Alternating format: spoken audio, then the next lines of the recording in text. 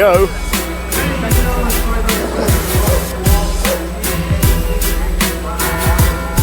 Spencer Oliver, 1, 2, 3, 4, 5, 6, 7, 8, 9, 10. Roy Jones Jr., 1, 2, 3, 4, 5, 6, 7, 8, 9. This is John Rowley. We are getting the party started here, coming to you live from the Jacob Brown Auditorium in Brownsville, Texas. We have the legendary Roy Jones Jr., who's going to be serving as the team captain for Team USA, and also Spencer Oliver, who is the team captain for UK, and also David there on the end, the commentator from Fight Zone. We're going to have 11 exciting bouts that are going to be coming your way, so sit tight, relax, but get ready for an exciting evening of the Transatlantic Clash. Now, we're going to be having 6 fighters from the UK, 6 fighters from the US. Here we go, right now, ladies and gentlemen, we'd like to acknowledge the Board of Turn my headphones Texas up. Southmost College. Won't go up anymore.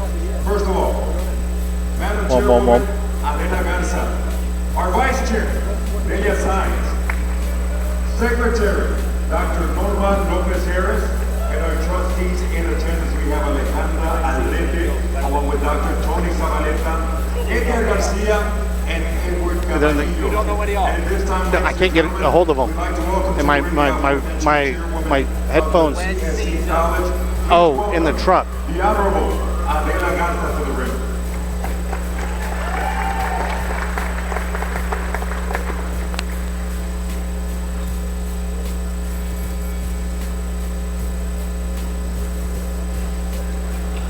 Welcome to everybody watching all the way from the United Kingdom, and also here in the United States. We have an exciting evening of professional boxing action in store. My name is Adela Garza, and it is my honor. I'm proud to serve as chairwoman for the Texas Southmost Auditorium Trustees. Welcome.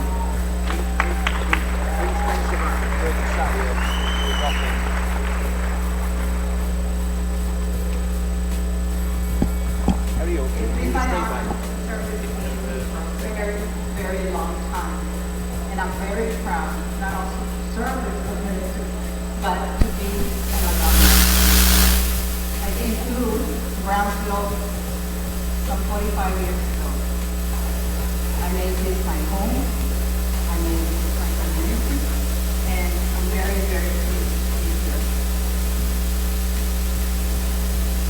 Brownsville is my home, and I want to take this opportunity to welcome both athletes and fans to my home. I want to recognize our trustees that are present, Dr. Norman Lopez Harris,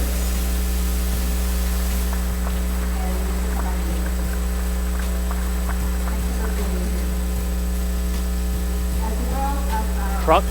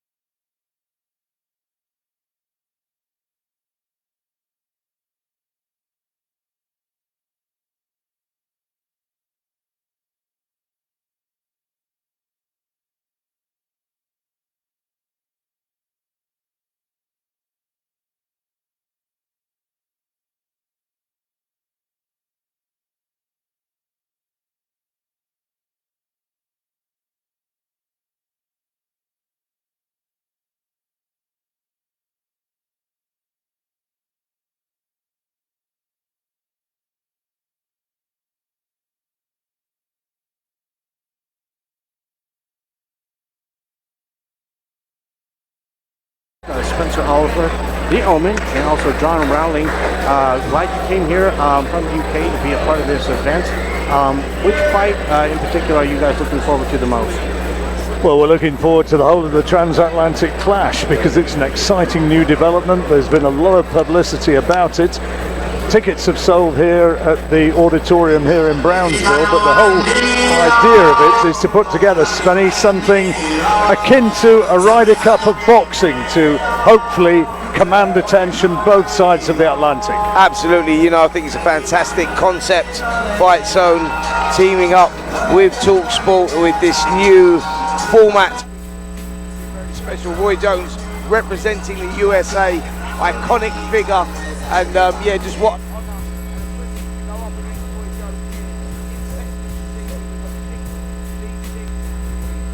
His counterpart, Carlos Monroe.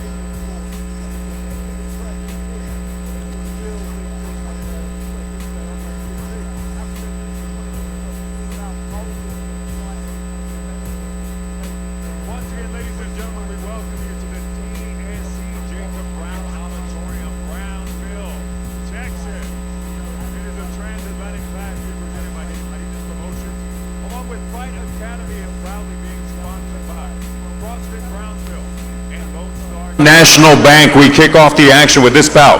Set for 4 rounds or less in the light heavyweight division. At ringside scoring the action we have Luis Escalona, along with Tony Gonzalez and Tom Lindsay. Presenting first, the fighter standing in the blue corner. He enters the ring wearing blue with silver trim on the scale. He registered an official 173.5 pounds. Tonight, this battle-tested Mexican warrior enters the Martinez Promotions ring for the 23rd time as a pro. Puro Reynosa, Tamaulipas, Mexico. Eduardo Reyes. Across the ring in the red corner, wearing white with blue lettering, he weighed in at an official 170.5 pounds. Tonight, he puts his undefeated record on the line, consisting of 19 victories, no losses, 13 of his victories coming by way of KO. Fighting out of Atlanta, Georgia, Carlos Monroe. With final instructions, referee James Green. Let's go, man, right here. Let's go. Okay, gentlemen, you got your instructions in the dressing room. I want you to protect yourself at all times. At all times, obey my command. Let's run back to your corner.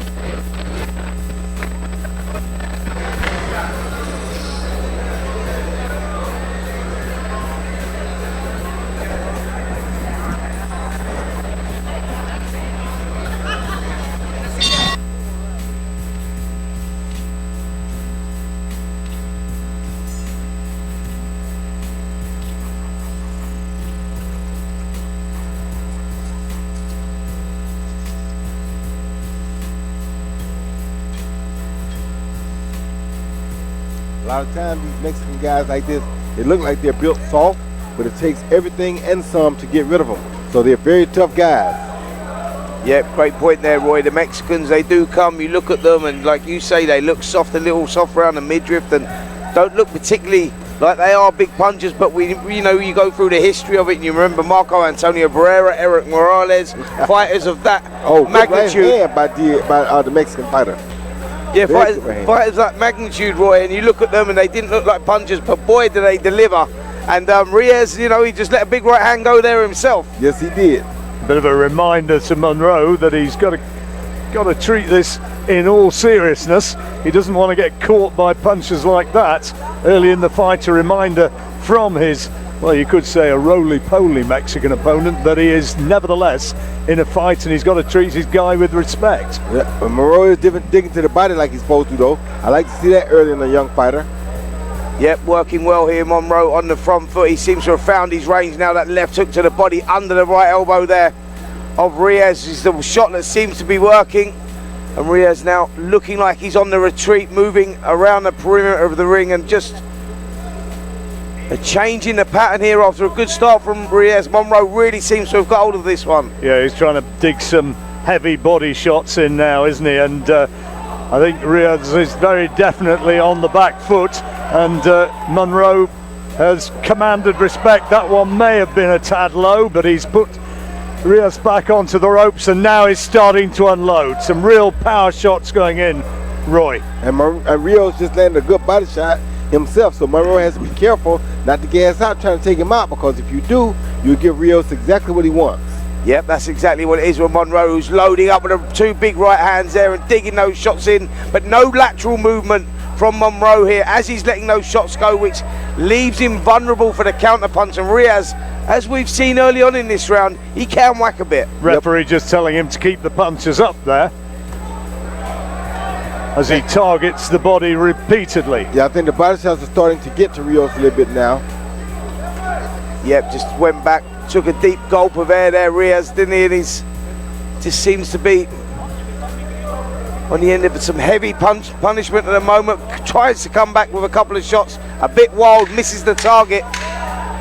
Last 10 seconds of an opening round, which Monroe's undoubtedly won, although there have been a couple of moments when he's been caught, which has been maybe more down to carelessness as anything else, but that's a clear round to Monroe. Yeah, Monroe took a hold of it after a shaky start there, got caught with a good right hand.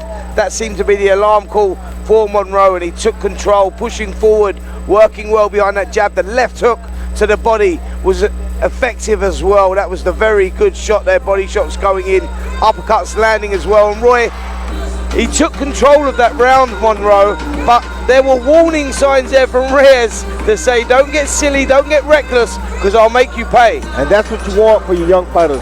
You always want a guy in front of them that's live enough to make them pay when they make careless mistakes. That's the only way they're going to get better. Ok. Recuerden que Martinez Productions presentes organizando este magno evento de peleas, Martinez Productions. Así es que en unos momentos más vamos a estar anunciando a todos los patrocinadores oficiales. So we move now into the second round of this 4-rounder. First round in the bag to Carlos Monroe. You see, Monroe is using his height and reach advantage, and earlier in midway about through the first round, he saw with the soft midsection of his Mexican opponent. He was scoring well with that, so I'm going to be predicting that we're going to be seeing a knockout due to a body shot here momentarily. You can see his confidence is growing throughout the fight. Now, Reyes will not go down because he has people in this area. Now, where he's from, Reynosa, is very close by, so obviously this crowd is going to be pro-Reyes, but he's really going to have to go forward and be aggressive in this fight if he wants to have a chance. But right now you can just see Monroe's confidence is growing as each second passes in this fight. Who do you, everybody scored that at 10-round, right? 10-9 round, I assume. Absolutely, Monroe winning that first round, clearly there, but the signs are there again from Rafael Reyes, sorry, that, you know, he can whack a bit and he's good on the counter. Got caught with a big right hand there, though, just seemed to land on the back of the head. But Monroe clearly the heavier handed of the two, but he does leave himself in the pocket from time to time and sits there. He has to be careful at counter punching. But John, another good couple of body shots going in. Yeah, good body shots, aren't they? But he does have a tendency to come in straight lines, doesn't he? There's not a lot of lateral movement, and he lands a good shot and kind of stands there and congratulates himself. What do you reckon? What do you reckon, Roy? A little bit more variety needed. Yeah, down the line, this is going to be very costly because he allowed Reyes to hit him with a great right hand earlier in this round because he was standing right in front of him. You got to get your head off that line. So many fighters nowadays do not believe in getting their heads off the line after they finish their work. They want to do their work and sit there and admire it. You can't admire your work. You must get your head off of that line once you're finished. Yep, I think that Reyes now really biting down on his gum shield just to stay in there. Heavy shots coming in from Carlos Monroe. He's starting to take control of this. I agree with Roy Jones. Moving forward, he's going to have to move off that line. He's got to get defensively better. Big right hand goes in again there though, and Reyes soaking those shots up well. Like I told you, these Mexican guys look like they can't take a punch, but they really will surprise you. Oh, good shot. Well, there he goes, down for the first time. And the referee, I think, he's scoring it as a knockdown. The Mexican didn't like it. He thought there was an illegality in there, but he's given it as a knockdown. He says it was around the back of the head. Well, it did land around the back of the head, to be fair, but that's what happens when you go down low. And, I think for Monroe, he was shooting a shot down, and there we see him bending down, bending forward. That's the problem that Reyes has got there, and that's why those shots are landing behind. But Reyes coming back well. I told you, these Mexican guys can fight now. Goodness me. They don't look like it, but they can fight. Showing some guts there, Roy. Believe it. Roy, the way he came back, he really did.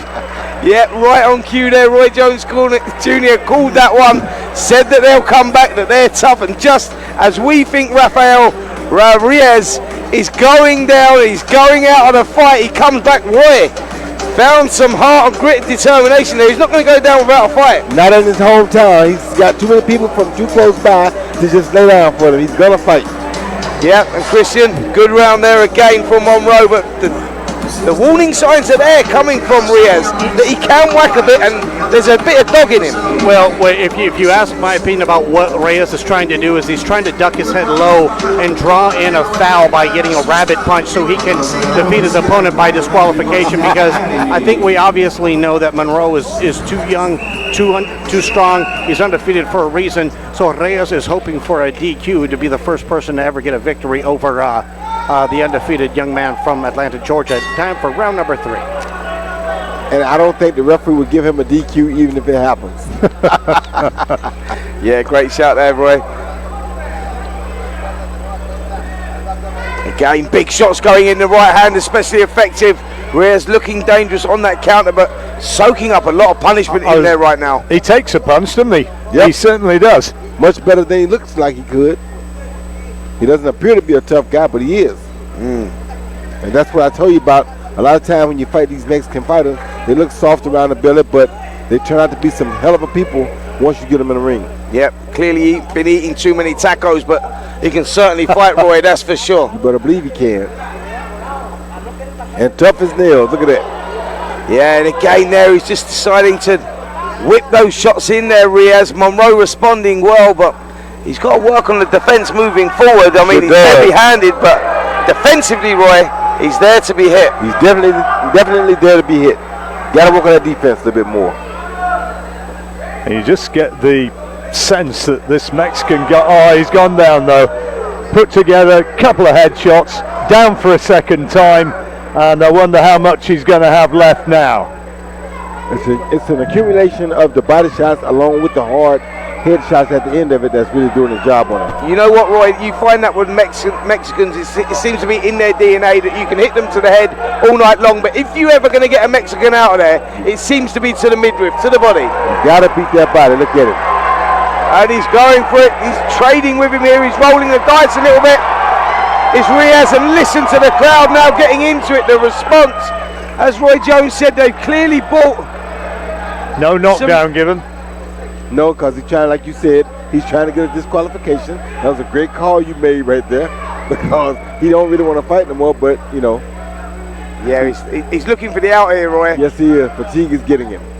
And referee James Green counting right in front of his face and wondering if he was going to get up right there, but Reyes looked like he didn't know, and he's not going to continue. Referee James Green has halted the contest, so it will be a TKO for the undefeated young man, and he is now 20-0 from Atlanta, Georgia. Another solid performance, and the crowd here may not be that happy, but another victory. He looked much better in this fight than his previous fight. He won by a majority decision. Monroe did. He looks focused, he looks poised, and his mind is on winning that world title. That was a great call by the referee there, because Rafael Reyes was looking for a way out there. Like once he was clearly taking too much punishment. He rolled the dice a couple of times, let those shots go, showed that there's a bit of dog in him, a bit of fight in him, but the referee spotted that early there because it was only going to end one way, and that was inside the distance, and the referee saving the fight from further punishment, and I think that was a great call, Roy, there. Yeah, I thought it was too because he said if we communicated with him before he did it. Está organizando este magno evento Noche de Boxeo. También Fight Academy presente como patrocinador oficial.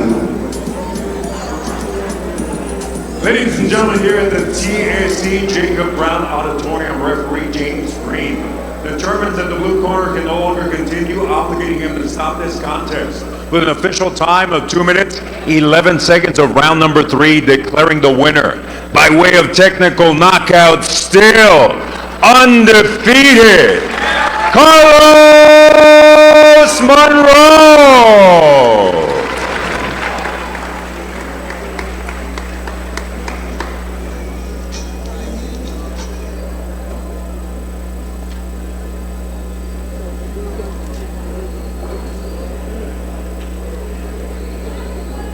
So our first fight of the night completed, and a relatively straightforward task for Carlos Monroe.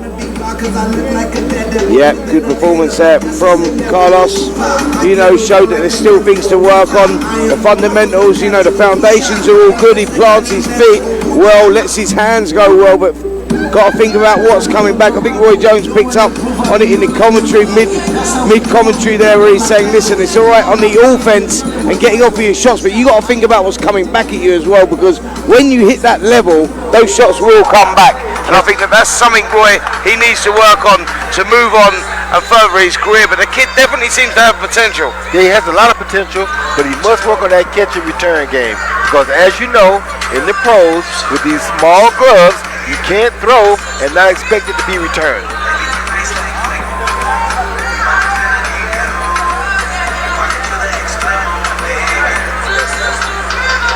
Just now joining us, welcome to the Transatlantic Clash here, coming to you live from Brownsville, Texas, the Jacob Brown Auditorium. We are going to be continuing with the undercard, and we are going to be getting to the UK versus US matchups here momentarily.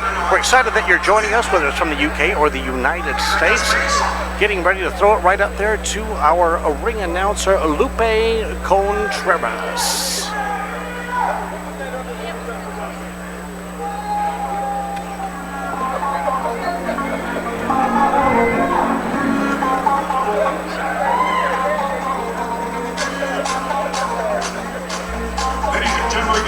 The action entering the arena, Gerardo Fuentes.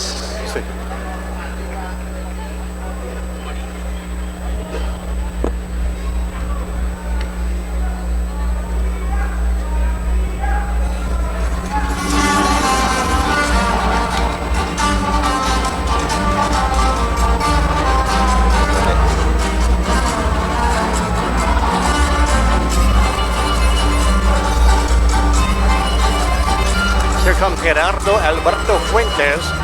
He is from Matamoros, Tamaulipas, Mexico, with a record of 3-11-1. Now Matamoros is just a stone's throw. We could literally, from where we're located right now, we could drive to Matamoros in less than about 2 minutes.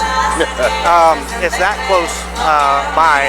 He's going to really have his hands full tonight. I have announced for his opponent, Caleb Maravilla Zuniga, in the past, that he's a tremendous talent. He's 5-0 for a reason, and he's also been trained by what is being hailed as, or who is being hailed as, the greatest trainer in all of boxing, Robert Garcia. Caleb Zuniga. Ha sido fácil llegar al puesto que tengo, porque en feria no saben de dónde vengo, cuánto he batallado en tener lo que quiero. Me sorprenderán, pero yo he sido inteligente, no movimientos con la mente, ambiente, dinero, billete, verde para moverme. Mi mirada valencia, visionada.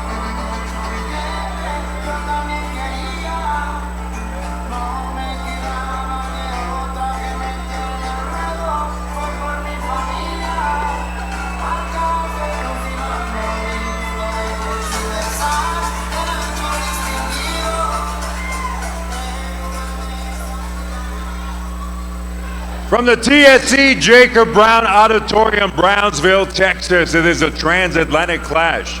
Once again being presented to you by Martinez Promotions, along with Fight Academy, and proudly sponsored by CrossFit Brownsville and Lone Star National Bank. This contest, 4 rounds or less in the super welterweight division. Scoring the action ringside, we have Nexus Novoa, along with Lee Rogers and Tony Gonzalez. Presenting first, the fighter standing in the blue corner.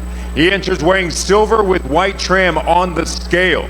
He registered an official 148.5 pounds. Tonight, this battle-tested veteran enters the ring for the 17th time as a pro. De Matamoros, Tamaulipas, Mexico, Gerardo El Boris Fuentes.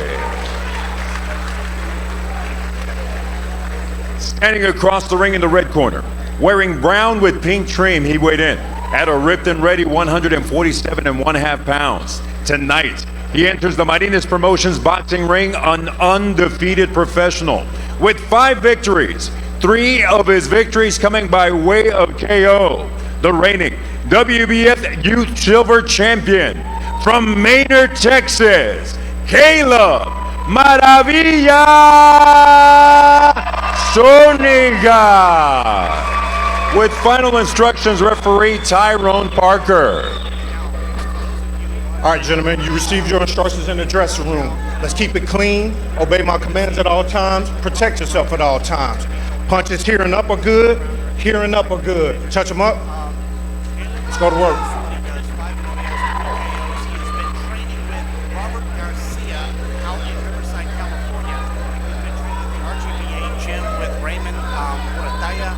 He's been sparring with Marataya, Brandon Lee, Jose Ramirez out there in Riverside. He uses his angles like an expert. He's only 19 years old, but he has tremendous skills. Spencer Roy, do you remember when you were 5-0 and you were that young? I mean, what it was like? Can you go back to that time? Absolutely. This is all about the development stage. You know, this is the apprenticeship, and this is the springboard to push you on, learn your trade, and go on to title contention. So this is a valuable stage of a fighter's career, because this is where they're learning from every fight, taking stuff from every fight, and we're sure we're going to see that here in this contest.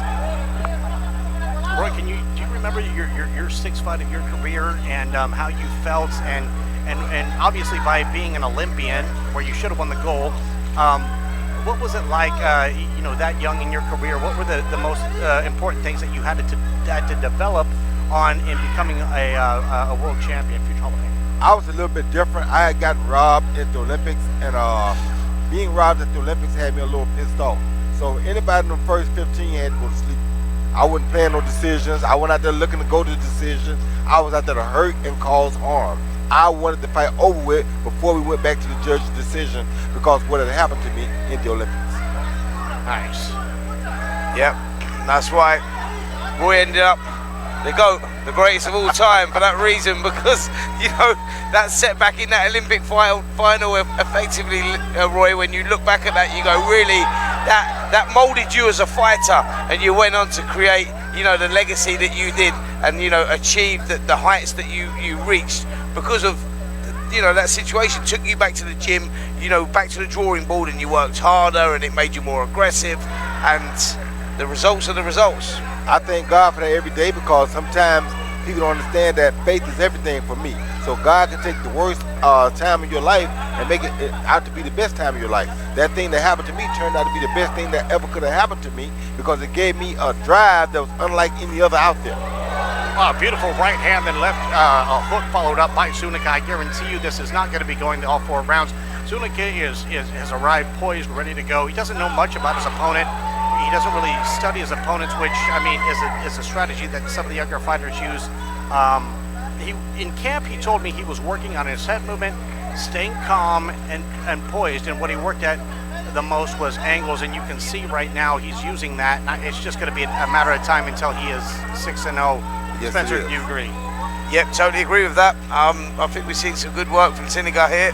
John, big right hand going in there as well, and he's just starting to turn the screw here in this first round with 10 seconds to go. Yeah, it was a good shot he threw there, and I mean, we talked about Monroe's lack of footwork, and already we've seen good signs that Zuniga has got really good footwork, moves into position well to create the angles and gives him the opportunity to throw real purposeful shots. That was an impressive first 3 minutes for me. It really was. Zuniga really turning the screw towards the last 30 Ok, seconds. estamos en esta noche presentes, presenciando este gran boxeo. Recuerden que Marines Production está organizando este magno evento para todos ustedes. Es que esperemos y lo estén disfrutando en esta noche bonita, esta noche mágica. Marines Production presente organizando este magno evento. Recordarles también que está CrossFit Brosville presente también, promocionando este boxeo de calidad para todos ustedes, con cariño y respeto también. Marines Production para todos ustedes. I'm feeling good about today. I've seen these first two fights and how tough these kids are. And I'm starting to worry just a little bit more. You got to be on your A game with these Mexican fighters. You certainly have, and John, you know, Zuniga, he looks like a great prospect. Yeah, he's a good mover, isn't he? And he took that opening round very, very clearly. You're going to be given 10-9, but tell you what, he landed so many heavy shots, you could almost mount an argument for it being more than that, a wider discrepancy. Absolutely bossing this to this point. And I love the patience and the poise that he showed that round. He didn't go out there and go wild just because he could land good shots. He took his time, he set them up, and then he threw them. Yep, that's exactly what it is. He's controlling that space in there, isn't he? He's working well with that distance, so he's seeing the counter shots coming. And Fuentes is very, very tough, Christian, but he's going to have to be in there because, you know, Zuniga, he's a tough guy with a great shot selection. I'm just going to be realistic. It's just a matter of time. Caleb Zuniga has been landing those flush, strong shots. He was named Prospect of the Year in what I believe was Ring Magazine. Oh, good shot. Like lovely right hand. Really turned into that one well. Timed it well. He's protesting that it was around the back of the head, but he timed that shot beautifully, Spencer. Yep, absolutely. Timing is key here. Zuniga, he's landing some beautiful shots to the head and body, and just feel that Fuentes, he's starting to come apart, isn't he? He's just starting to unravel a little bit. He's in with a class act here. Big right hand there, and he's in desperate trouble. He's not going to beat the count here. Left hook finished that, Roy. Shot selection was spot on, Christian. What a combination that was. Christian called it from the get-go. I'm telling you, Zuniga, I'll tell you what, his nickname is Maravilla. And if you want to know why he chose that nickname, is because he's a big fan of Sergio Martinez from Argentina. Sergio Martinez, that was his nickname, and what we just saw was wonderful. And now he is 6-0, 4 KOs, and it was just a matter of time. Fuentes wanted to come in here and show out in front of, you know, the local people, but he was just too outgunned by the young man from Manor, Texas. Absolutely brilliant performance. Roy, difficult to say at this stage, but I mean, for a young lad, what has he now got? 6 winning fights. How hot a prospect is this guy? I mean, he looked the business to me, but he wasn't against all that much. Yeah, he's a very hot prospect still, but the good thing about it was he learned from this guy tonight. This guy had a lot of experience, so for him to take his time and methodically take this guy apart was a beautiful sight, because that's the way you do it. That's how you grow in this game. If you don't do it that way, then you don't grow. He showed good footwork and he showed great timing. Yeah. Yeah, Roy, I mean, you know, you was talking about, you know, big young fighters and having that little bit of spite in what they do there. And you're right in what you said. It was a mature performance because he was taking his time, picking his shots when he was. But the execution and delivery and you know, the spiteful delivery that he produced there was pretty much what you was talking about when you turned professional after coming out of that Olympics, and the way that you felt. You went in there, you wanted to do a job, and you wanted to do it in fashion. And that's what that kid just done there. That's exactly what he did. Now we'll throw it up there to Lupe Contreras.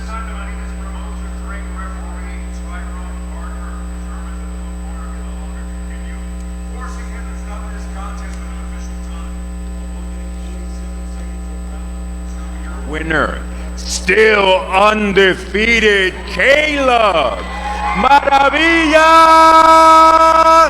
Zuniga.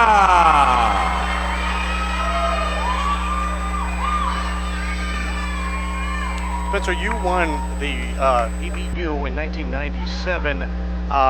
Very impressive record of 14-1 with 9 KOs. From what you saw, he is now 6-0. Can you compare? He's a little heavier weight class than you were. How much did from what you saw? Do you think he's going to be ready for a big title within the next 2 to 3 years? Listen, 100% within 2 or 3 years. Absolutely, yeah. You know, I mean, the kid you can see has immense talent, and the big problem you're going to have is holding him back and finding the right fighters. That's the difficult job when you've got a fighter of a fighter of the talent of that magnitude.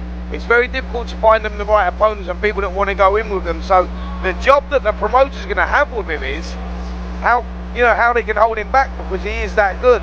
You know, and I think that it's all about the right management, picking the right fights at the right time. But when they have a quality like that, Roy, you know, you can see that it's not if he's going to win a title of, you know, some form, whether that is, you know, an American title or whether he goes on to win a world title. It's not a matter of if, it's a matter of when.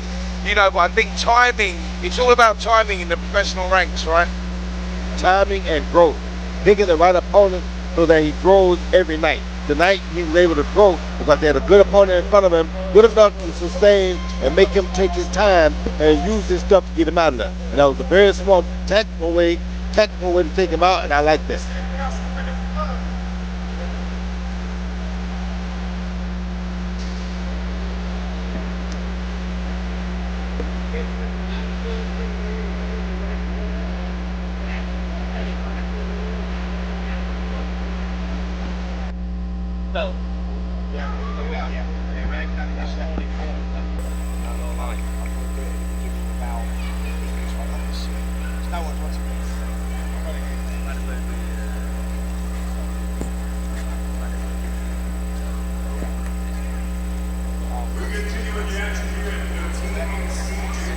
Auditorium entering the arena, Juan Flores.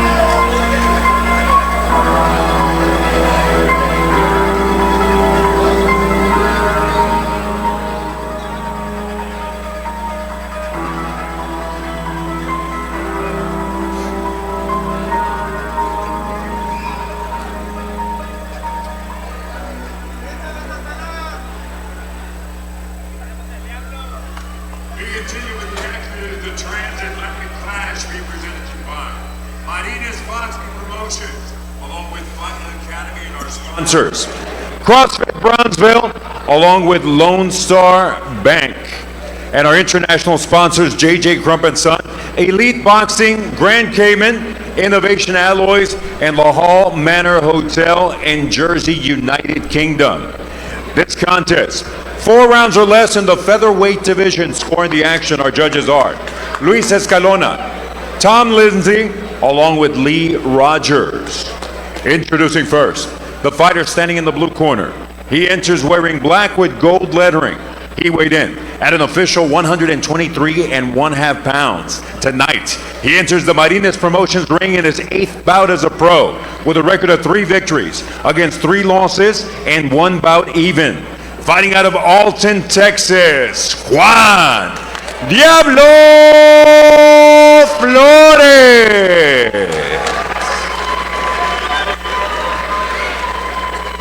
In the red corner, proudly wearing American red, white, and blue, he weighed in an official 125.25 pounds. Tonight, he puts his unblemished professional record on the line, consisting of 2 victories. One of those victories coming by way of KO.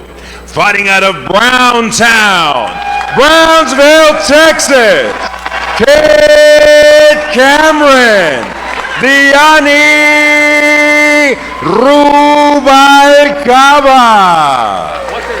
Our referee, Humberto Zavala. Let me see about this. Let me see about this. Okay, guys, we've gone over the rules. Any questions on the rules? Any questions on the rules? Protect yourselves at all times. Obey my commands at all times. Shake gloves, come box. Calva is undefeated too, and a very, very entertaining entrance, very Halloweenish. And this is going to be the most competitive fight of the night. I can guarantee you that.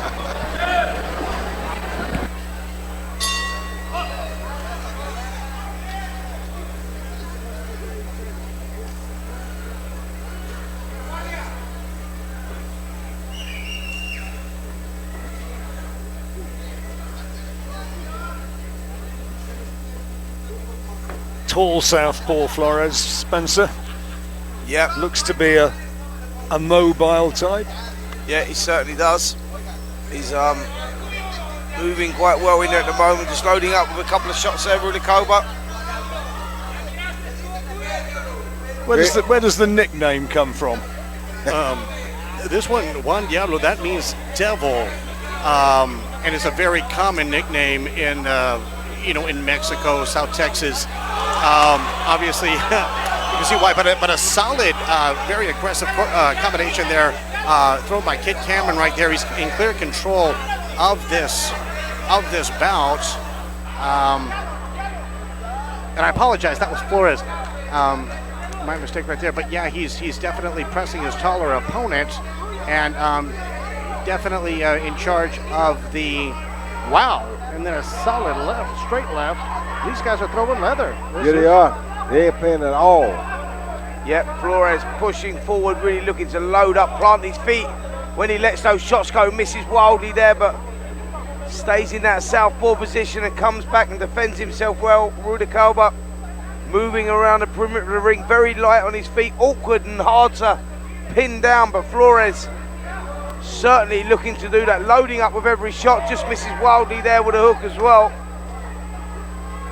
Good overhand right by Flores. Yep, just calling Caba in there, Flores. He wants him to stand there, he wants him to fight, but I wouldn't advise that he does that, Roy, because Flores really loading up with those shots. Yes, he is. Caba seems to have good footwork, but it's very awkward. Oh, good shot. I tell you, Caba is different. Very awkward footwork. And that is a horrible thing to do when you're boxing a fighter where you don't actually know where those shots are coming from. Bad cut there as well. Yeah, over the right eye, is it there?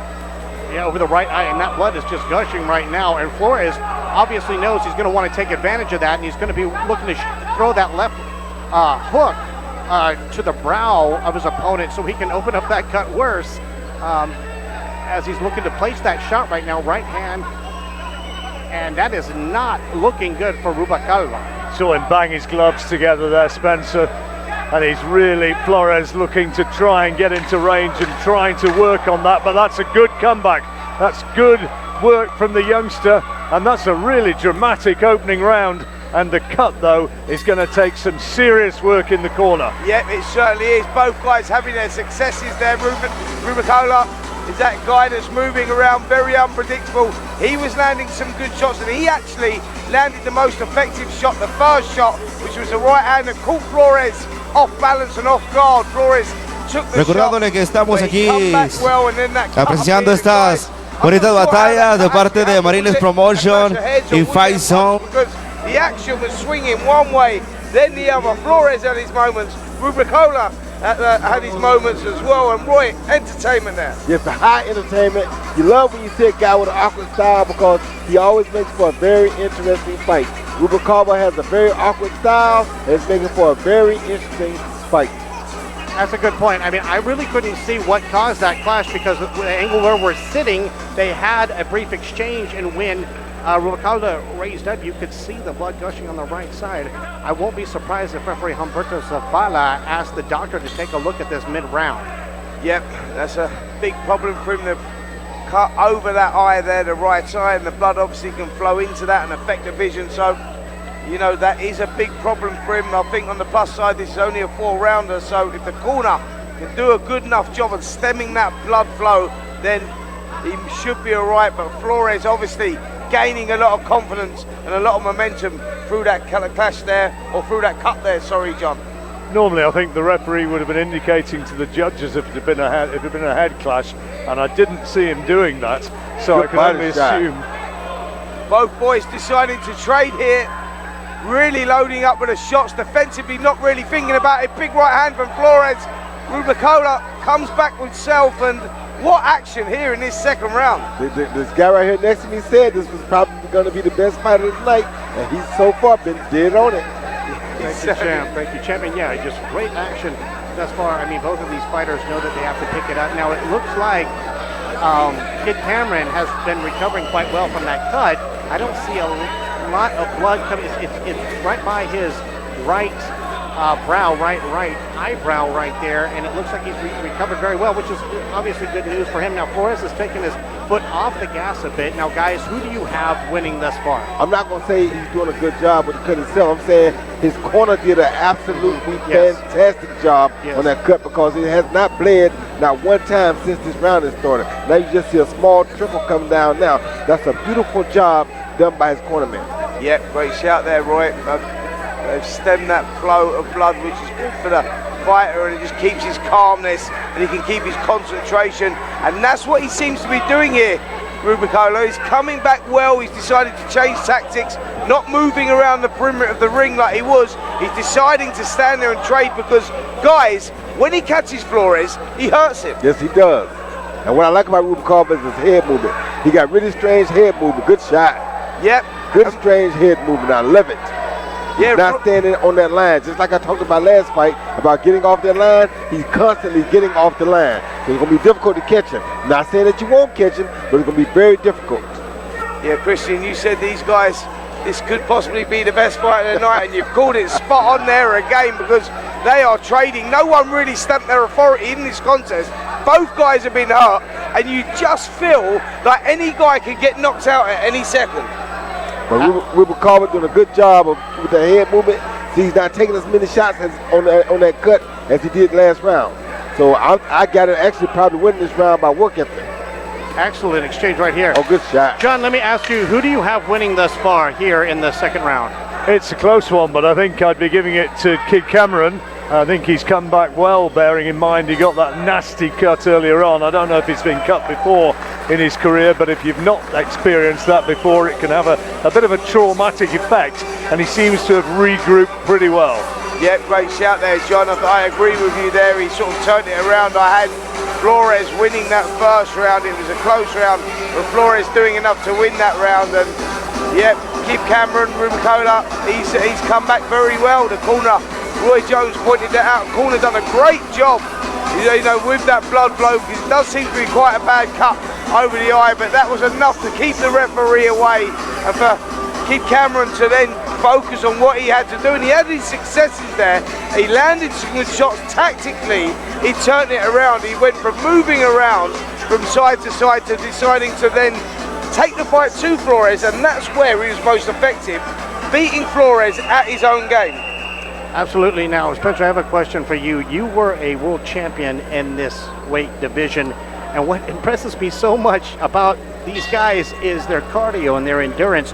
What did you do as far as getting into the proper shape to be going, well, this is only a 4-rounder, but I mean to go throughout the entire fight. What did you do? Well, listen, I think that you know, the lighter weights, it's all about high work rate. I mean, you look at Nick Ball, who defended his world featherweight title earlier on, and you look at the way that he fights, and you know, that aggressive approach and a high volume and high output. The little guys, that's what they do, you know. They're the ones that are the most effective. The guys that let those shots go, punches in bunches, and it's all about hard work. You only get out in this game what you put in. Don't leave any stone unturned.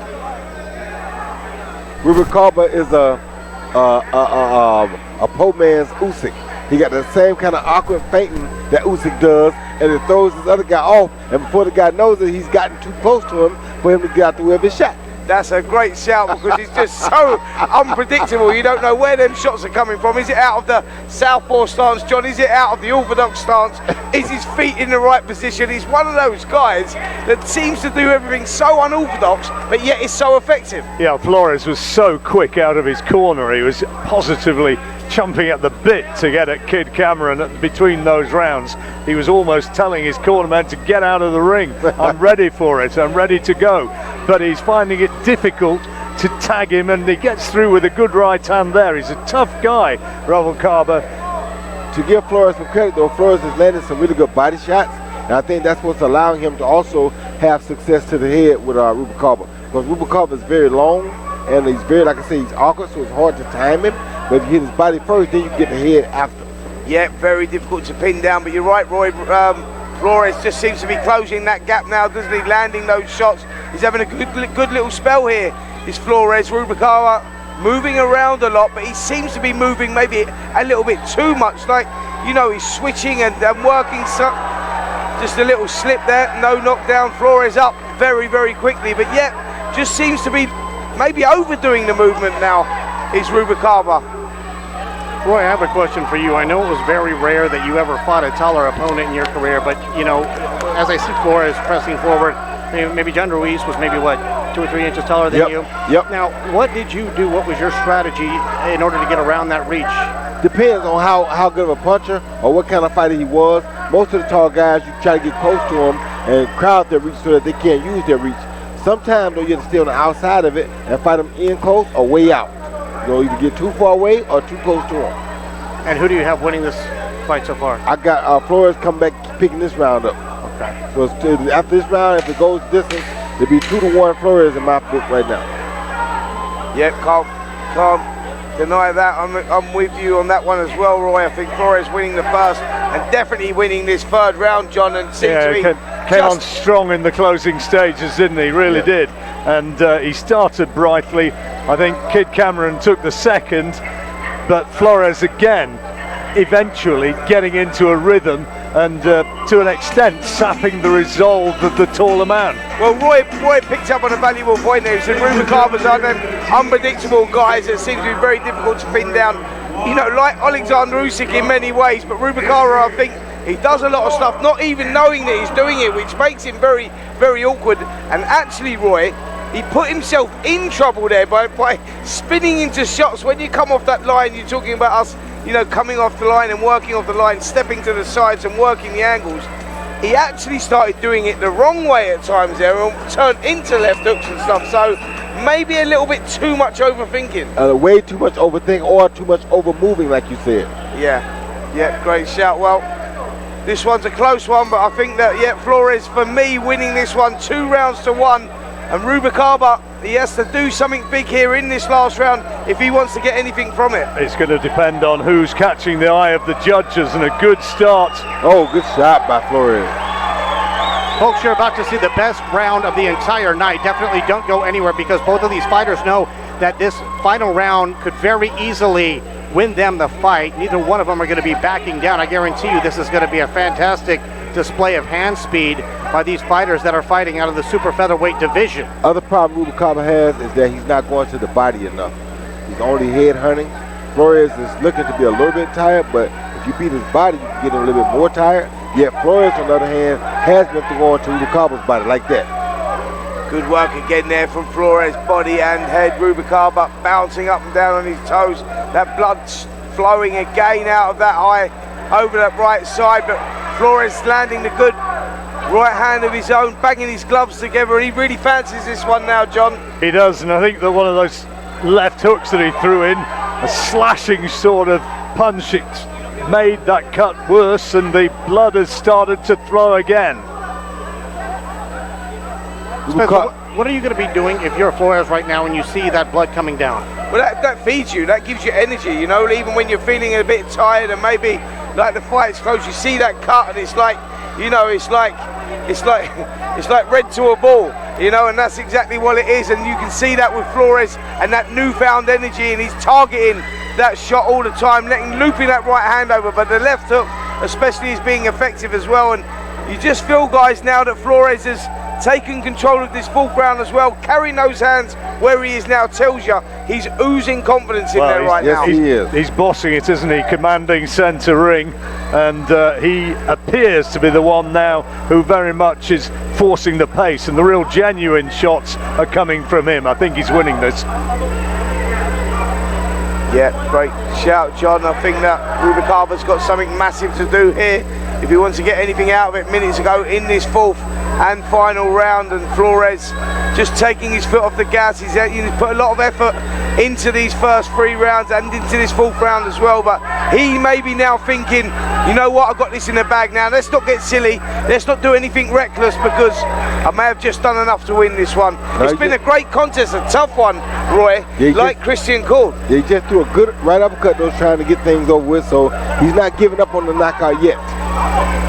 Like that, he's throwing some really hard one shots now. He's not going at it with 3 or 4. He's throwing one big knocking out shot, trying to get him out of there.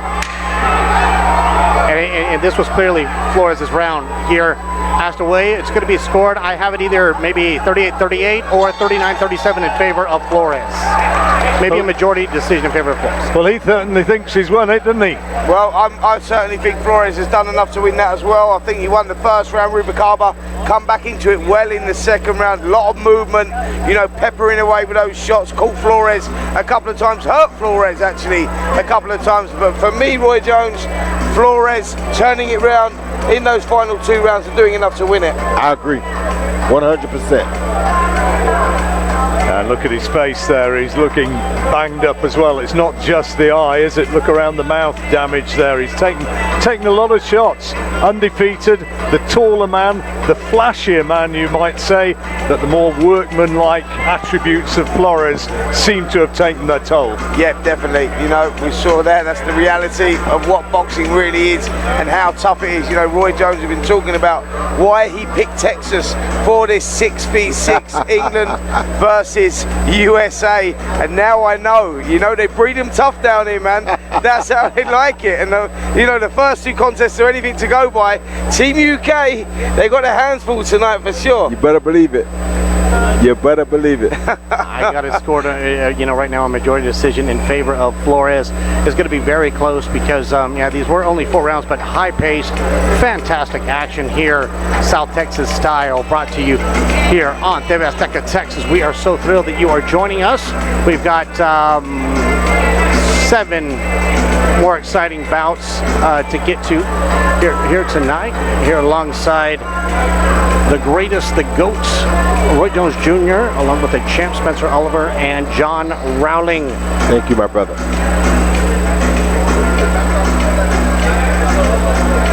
And it looks like referee Humberto Zavala is calling the fighters into the middle of the ring. Let's send it right up there to Lupe Contreras with the official decision. Ladies and gentlemen, going all 4 rounds, title of Anthem Promotion Boxing Ring, we can consult the official scorecard to determine a winner. Judge Rogers scores about 39-37, and judges Lindsay and Escalona turn in identical scores of 40-36. All in favor of the winner by way of unanimous decision. El Diablo! Juan Flores!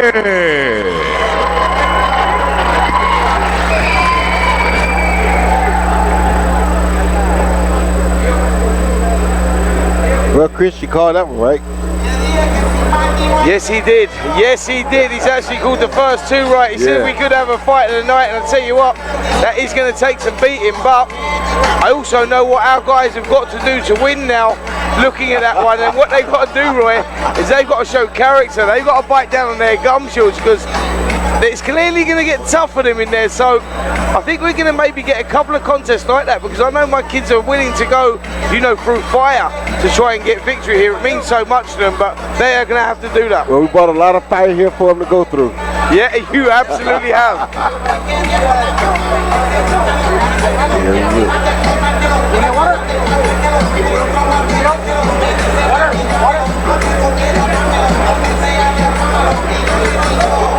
Now, for those of you that are curious about the rules in regards to UK versus US, the way it's going to work is there's going to be 6 bouts between a UK and a US fighter. Now, the winner of the bout will get 3 points. If it's a draw, it's 1 point. And then if there's still a tie after all 6 of those bouts, it will go to whoever scored the most knockouts or knockdowns. We are in for an unforgettable night of international boxing right here on TV Azteca, and I cannot wait to see it.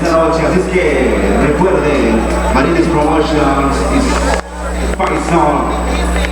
Continuamos.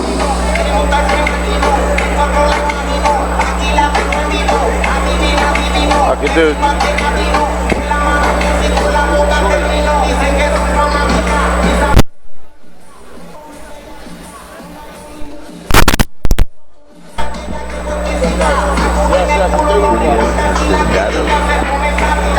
Now's the time to go.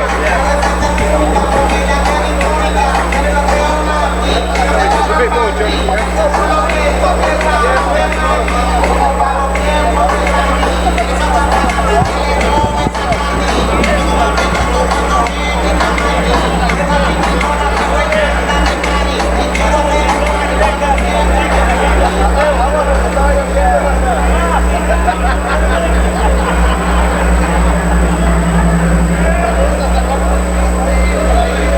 Ladies and gentlemen, entering the arena, Eduardo Aguirre.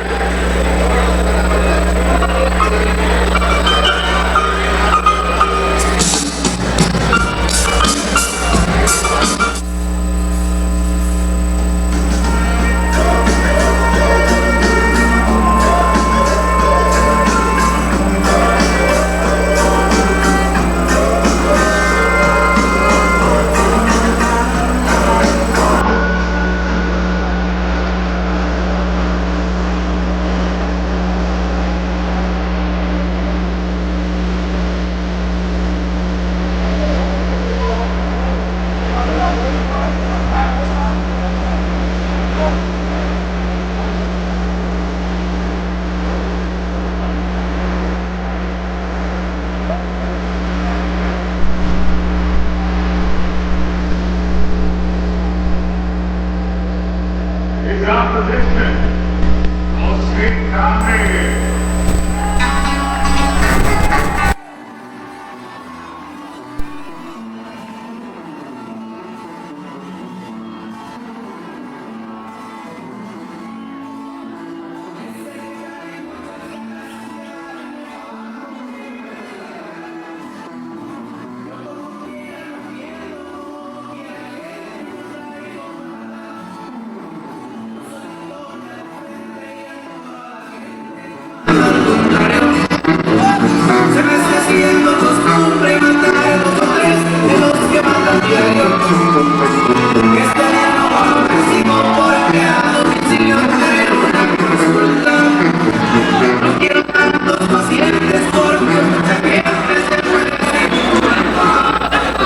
We continue with the action here at the TSC Jacob Brown Auditorium. It is the Transatlantic Clash, proudly presented to you by Martinez Promotions, along with Fight Academy, CrossFit Brownsville, and Lone Star National Bank, our international sponsors. JJ Crump & Son, Elite Boxing, Grand Cayman, Innovation Alloys, and La Hall Manor Hotel in Jersey, United Kingdom. This contest set for 4 rounds or less in the lightweight division. Our judges are Next is Novoa, Tom Lindsay, along with Tony Gonzalez.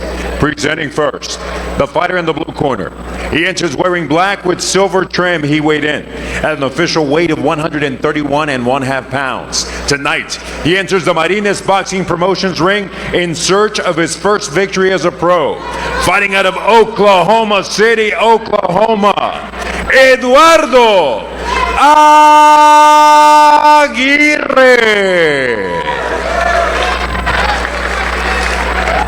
Across the ring, the red corner, wearing black with the colors of Texas and Mexico. He weighed in at a ready 131 1/2 pounds tonight. He follows in his family's footsteps with boxing in his blood and a record of 5 victories against 1 lone defeat, and 1 of his victories coming by way of knockout. Fighting out of Palmview, Texas, and representing Reynosa Diaz, Tamaulipas, Jose El Mudo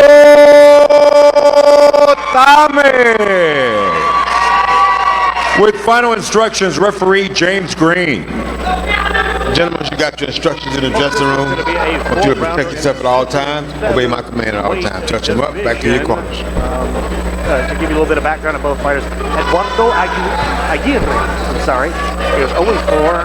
He's been knocked out twice, and his opponent, Jose El Mudo Dames, is 5-1, has 1 KO. This one's probably going to be ending early on. We might see a devastating knockout here at the hands of Dames. Now, Dames, he was born in Palmview, Texas, raised in Reynosa, Tamaulipas, which is right across the border from where we're located right now.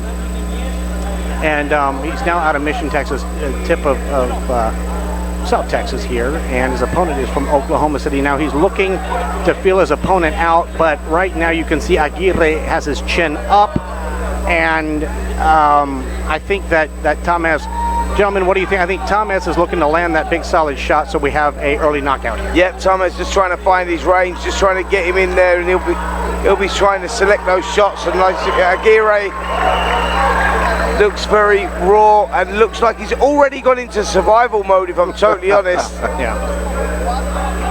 Yeah, this one's going to be ending early on. You can see a focus Thomas that's just looking to land that solid shot. Aguirre looking to kind of dance around and survive. Do you think this one's going to end soon, Roy? I don't know how soon it's going to end, because it looks like he's good at surviving. He's not here just to lay down and give up. But if Thomas can stick to the body, he could get over with, but not early. Yeah, Aguirre is one of those guys, like you say, Roy. He doesn't want to get stopped, and he's good at surviving, and that's, to be fair to him, he just stood there and tried to let some shots go as well. But Thomas is clearly the better fighter of the two. Lovely uppercut on the inside there from Thomas as well, John. But yeah, it does look like there's levels to this game and there's levels to this fight. Yeah, he's starting to get him going a little bit, isn't there? Not much more than a minute to go in this opening round, and Thomas has better moves, he's got better power, and there he goes, puts him down. And I don't think this fight is going to go very much further. I think this could be the end. Does he want to get up? Does he want to continue? Well, the referee's having a good look, and he says, yep, we'll have some more. The problem is he got up, Roy, but he didn't want to get up. He wanted the referee to stop it, and you just feel that this stoppage is very close to happening. He went down from a shot on the arm, actually. He didn't even get hit in the face. The referee, James Green, is watching very intently, and he's getting ready to step in at any second right now. I'd be very surprised if this makes it to the second round, but just clear control for Thomas. Focus, overhand right landing. He's in a bad spot right now. Aguirre's in a really bad spot. He's about to take a knee. Thomas took his foot off the gas, and that's it. James Green waves the contest, and now we're 6-1, and yeah, Christian, you just circled the paper, my friend. You said before the contest started, before the first bell rang, Spence, this fight will be over in a round. And guess what? It's over in a round. It's over in a round. Listen, you haven't got the lottery numbers on you, have you? You're going to give me the lottery numbers this week. Maybe I should start playing, I don't know. But yeah, excellent performance now by El Mudo. Tames, I've announced for him in the past, and just a very tremendous young man here. Lives in Mission, Texas. You could tell he did his homework, ready to go. And Roy, how much confidence do you have when you get a first round? I mean, I know it's kind of like sometimes the fighters are like, well, getting a first round knockout, I mean, yeah, it looks great on your resume because it causes that excitement, but at the same time, you're a little disappointed because I mean, you wanted some more time in there. How should Tames feel right now? All depends. If he's coming off his first loss, that's a great comeback victory. You want to get over it quick, just get yourself back in the winner's bracket. If you just come going along and you were undefeated, it would be a whole different thing, because if you're undefeated, knocking out a guy that has not had a win. Ladies and gentlemen, the official time, 2 minutes 46 seconds of the opening round. Your winner by way of knockout, Jose El Mudo Tames. They call it a confidence builder. Yep, that's exactly what it is. And he's certainly gained some confidence from that first round knockout again. Another good victory under his belt there.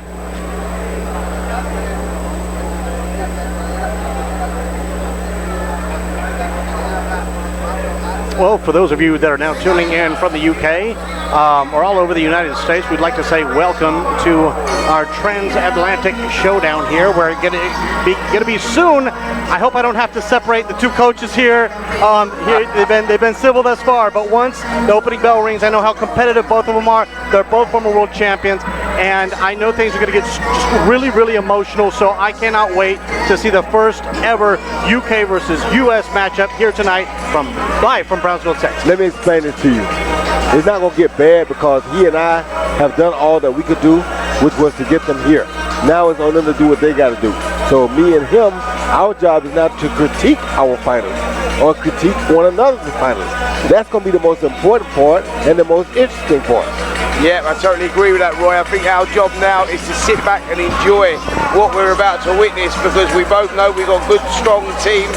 May the best man win, may the best team win. This rivalry is always very, very healthy. You know, that team spirit brings out the best in fighters, because they don't only want to win for themselves, they want to win for their team, and they're patriotic, both fighters, both teams. You know, they're very passionate about where they come from, and victory means so much. But it's healthy. The rivalry is healthy. Me and Roy have done everything we can now. All we can now do is sit back with John Rawling, commentate on this fight with yourself, and enjoy what we see as a fantastic moment. And the idea of, you know, this concept is going to work so well, man, and we're going to do it again. It's going to continue back to London, York Hall in March. Then we're talking about coming to California in May. You know, we're looking forward to putting a different twist on things as well. But we start here with the 6v6, and boy, there's going to be some healthy competition in there. I'm curious if we're going to see any UK flags in the crowd tonight. Well, I think there's about 20 of them over. So, but listen, one thing we will get is some noise. Yes. That is for sure. A legendary night of Boxing, a historic event. It is a transatlantic clash.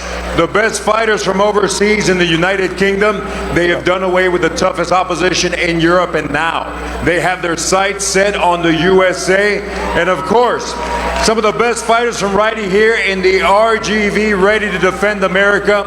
It is the Transatlantic Clash. It has been months of planning, and inside the ring with me here this evening, we have some of the gentlemen who have made things possible. But before we move forward with that, we'd like to welcome a very special guest who is here with us this evening. Please welcome to the ring one of the top fighters from here in the RGV. He is known as El Inicio. Please welcome Jose Luis Sauceda.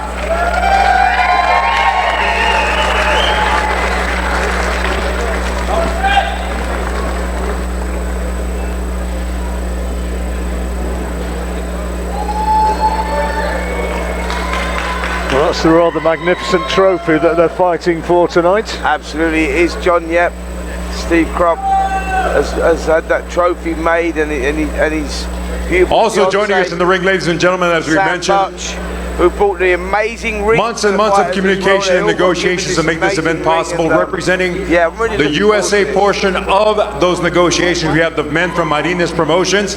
A round of applause in the ring. Joining us, we have the namesake Julio Martinez, as well as Joe Castillo.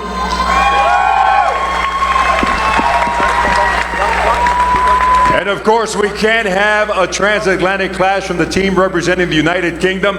From Fight Academy, a big round of applause for Dennis Hobson, along with Steve Crump and John Tathaway. And I turn the mic over right now to Joe Castillo from Martinez Promotions.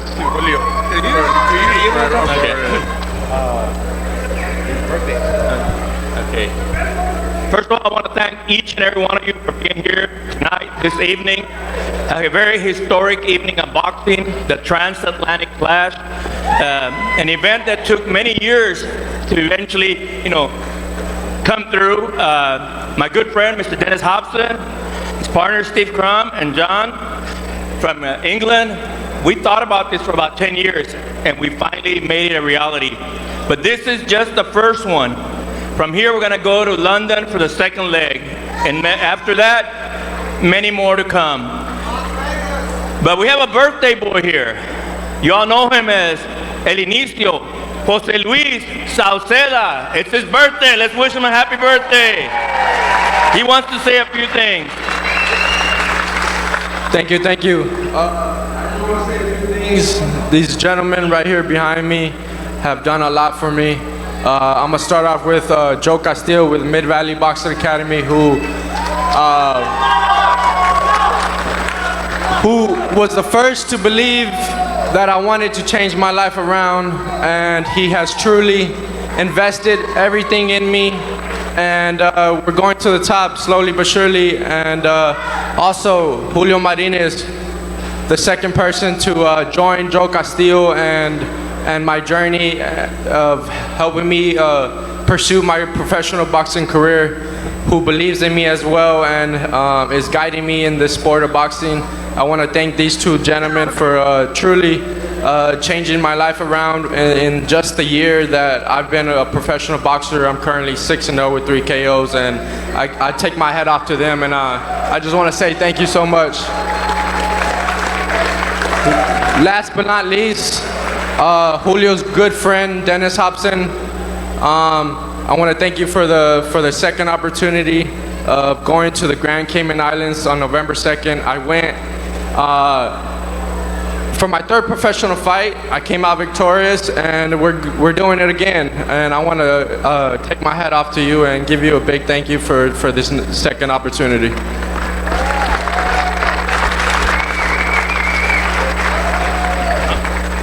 And ladies and gentlemen, representing Fight Academy from the UK, the aforementioned Mr. Dennis Hobson. Do you want me to sing or do you want me to talk? No, I want to thank each and every one of you from the absolute fantastic reception, which was a fantastic welcoming from you guys. Everybody here in Brownsville has been an absolute class act, and we want to come back. Even though we're going to beat you guys tonight, we want you to calm down. It's all friendly rivalry. But you'll be welcome to come back to London and try and get the trophy back. Can't hear you.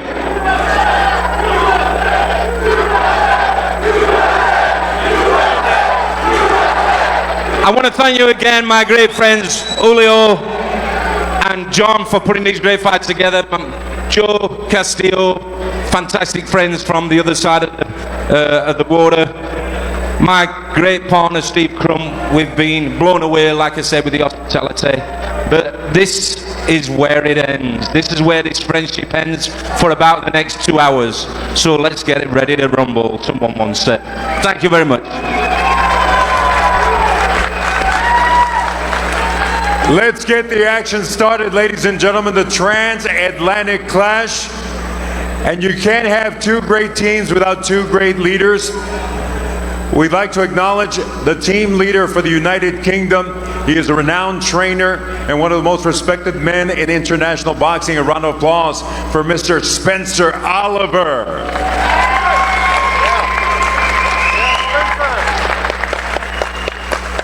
And heading Team USA, the one and only, the Hall of Famer, one of the greatest of all time, Roy Jones Jr.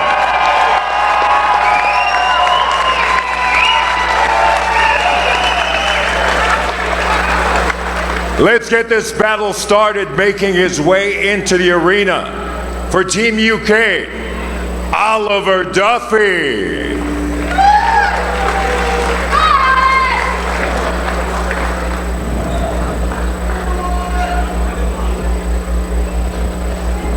Well, we've been waiting a while for this one, Spencer, and Oliver Duffy. He wouldn't be human if there weren't a few butterflies as he makes his way out here. 24 years old, undefeated. As we await our fighters, ladies and gentlemen, a round of applause for El Inicio Sauceda. Now, who wants some merchandise from El Inicio? Get loud. For some time, used to be trained by my father actually at the Finchley ABC, the great Finchley ABC, who's pulled through the likes of Derek Chisora, Darren Barker, Anthony Joshua, and Oliver Duffy was a product of Finchley as well, so know them very well, and looking forward to this young man getting this opportunity, because this is what he's been fighting for, this is what he's been looking for, and Roberto Pena is a good opponent. I asked him, Oliver that is, why or how he came into boxing. He says, well, like many kids, I was obsessed with Rocky movies. When I was a little boy, my dad used to spar me. He'd get down on his knees and spar against me, and I just found I liked it. He said, boxing's fun. It's what I want to do. He said, I enjoy being hit. Well, listen, there's a lot of insanity about anyone that gets into boxing. When you break it down and you go through the layers, and most people get into it at a young age. I was 7 years of age. Ollie Duffy actually was very young as well, and you think, well, as a kid you get punched again, in the face. ladies and gentlemen, representing Team United Kingdom, please welcome to the arena, and he enjoyed it, and he went back, and his dad Scott's done a great job with him, and you're going to see here, I've seen this young man develop over the years, very likeable young man, he really is, and here he is doing his ring walk here, no music, but that's you know, he's expecting that. He's prepared for this, you know. He knows that what he's coming into was going to always be a hostile crowd, but he is prepared, and he is a very, very, very likeable young man, this one, and I'm looking forward to this. And he gets his music eventually. Looks nice and relaxed, doesn't he? Yeah, he certainly does. Good seat there, John Fuchs in the corner as well with him there. It's going to be a good opener, this one, because Roberto Pena, he's fighting for Team USA. It's his ring entrance. Roberto Pena.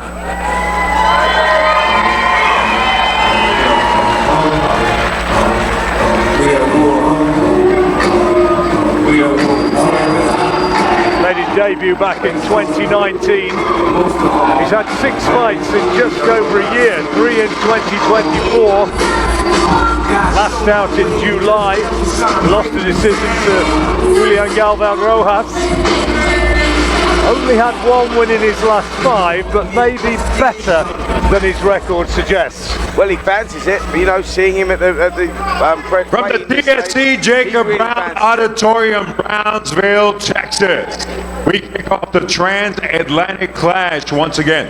Proudly presented to you by Martinez Promotions, along with Fight Academy, our proud sponsors, CrossFit Brownsville and Lone Star National Bank, our international sponsors. JJ Crumpetson, Elite Boxing, Grand Cayman, Innovation Alloys, and La Hall Manor Hotel, Jersey, United Kingdom.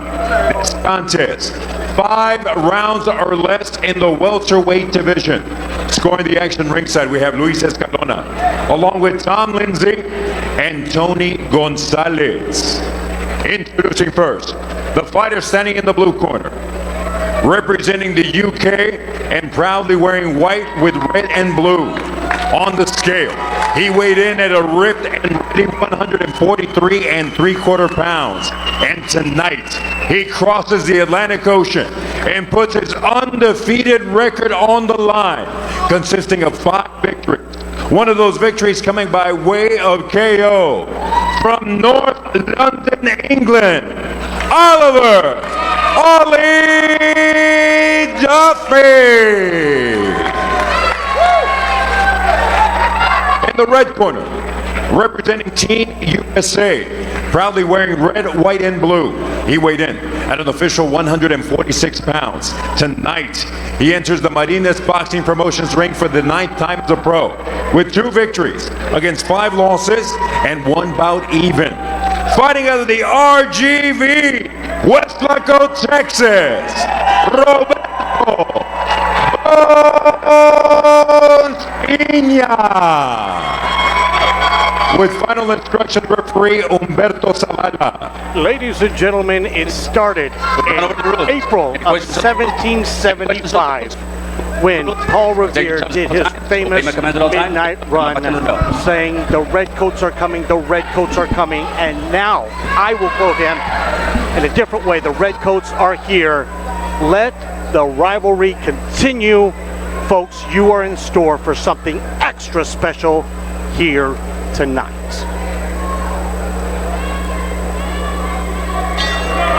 Five-rounders, these fights. The idea there is that you definitely get an outcome. Yeah. Who's going to make the faster start? Important, I think, for both teams that they get momentum from this opening encounter. Yeah, a lot on the line here, John, for both of these guys, for their teams, what they're representing, and more importantly, for their own victories. You know, this can be a moulding of a fighter, boxing on foreign soil, you know, going into a hostile crowd like this, and that's what Ollie Duffy will be feeling. He's got to be careful, though, got caught with a left hook there. He's got to be coming off that line, what Roy Jones was talking about earlier on, you know, throwing your shots, but you don't finish on the shot, Roy, you finish on the movement, and that could create another opportunity. Yes, it could, because Ali just took a shot then that he didn't have to take, but Pena threw a good hook, and I'm glad to see that, because I was worried about with Pena's record, would he really come in and compete good, but he's competing really well early, and we'll see how he does. Roy, you fought as a professional outside your home country, I don't know how many times as an amateur, but as a professional 4 times. Yep. Can you tell me what it's like to adjust yourself to the different weather and the different time zone? It's very difficult with the time zone. With the UK, it ain't so bad because it's only 6 or 7 hours. So 7 hours is not nearly as bad as the 9 or the, you know, or going to Russia, or the 15 going to Australia. So, you know, time zones are a little bit different, but the easier one to make is for the UK and the United States. Now, Spencer, can you tell me how different it is as far as comparing the weather at this time of year and also that time zone change that I mentioned? Absolutely. Listen, Roy's right in what he said. The boys have had time to acclimatise, you know, and adjust with the time zone as well. That's 6 hours. You know, I think that they were in the gym. I looked at them in the gym Wednesday. They were in the gym Thursday night as well, and they look good. You know, they're refreshed. They've been here a week, so they're taking this very, very seriously. John, this is Oliver Duffy's first fight outside the United Kingdom. In your opinion, how are the UK fighters going to be affected by the change in time and atmosphere? Well, they're fighting in effectively as away fighters, aren't they? So there's going to be pressure on there. But I think Duffy started pretty well in this opening round, and he gets a sneak right hand in there, which Pena really doesn't want to take. Pena responds with one of his own, and straight away a little bit of full-blooded action, Roy. Yeah, full-blooded action. Like I said, I like Pena's jab. Surprised, I'm glad he's coming out and competing like he is with a good shot.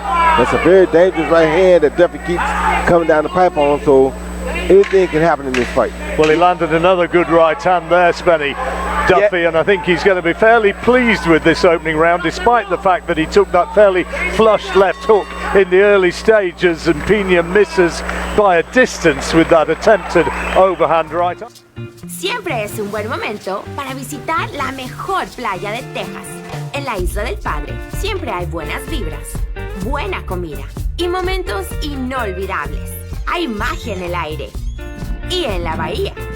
La Isla del Padre te ofrece diferentes actividades, aventuras o simplemente un descanso. Este es el paraíso estilo Texas. Visita la Isla del Padre, tu isla del escape.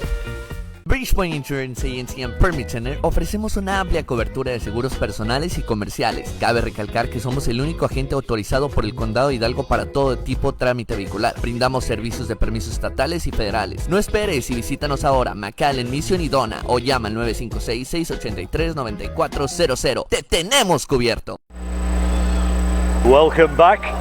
We're heading for the second round now of our opening contest. Oliver Duffy on the left of the picture, fighting for Dennis Hobson's UK team. Roberto Pena, should say Spencer Oliver's UK team, shouldn't I, Spencer? Roberto Pena for Roy Jones's United States team. Close round.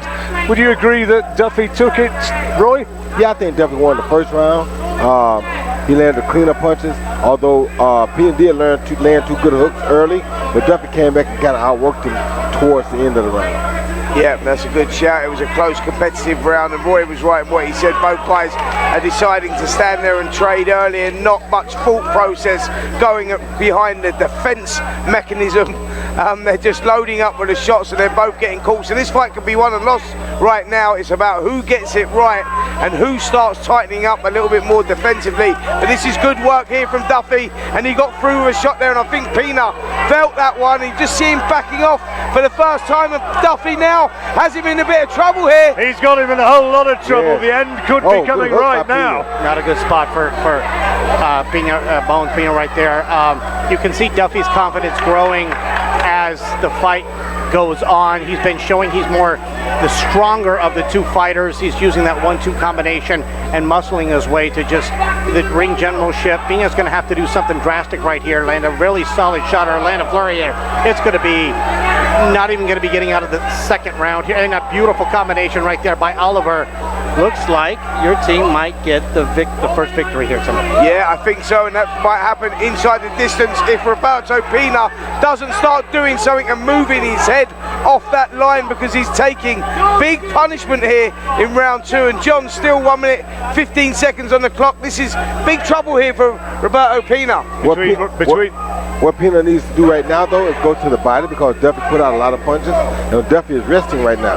And Pena's corner should be telling him to go to the body now, because Duffy threw a lot of punches trying to really get him out left just a minute ago, so Duffy has to regroup for a minute. Now he's starting to regroup and come back. But you let him regroup because you didn't go to his body. Between rounds in the Ollie Duffy corner, John Fuchs was saying right hand's the key. Really plant your feet and go for that big right hand, and that's been his best punch of the fight so far, that right hand. But has he just blown himself out a bit in the early stages of this second? No, he's okay. Just that right hand has been in shot, and he's got to take his time. No? But we want to see Pena come back. If Pena will go to the body, it will make a much more interesting fight. Yeah, that's exactly what Ollie Duffy's doing here, is controlling the space of this fight, and that is controlling the pace. You know, the distance is perfect, so he's controlling when he wants to go for a walk, when he wants to nick a breather, and when he wants to let his shots go. So it's down to Roberto Pena to adjust here. Now to a commercial. ¿Eres aficionado del fútbol? En Soccer Shop de la Plaza Mall encuentras artículos oficiales de tu equipo favorito, como jerseys del América, Chivas, Tigres y Rayados, internacionales como Real Madrid, Barcelona, Al Nassr e Inter de Miami. Somos Soccer Shop adentro de la Plaza Mall, al lado del área de comida. Ven a visitarnos. El Rome Descent Festival, 18 y 19 de octubre en la Isla del Padre. Acompaña a Paul Sr. de Orange County Choppers en la caravana de motos. En el viaje más grande del año. Prueba tu suerte en nuestra noche de casino y compite en el torneo de póker. Disfruta de boxeo profesional en vivo, expo de tatuajes, exhibición de autos y vota por la señorita Chrome in the Sand 2024. 18 y 19 de octubre, el segundo evento anual de Chrome in the Sand Festival.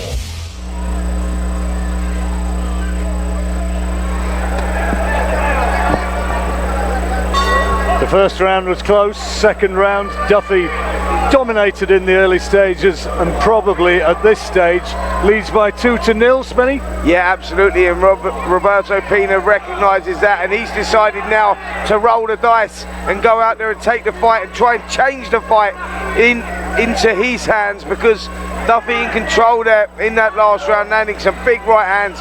Pena is the one that has to change it, and he lands a big right hand there, and that was good for him, Roy, something that he maybe needed. Yeah, but you got to keep pushing the issue. You can't let Duffy keep bringing the fight to him. If Duffy brings the fight for him, it's not going to end up good for him like that. Now, if you're just now joining us, I do want to remind you this is a 5-round fight. This is a 5-round fight, so definitely keep that in mind as you are watching this. You know, the thing I'm most impressed about with Duffy is he doesn't look fazed by fighting in another country for the first time. No, he looks completely comfortable. He does it because they're representing their country and they want to win. I mean, come on. How could you be fazed by this? This is the big stage for you. This may be one of the biggest events he's been in as a professional. Yep, and it's all about who gets that start, and that first victory is going to be good team morale. It's going to give the spirits of that team a lift, and Ollie Duffy recognises that, and he's controlling this first round. That is for sure. He's controlling the space, finding the range with that jab, effective with the left hook as well. Lovely little uppercut on the inside from Duffy as well. And John, that right hand there inside, you picked it up, and just for a moment it looks as though it stunned Pena, who's trying to regroup, bite down on his gum shield, trying to come back into this after Duffy, as in the last round, dominated the early stages. But I think that Duffy, as you say, is for the most part controlling things so far. Pena needs to win this round. Oh, good work again from Duffy. Double jab from Duffy, double jab right hand. Hurts him, and Pena is in trouble here. The referee is just taking a look. He wants to see something coming back, and nothing is. And Pena is a tough character. I don't know how he took all them. And took referee some good shots right there. Humberto Zavala watching intently, about to jump in and stop it. If he doesn't answer soon, it's going to be a knockout victory for the UK team. But Pena now holding on, trying to wear his opponent down. But if Duffy's punch output continues, which it appears that it is going to be a knockout victory for the team from UK here with the first fight of the. Yeah, it's just looks like it's going to be a matter of time. Those combinations, the strong punches landed to the head of Bones Pena is just getting to be too much. Yep.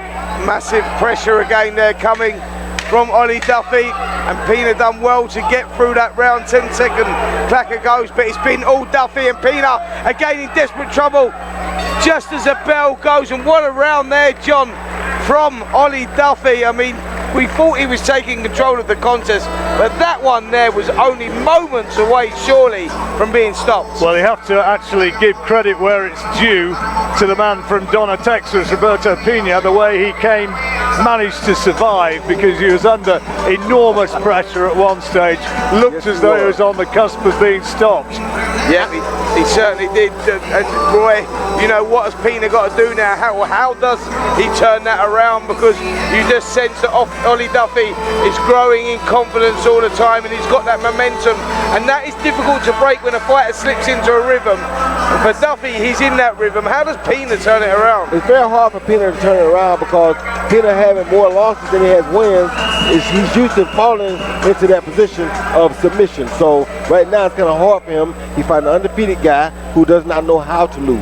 So it's very difficult to turn that around. Now, if he got the right kind of heart, he can, but it takes a big heart to turn that around. Duffy on our card, 3 rounds up at this stage. Pena clearly needs a very, very big finish to this fight, and he starts with a solid left hand, but he's clipped as he comes in. Yeah, caught with a big right hand, and I tell you what, Pena is starting to feel this now. He's systematically getting broken down, shot by shot. Accumulation of punches are starting to take their toll, and you look at the face of Roberto Pena, and you just wonder, is he going to make it to that final bell? And if Duffy continues like this, the stoppage could be close. Oh, Pena's in a terrible spot right there in the corner right there, but he is fighting back. Yes, he is. And it looks like he is fighting back. And Duffy better be careful, because Pena's really throwing some good shots at him still. You heard Duffy's corner just tell him, move your head. Don't just walk down the pipe, because Pena throwing a really good right hand at him. Look at him. Yeah, he's certainly tough, Pena, and he's turning it around a little bit, or trying to anyway, by biting down on his gum shield. That was good, best punch of the fight for Pena. You better believe it was the best punch he landed all night long. since that first round, I should say. And he's calling out to Duffy. Yes. He's talking to him there. He's trying to goad him to come in. He's got his gloves down low and he shouts, come on. I like it. I like it. Yeah. Now we're talking. That's what I'm talking about. Showing real character in there, Roy. Yeah. Picked up a cut over that left eye now. That seems to be flowing down the side of his face. But yeah, well, impressive stuff from Pena because he is showing that character mentally, psychologically trying to turn it around for himself, and that shows great character from a fighter. And it shows us as viewers straight away and sitting at ringside here that this means something to these teams. You better believe really it. Does. You better believe it. He's going deeper than the team than himself now. He fighting for his team right now, and that says a lot. Yeah, that blood seems to be flowing quite a lot, and the right hand went in again there. Pena felt that one, uppercut goes in, and Pena just seems in a spot of trouble on the ropes. Duffy turned it around again. Big right hand over the top. This is great work here from Duffy. Referee looking close here. Pena got good defense though, and Pena got a big heart. How bright, look at that. A big defense and a big heart. Look at that. That's a heart, son. I don't care. Nobody tell me this is what we paid to see. This is a guy with a losing record fighting like he's a winner. This is what we want to see. This is what team camaraderie does to you sometimes. Good uppercut inside there again from Pena, and the crowd's absolutely getting into this one. They love it, and this has been a tremendous round. Yeah, brilliant round from both guys. They're both having their successes, both fighting down on their gum shield. This is what we said it was going to be. Myself, Roy Jones, when we talked about doing this, making these matches, it doesn't matter what the kids' records are. It's all about what they're fighting for, and Pena just showed us that there, Roy. He bit down and he come back and he made a fantastic round of it there. You better believe he did. Just what I said, he had to show a lot of heart to do that, and he did exactly that. You know, I think we would all have to agree that Pena does need at least a knockdown or a knockout in order to be successful in this fight, because I would probably say that it's been 10-9 from the young man from the UK ever since the opening bell. I mean, Pena's had his moments, but each round was won by Duffy. So right now in the corner of Bones Pena, they're saying you've got to go for it this round right here. It's going to be very interesting. It's going to be a very high pace, high intensity, because we haven't really seen any types of fatigue from either fighter here in the opening contest of the Transatlantic Clash. Motivational words in both corners, trying to stir their men up for one final huge effort in this last round. I was interested at the end of the fourth. I think Pena wanted to touch gloves with Duffy and say, yeah, well, great shot. Good right hand by Pena. Yeah, massive right hand there. Duffy's got to be careful, but he comes back with some good shots of his own. And I tell you what, guys, he's going to leave it all on the line here in this final round. Pena knows he needs the knockout. Duffy has to be careful. Keep that right hand up. He better, because Pena is trying to get that knockout. Pena's never had a knockout, but if he lands more shots like that one he did a few moments ago, then it's a very real possibility. And the referee saying just tidy it up.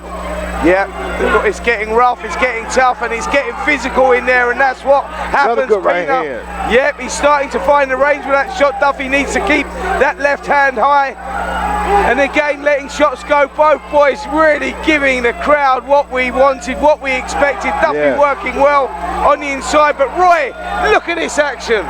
Big action. This is what we're looking for. This is what the fans deserve in boxing.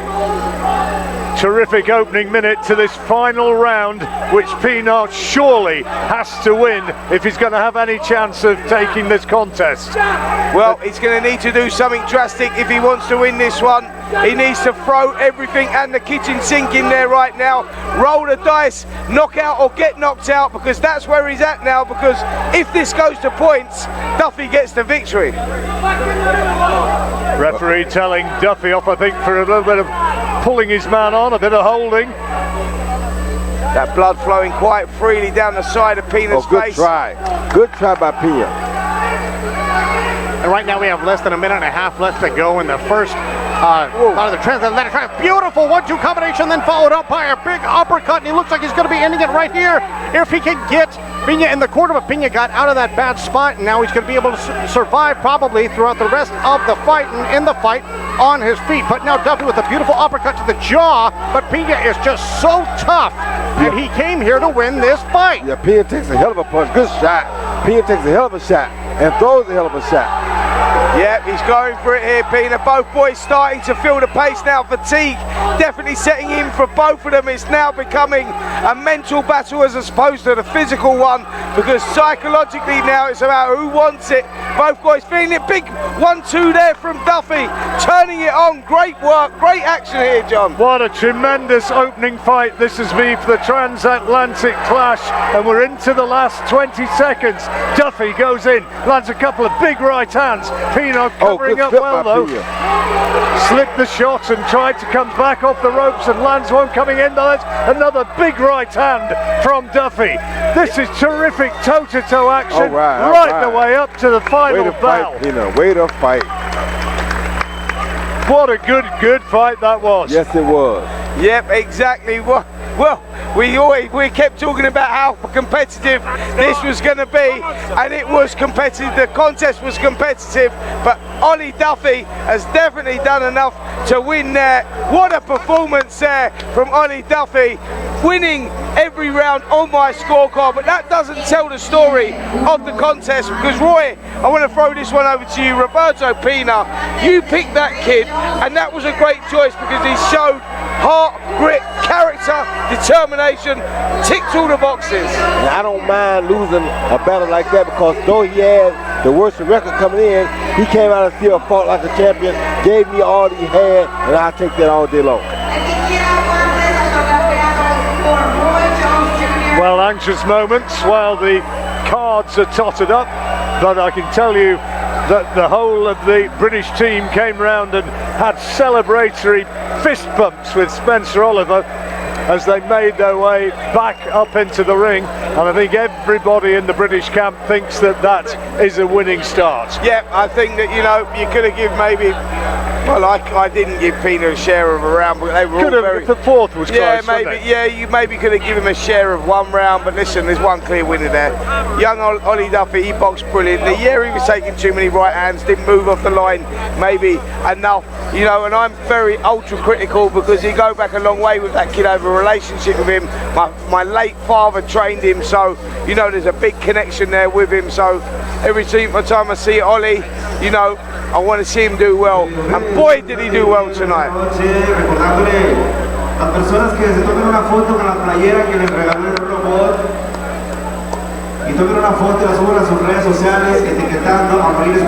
Well, the referee waiting centre ring to draw both men together, and here they go, and in a moment we will get the verdict. Is it going to be a winning start for the British team?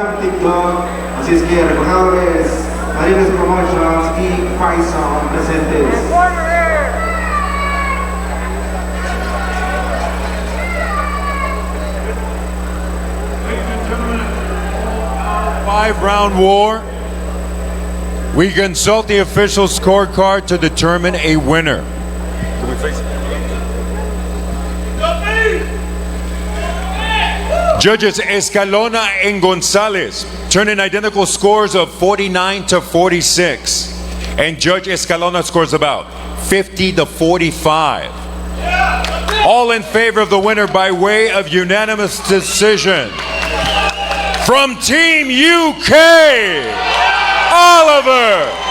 Ollie Duffy. Oh, what a great start, and a fight that he pretty much announced his intentions right the way from the opening bell. A dominant performance. Pena, plenty of bravery, plenty of guts, and at times he landed some telling shots of his own, but that's a fine opening for Team GB. Absolutely, Team GB, you know, it's always great to get off to that first victory, get off to that big start, and he delivered there, Ollie Duffy. What a performance though, taking nothing away from Roberto Pena, and you look at some of the action in that round, both guys having their successes. There we see the right hand going over the top, heads coming close together there. But yeah, both guys having successes in that contest, Roy. You know, this is what it's all about. This is what we were talking about, man. You know, delivering for the fans, bringing boxing back to states like Texas. What a great concept. Putting guys in, putting their back against the wall with a little pressure, make them come out and give the fans what the fans deserve. All out everything. Well, just to let everybody at home know that it is now 3-0 in favor of the UK team. Entering the arena, there's going to be 5 representing more Team UK. US clashes. Please welcome back up to Arnie Dawson.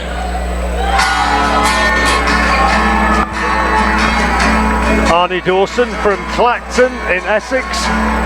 He's got some family members who come over with him from the Holland Shore Amateur Boxing Club.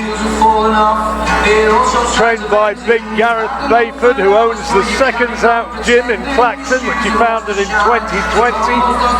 Arnie's been boxing since he was 11 years old. His last fight was a points victory against a journeyman, Lee Hallett, back in April. And tonight he's in his 4th contest. 1 technical knockout to his name, and he's positively bouncing into the ring. Fist pumps Spencer Oliver as he walks past, so anxious to get into the ring, he almost fell up the step. Yeah, but he's ready. He's ready, man. They're pumped up. I told you, these kids, they want it so much. They're so grateful for this opportunity, but they haven't come here to fight, they've come here to win.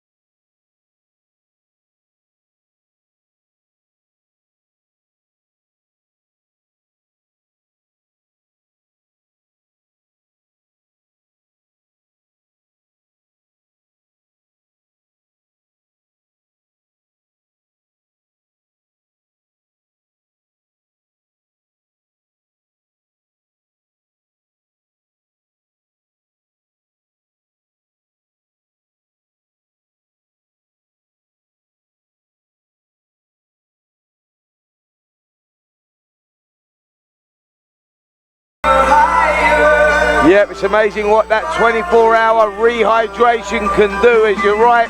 You know, it was a real struggle for him to make this weight, I know that, but he looks rehydrated, he looks good, he looks confident, and he's ready, that is for sure.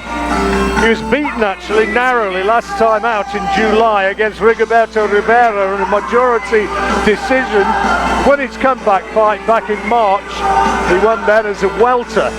But he's a confident lad, and he We continue with bout number 2 of the Transatlantic Clash, once again proudly presented to you by Martinez Promotions, along with Fight Academy and our sponsors, CrossFit Brownsville, Lone Star National Bank, our international sponsors, JJ Crump and Son, Elite Boxing, Grand Cayman, Innovation Alloys, as well as La Hall Manor Hotel, Jersey, United Kingdom. This contest, 5 rounds or less in the welterweight division. Our judges ringside scoring the action. We have Nexus Novoa, Lee Rogers, and Tony Gonzalez. Presenting first, the fighter standing in the blue corner and representing Team United Kingdom. He enters the ring wearing white with brown trim. He weighed in at the chiseled 138.5 pounds, and tonight he puts his undefeated record on the line of 3 victories. One of those victories coming by way of KO. Fighting out of Clacton, Essex, England, the Terminator, Arnie Dawson. Across the ring in the red corner, wearing American red, white, and blue, he weighed in at an official 144.5 pounds. Tonight, he enters the Martinez Promotions ring, representing Team USA for the 4th time as a pro, with a record of 2 victories against 1 lone defeat. Fighting out of Harlingen, Texas, Roberto Castro. A referee James Green. Well, just by his entrance, Castro looks very, very confident. He was dancing. This is going to be good on this side. Smirk on his You got your instructions in the dressing room. Very comfortable in there. Now he's from Harlingen, Texas. We are currently in Brownsville, but by the way the Rio Grande Valley is made up, a lot of the cities are connected, and it's connected to Harlingen. That's why you had such a rouse in the crowd. This is going to be a 5-rounder in the super lightweight division. Referee James Green getting ready to start this contest, and let's see what's going to happen. Well, Castro's surely going to respond to the tremendous reception he got from the crowd, and they are trying to rev him up, and there's a good opener. Right hand landed flush and a left hand as well, and he's really going in there looking for Dawson in these opening stages. Yep, Dawson's got to be careful, standing very tall, left hand held low, and Castro looping those shots over. They're the dangerous shots for someone that stands in front, who is back straight there, Roy. Yep. For a guy that's tall like that, you got to look for the looping shot. That was a great shot by Castro coming in, but he just woke Arnie up, I believe. Yeah, agree with that. Arnie just seems to respond well to it, to be fair. He's got those long levers, carries a bit of power in his punches as well. Landed a good left hook there, and now right hand going through as well there from young Arnie Dawson. Castro will have rehydrated from his scales problems yesterday, and actually in the ring may very well be a significantly heavier man, although Dawson is by some distance the taller. Yeah, he certainly is. You can tell straight away here in this opening round, though, this is going to be a very competitive contest. Dawson very good at range, works well behind that jab. Those straight right hands through the middle are always a difficult shot to stop, but that's the danger shot right there for Dawson. That right hand over the top, looping right hand. Beautiful overhand right by Robert Castro right there. Comes into this fight 2-1. A very emotional fighter because he does want to bring awareness to the tragic death of his little brother who was shot and killed at just age 15. He is fighting, it's called Justice for Ricky, his little brother. Now he mentioned that he knows his opponent is tall, so the game plan is to stay between shots and smother him and throw feints. We're going to see who has the advantage. Is it going to be the taller fighter from the United Kingdom or Robert Castro? Pretty even contests here in the first round in the feel-out feints. I tell you what, Arnie Dawson just starting to take control of this now, though. His shot selection, he's found his range, found his rhythm, and he's letting those shots go. The left hook that he's throwing is a good shot as well, but then a little right hand over the top, and I think that Roberto Castro felt that shot. He definitely felt that shot. I think Arnie did a good job going to the body is what he did. The left hook went in there as well, and Castro, little smirk, and you know, Roy, when a fighter smiles like that, generally means he's been hurt. Yep. Beautiful left hook landed the body shot by the Terminator. Arnie Dawson goes by the Terminator, 3-0, 1 knockout from Clacton S United Kingdom. Now he says he's been sparring with a lot of good, heavier, undefeated fighters, and right here, I mean, this has been a back and forth battle, just a fantastic second body shot hurt him badly there. Yeah. Castro was hurt badly with that, and Arnie Dawson, look at him there, he's oozing confidence, and Castro under immense pressure. John, I've got to bring you in here. He was under... ¿Por qué buscamos el reconocimiento de los demás? ¿Cómo podemos mejorar nuestras relaciones? Si te preguntaran, ¿quiénes son las 3 personas que más amas? ¿Estarías tú en esa lista? Una sólida autoestima es el cimiento de nuestro potencial. El libro Haz de amarte tu arte es un llamado a la comprensión y aceptación de uno mismo con nuestras cicatrices y nuestra luz, para incrementar la autoestima y el amor propio con caricias psicológicas. Soy Rocío García Lara y te invito a incrementar tu autoestima y tu amor propio. You feel that for a number of rounds afterwards when you get hit in that same shot. Makes it very difficult to recover, and when you know your opponent had to struggle to make weight, you know right away you must attack his body. A very smart thing that Arnie Dawson did. Round number 2, we got a highly competitive bout here at the Jacob Brown Auditorium, coming to you live from Brownsville, Texas, a part of the Transatlantic Clash. Now, Arnie is now trying to use his reach. He said he wanted to use the height to his advantage right here. Now both fighters tying up. Now clearly Castro needs to get on the inside and maybe land a solid shot to the chin of the young man from Great Britain with Texas on his shorts. You see that. a big right hand now from the Terminator, looking to capitalize on that. But so far, been a very even-spirited fight. Yeah. Arnie trying to get back to that body again. He wants to land those body shots again. I feel like Castro is throwing his shots a little too big, and if he's not careful, he's going to run into one of Arnie's shots because Arnie's shots are straight down the pipe. Oh, good body shot by Arnie. That body shot hurt him again. Yeah, Castro really felt the weight of that shot. He's bending over here. Oh, lovely shot to the body again. Right hand goes in, and you just feel that he's starting to crack a little bit here, Castro. You just feel that the body shots, John, are starting to take their toll. They absolutely are. Castro bravely coming forward, but if he has had problems in weight making, then those body shots are going to take a toll, and he lands another big one there, Dawson. This is bravery from Castro. You'd expect that in front of his home crowd. He needs to get back because Dawson clearly won the opener, but Dawson again is starting to get to him. And that was a good shot by Castro right there, overhand right, finally landed. He needs something like that to gain his confidence, or to give him more confidence, because right now Dawson is full of confidence. Yeah, the problem with Castro is he's trying to close that space with his hands, and he needs to move his feet in range to get in the pocket, then let his hands go. Dawson at the moment seeing those looping right hands coming over because he's not moving his feet in range. That's a big problem for Castro. Minute to go now in the second round. Sorry, Roy. Castro also looks like a guy who struggled with weight because he looks just a tad bit slower than Dawson. Dawson a little bit slicker because you can tell he didn't fight with the weight as much. But when you see guys slow like this, they have a really hard time making a weight, and it takes a lot out of them, and the shows come fight night. Now Castro has found a home for that looping right hand to the temple of the taller Dawson right there, and it looks like he's going to be continuing that. And right now Dawson needs to raise that left hand to block it, but right now those looping shots, if he can land them, he could get the knockdown and change the tide of this fight. No, I don't see that right now. I think that the body shots are taking their toll actually on Roberto Castro. He's the one. See that again, body shots gone in. He's in desperate trouble here, Castro. Yep. You really see the wincing on his face. Right hand goes in as well. Body shots. He's in desperate trouble. And he shook his head as that big right hand landed in the body, as much as to say, I'm not hurt, which almost invariably means I am. Yep, the body shots are hurting him bad, but he's still fighting, showing a big heart, and he's continuing to come forward, so that's what he got to do. And then Dawson just using that reach beautifully, the 1-2 combination, definitely finished that round very. Vienen decididos a resurgir en una batalla en la que no habrá tregua. Por sus venas corre la furia de una leyenda, pero derrocar a un ex campeón olímpico es otro nivel. Disfruta este combate narrado con el entusiasmo que caracteriza al Box Azteca Team. Omar Chávez contra Misael Rodríguez. Próximo sábado a las 11 por Azteca 7. La hora de demostrar la garra azteca.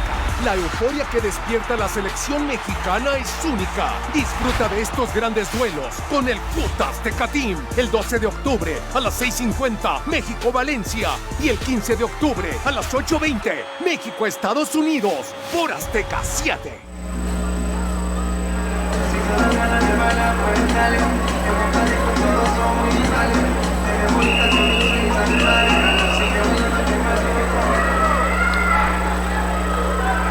Well, we've got Arnie Dawson for the British team ahead here against the local man, Roberto Castro. We're coming into the third round of this fifth rounder.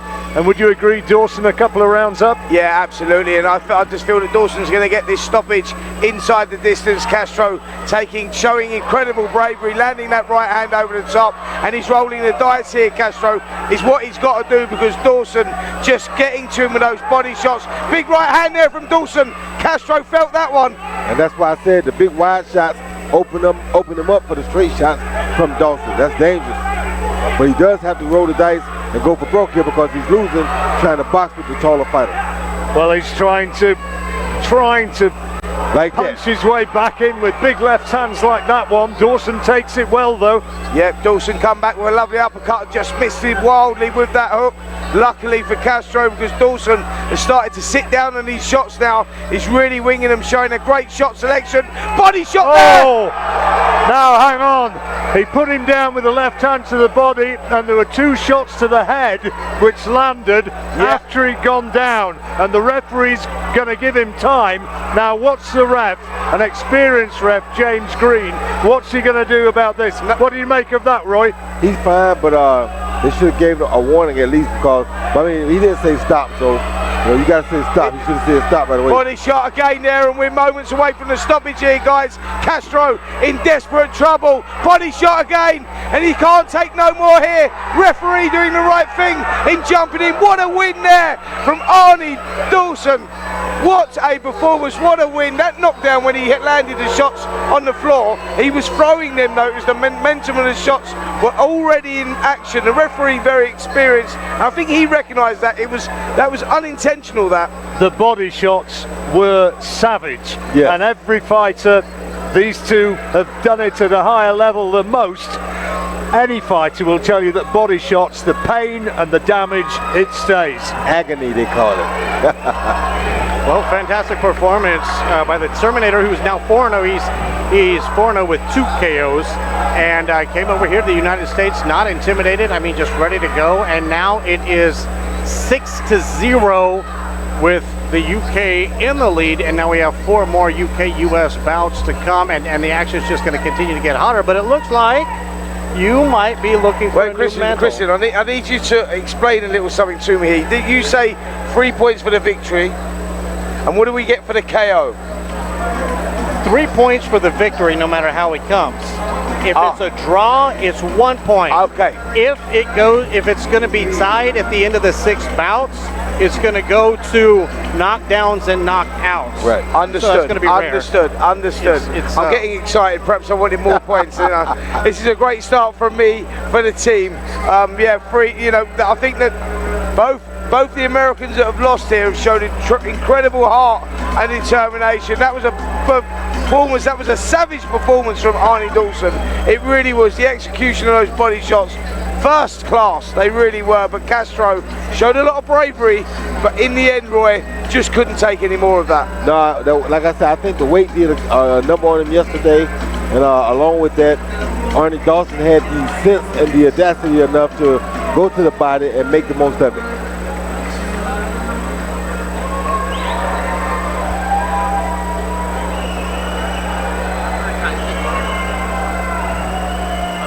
What's up? All right, now let's throw it up there to Lupe Contreras with the official decision.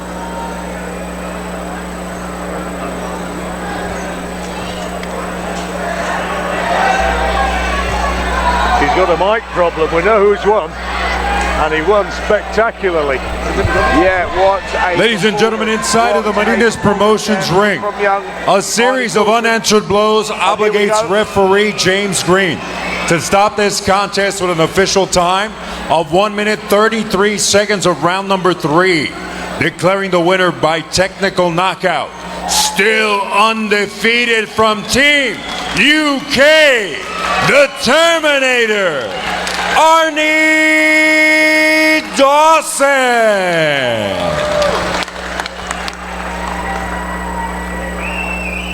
Congratulations to the young man Dawson, only 21 years old, flying across the pond and getting the victory and staying undefeated. I see a fine future for that young man. And now as the action continues live on TV Azteca, Texas, we are going to be getting to the third bout of the evening, the third UK-US bout with this exciting evening. Who's going to come home with the trophy? I don't know.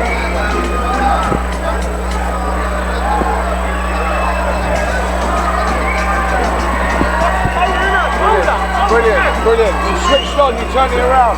Terrific. Brilliant. Well done. Well done. Raise your hand. Los guantes de Roy Jones Jr. autografiados especiales de boxeador Duffy ganador.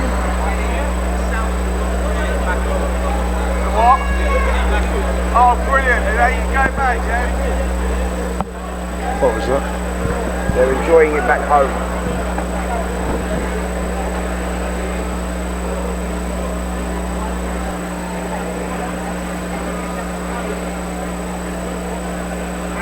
You know, good to see you. Thank you, brother.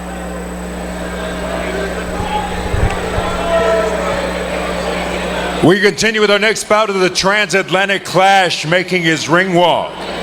For Team UK, Mason Dickinson.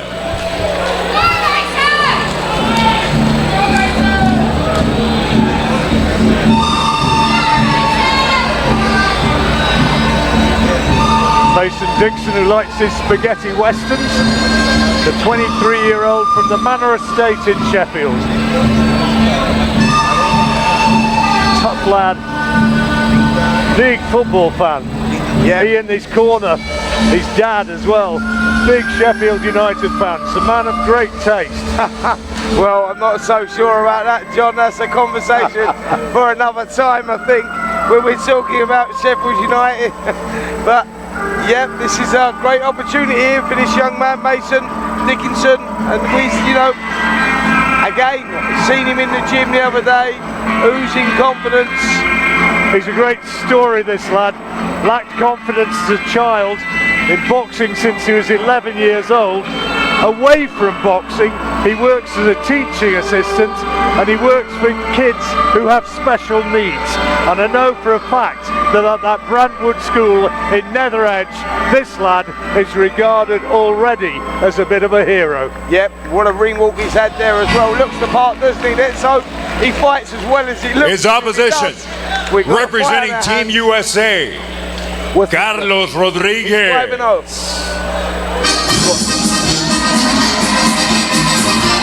Carlos Rodriguez from La Paz in Mexico, 27 years old. Comes into this on the back of 4 defeats though. Knocked out in April in 2 rounds by a Canadian prospect, Derek Pomelo. The United States, goes without saying, need a win. Yeah, well, we need a win, but we're not put against the best opposition here. We don't have undefeated fighters, they got undefeated fighters, so it makes it a little bit different here. We continue with the Transatlantic Clash here at the TSC Jacob Brown Auditorium. Brownsville, Texas, proudly presented to you by Martinez Promotions, along with Fight Academy, and being sponsored by CrossFit Brownsville, along with Lone Star National Bank. Our international sponsors, JJ Crump & Son, Elite Boxing, Grand Cayman, Innovation Alloys, and La Hall Manor Hotel, Jersey, United Kingdom. This contest, 5 rounds or less in the middleweight division. Our judges scoring the action ringside, we have Luis Escalona, Tom Lindsay, along with Lee Rogers.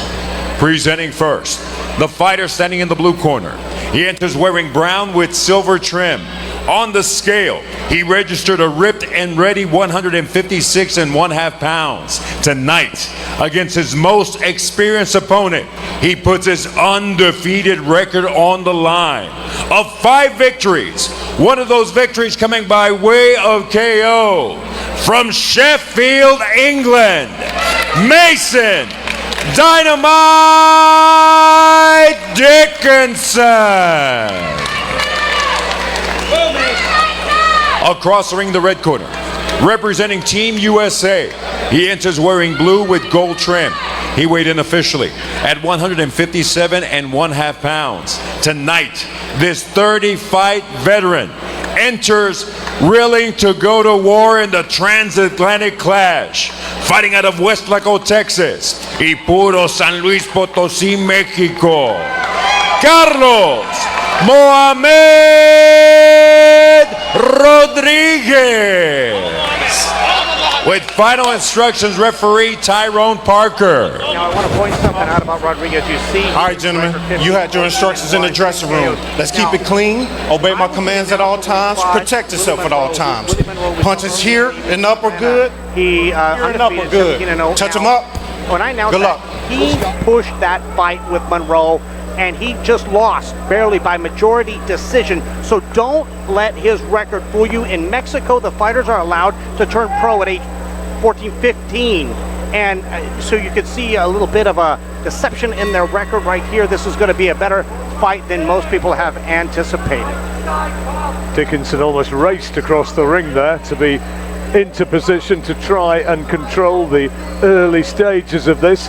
Product of the Titans boxing gym in the Gleedless area of Sheffield. And we asked him about what he felt about performing for his country, whether he thought that it was a pressure situation, and he said pressure makes diamonds. Yeah, well, he's not wrong, is he? Not at all.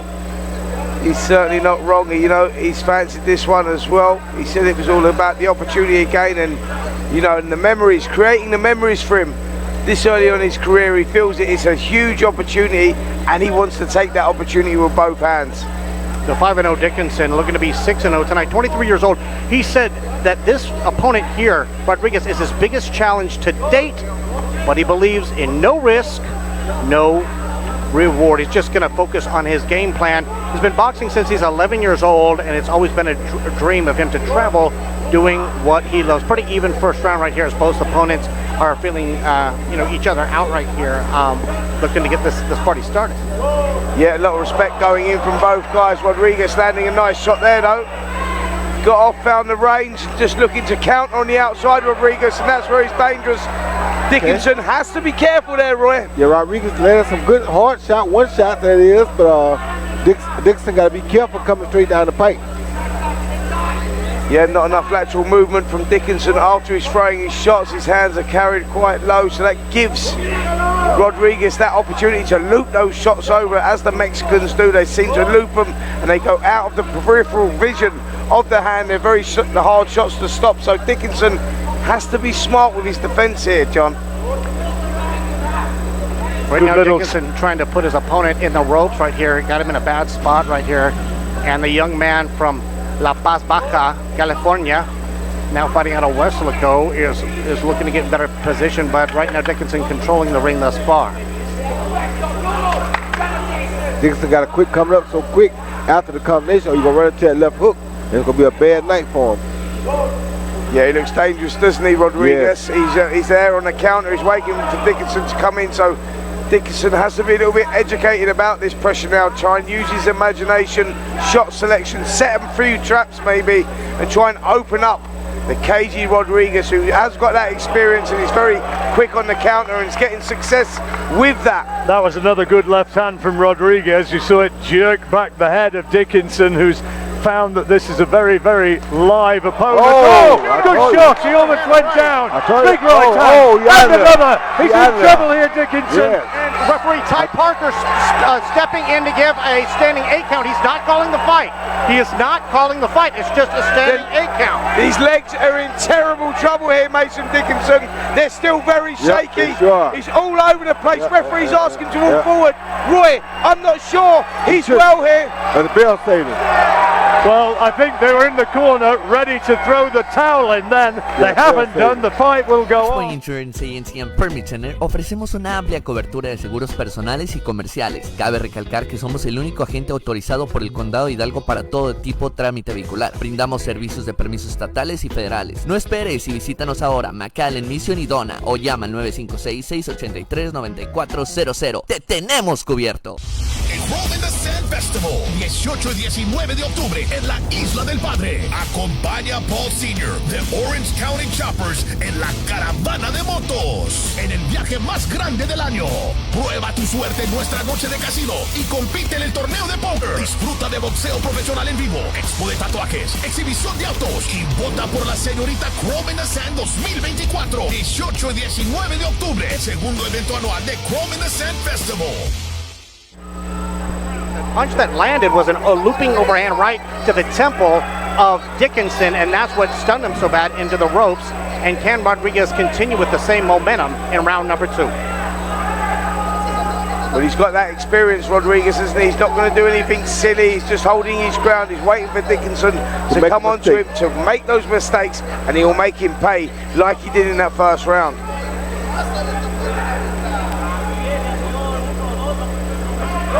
And a solid right hand to the jaw of Dickinson, and now he's just going really hard on those looping, and another right hand right there looking for the knockout here in the second round. And Dickinson is still coming in trading, so he got his chin back, so that's what I meant when I said if he's in good condition, his legs would be back. He just took 2 shots that if he wasn't in good condition, that right hand would have dropped him.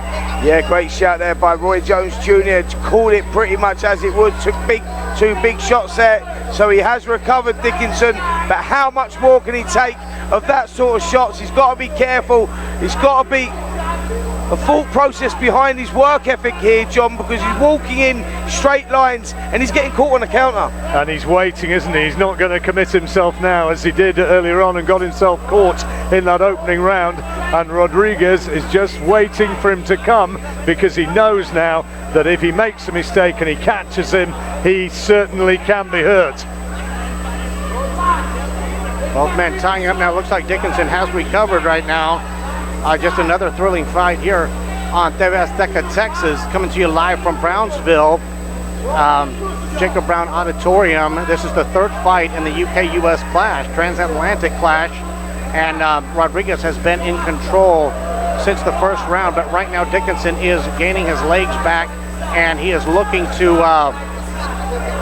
back his opponent up into the ropes, almost looking like he's getting control of here this second round. Yeah, but Rodriguez is dangerous on that counter. He knows exactly what he's doing. He's waiting for Dickinson to come in, and he's going to wing those right hands over and those left hooks, and he gets a lot of power in those shots, like that one there. Exactly that. Dickinson, right hand again, just sends Dickinson stumbling back, but Dickinson has to be careful here. There's no defense as he's coming in, and that is the big problem for him, John. He's getting the fight away with the big shots. 30 seconds to go in this second round, and Rodriguez is now going out there looking for the big punches again in the closing stages of this round. And is Dickinson going to be able to keep him off? Left hand from Dickinson catches Rodriguez. Oh, big right hand from Rodriguez. Followed by a left hook. Wow! Dickinson sometimes is his own worst enemy. Why is that right? Could you explain? When he gets hit, he runs in and tries to get it back, and he gives up even more. Every time he gets caught one big shot, he runs in trying to get it back, and he gives up another shot. We're going to go to a quick commercial. We'll be right. ¿Por qué buscamos el reconocimiento de los demás? ¿Cómo podemos mejorar nuestras relaciones? Si te preguntaran, ¿quiénes son las 3 personas que más amas? ¿Estarías tú en esa lista? Una sólida autoestima es el cimiento de nuestro potencial. El libro Haz de amarte tu arte es un llamado a la comprensión y aceptación de uno mismo con nuestras cicatrices y nuestra luz, para incrementar la autoestima y el amor propio con caricias psicológicas. Soy Rocío García Lara y te invito a incrementar tu autoestima y tu amor propio.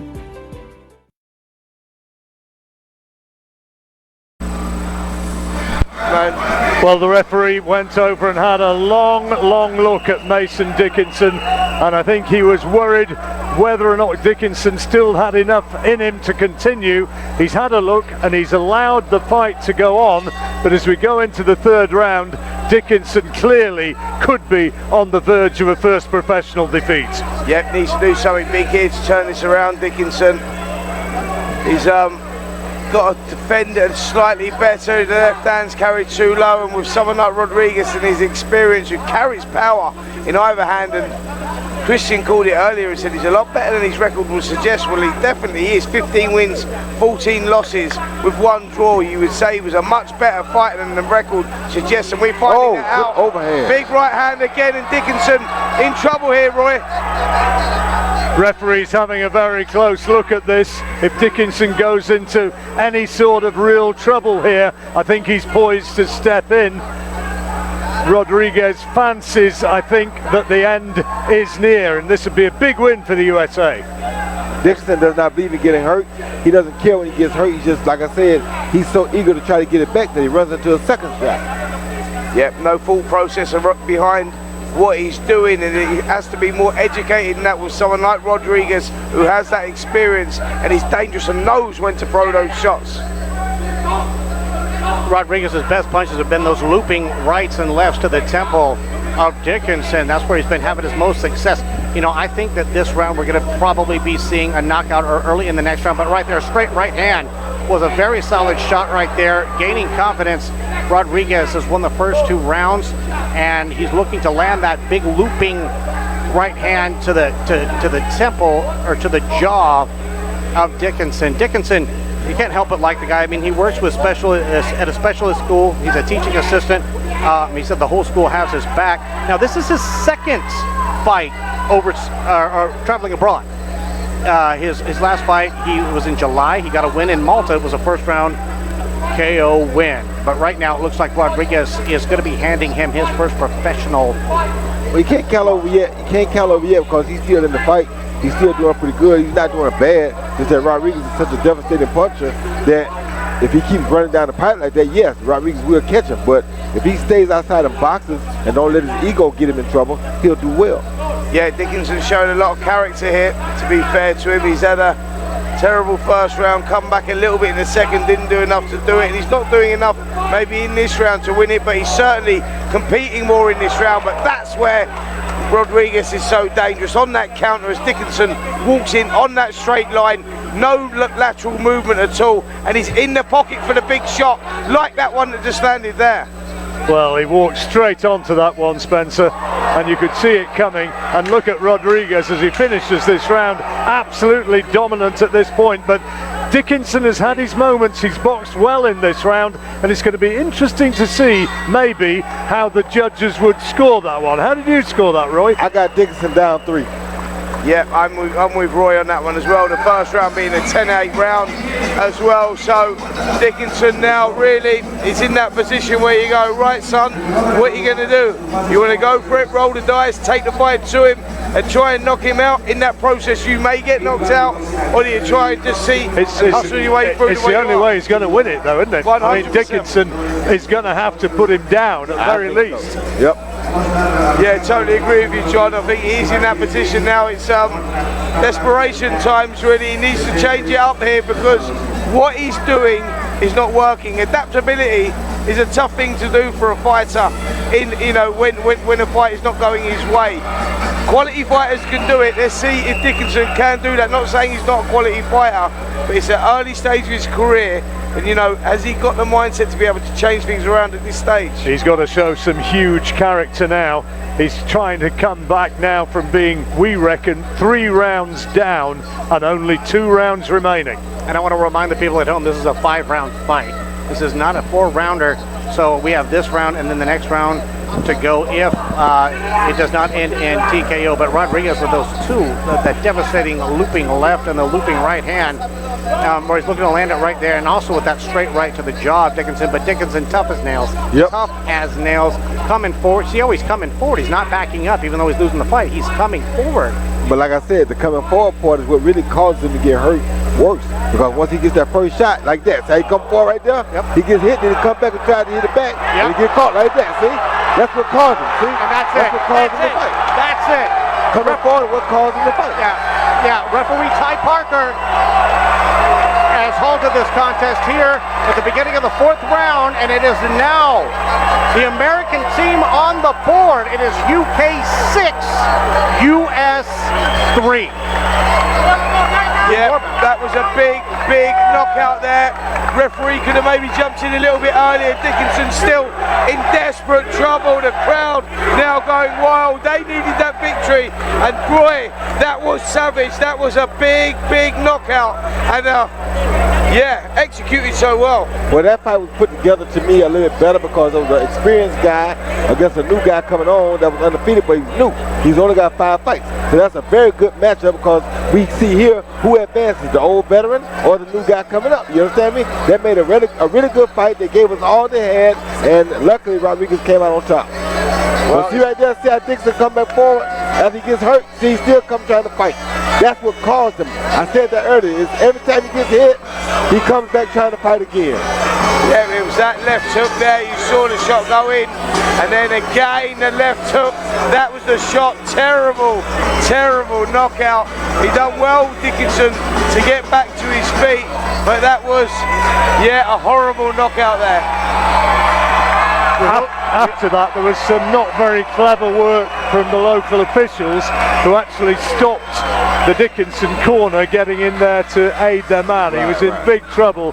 They were trying to help him, and they weren't allowed to get into the ring, which I thought was a little bit unfortunate. This is like this with everybody now. This is one of the rules that I hate because the commission makes the coaches stay outside of the ring. Official time of 48 seconds of round number 4. Winner, By way of knockout, representing Team USA, Carlos Mohamed Rodriguez. Well, fair play. He fought a good fight, Roy. Yes, he really did. Yes, he did. And Chris here again told me he's much better than his record says he is, and Chris was right again. He certainly was. Chris knows all these guys here, I promise you.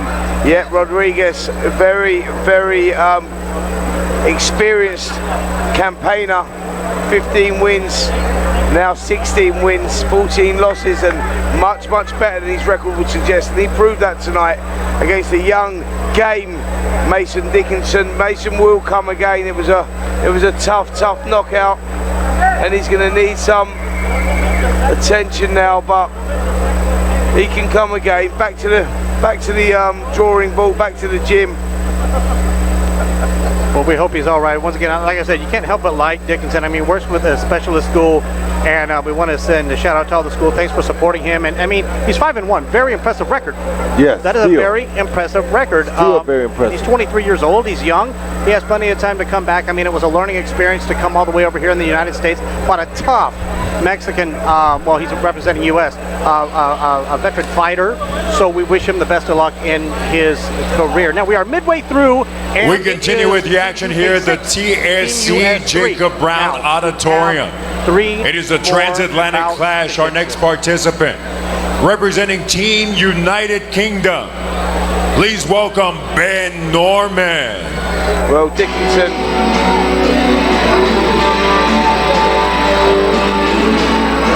Next fight underway very soon, and it's going to be four of the little fellas. Ben Norman fighting for Great Britain against Jesus Martinez, Texan for the United States. Ben Norman from Shepshed, close to Loughborough in Leicestershire in England, trains in Leicester, and he's got the lovely nickname of Lil Stormin Norman. Well, not a bad name and not a bad fighter either, Ben Norman. He's got a tough fight tonight, that's for sure, against Jesus Martinez, and trust me, he can fight. Martinez, I know from when Darren Barker and Joe Calzaghe. Jesus Martinez.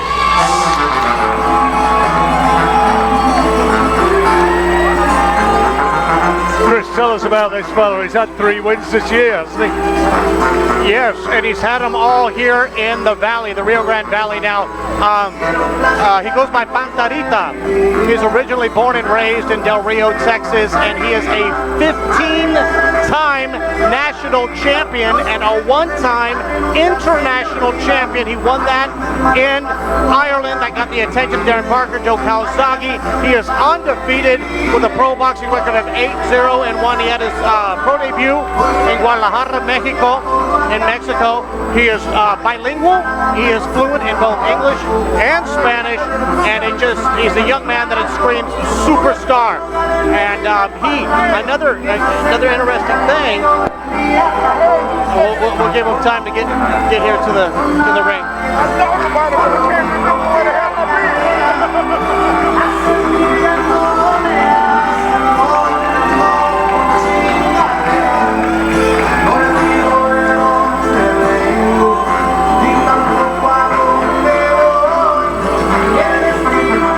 As you've heard, his last win was a majority decision, which he picked up right here against Oscar Rodriguez Gomez. Ben Norman 4 times has gone 10 rounds. This is going to be tough for him tonight. Atlantic Clash, proudly presented to you by Martinez Boxing Promotions, along with Fight Academy, our proud sponsors. Texas Southmost College, CrossFit Brownsville, along with Lone Star National Bank, our international sponsors. JJ Crump & Son, Elite Boxing, Grand Cayman, Innovation Alloys, and La Hall Manor Hotel, Jersey, United Kingdom. This contest, 5 rounds or less in the flyweight division, scoring ringside. We have Nexus Novoa, Tom Lindsay, and Tony Gonzalez. Introducing first, the fighter standing in the blue corner and representing Team United Kingdom. He enters the ring wearing blue with gold and white trim. He weighed in at a ripped and ready 111 3/4 pounds. Tonight, this 11-fight pro enters the ring with a record of 7 victories against 4 losses. From Leicestershire, England, Lil Stormin, Ben Norman. His opposition, the red corner, wearing blue with gold and white trim. He weighed in at an official 112 pounds. Tonight, this 14-time national amateur champion and former international amateur champion puts his undefeated pro record on the line, consisting of 8 victories, 1 bout even. The reigning WBF Youth Silver Champion and fighting for Team USA out of San Antonio, Texas, Jesus Panterita Martinez. Our referee, Humberto Zavala. Now, Jesus Panterita Martinez is trained by the Robert Garcia out of the Robert Garcia Boxing Academy located in Commerce, California. Now, you might say, well, where is his trainer tonight? Well, Roberto Garcia is cornering his fighter as he takes on son of the legend, Julio Cesar Chavez. Omar Chavez. That fight is happening in Mexico, but he has been at camp.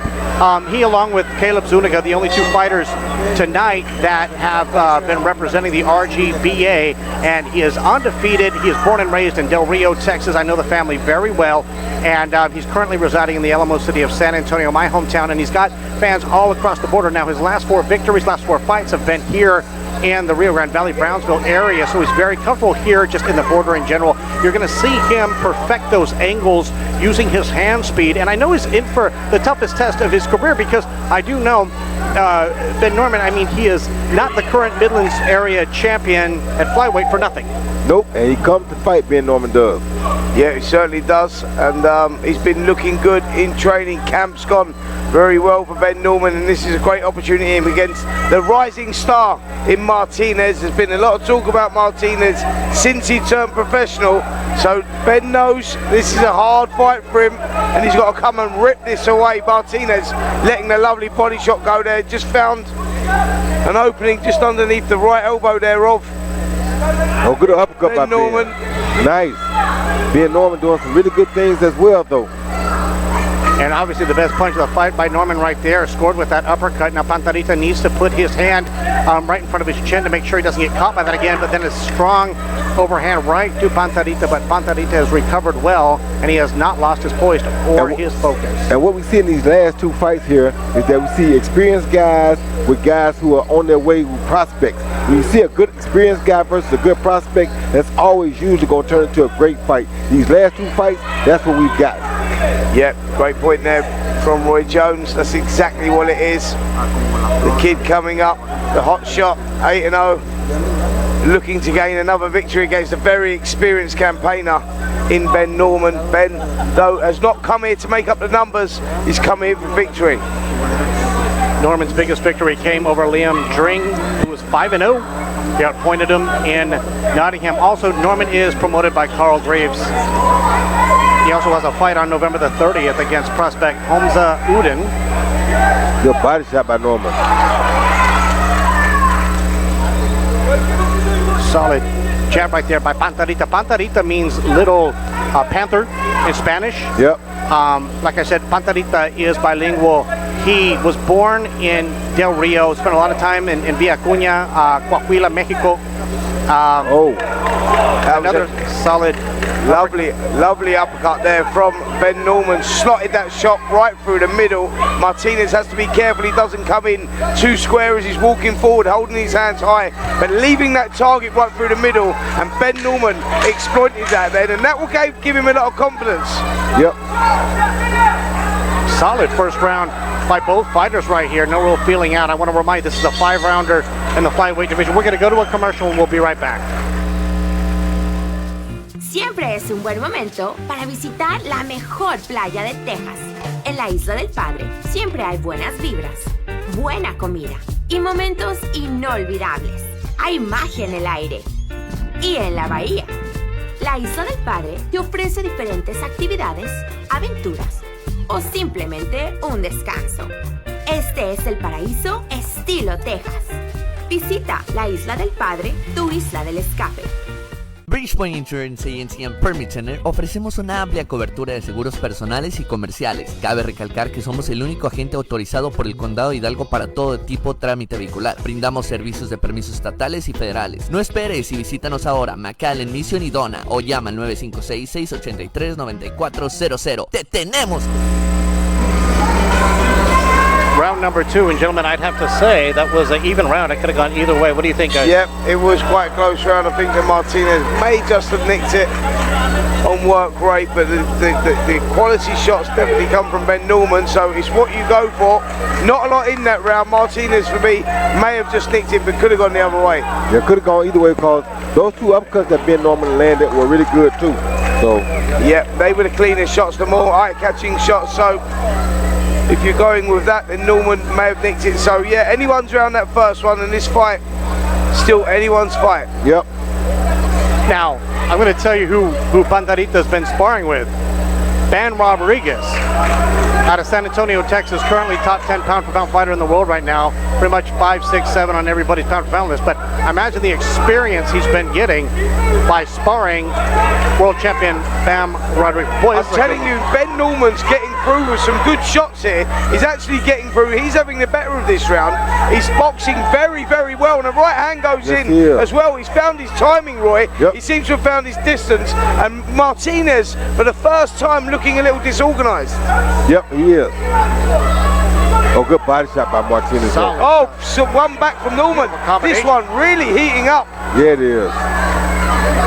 Overhand right there, partially blocked by Norman. Now good body shot from Norman. Beautiful straight right hand to the Norman and to the body now, Pantarita. It's turning into a real little classic, this one. Yes, it is. Both guys stylistically very, very good. Norman with a great boxing IQ just slips on the outside there, comes to the right hand, and Norman just doing enough in this round. Oh, good. He's the one. Shot. Yeah, great body shot. Lands in, and Norman may have felt that one. But yeah, for me at the moment, Norman doing the better of the work out of these two. Just seems to be getting off with his shots first. Gentlemen, maybe a little bit premature, but am I seeing shades of Barrera Morales right here? I mean, both of these guys are throwing. Are you sure? Bombs. Yeah, I think that both of them got, excellent hand speed. But I mean, like the Barrera Morales, I mean, they started out like this, and they ended up, going 110 miles per hour. But might be a bit of a stretch. But I mean, it's been a great contest thus far. I mean, great fight here live on TV Azteca, Texas. Barrera Morales was one of the greatest trilogies of all time. What are you talking three about? Three of the greatest fights. Brilliant, weren't they, Roy? Yes, sir. Well, this one's certainly heating up. Both guys having their successes in this round. For me, Ben Norman doing enough of the quality exchanges that we're getting, but this is a real quality matchup between two quality fighters. Nice work there from Martinez, putting those shots together. Yes. Good body shot by Ben. Whoa, good right hand, good response there from Norman as well. Not an easy round to score, this one. First one was close, I thought Martinez edged it. Second one was closer. Vienen decididos a resurgir en una batalla en la que no habrá tregua. Por sus venas corre la furia de una leyenda, pero derrocar a un ex campeón olímpico es otro nivel. Disfruta este combate narrado con el entusiasmo que caracteriza al Box Azteca Team. Omar Chávez contra Misael Rodríguez. Próximo sábado a las 11 por Azteca 7. La hora de demostrar la garra azteca. La euforia que despierta la selección mexicana es única. Disfruta de estos grandes duelos con el Bout Azteca Team. El 12 de octubre a las 6:50, México-Valencia. Y el 15 de octubre a las 8:20, México-Estados Unidos por Azteca 7.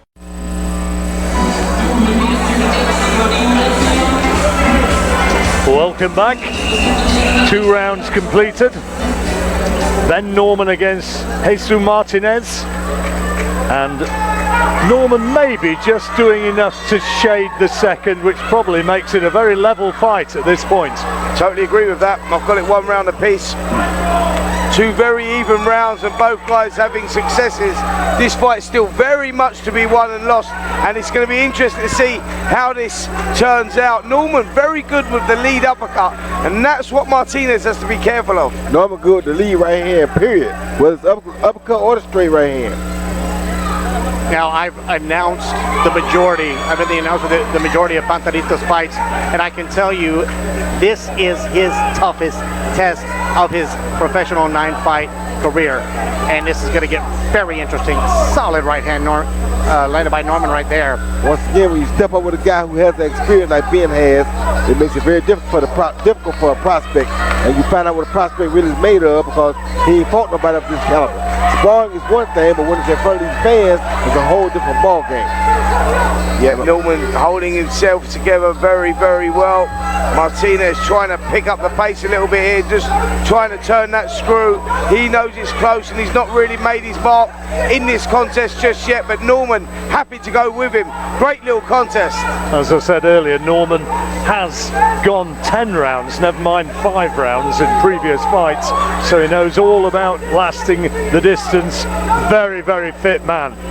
Shot selection again there from Ben Norman, picking lovely little shots, lovely little short right hand on the inside there as well. Body shot goes in, and Martinez knows he's got to work for this one now. For Norman, the last 5 of the past 6 fights have all been title fights. So he's been getting that experience. I mean, he's an 11-fight veteran. And I've seen him get better over those last 4 or 5 fights too. So. And do I see blood on Norman? I might be wrong on that. And now tying up in the middle right there. Both men once again having their moments. Pantarita, 19 years old, just recently graduated. Good right hand back from Norman there though. Body shot from Martinez. Norman responds with a right hand, trading blow for blow. Right. Martinez with a right. Right.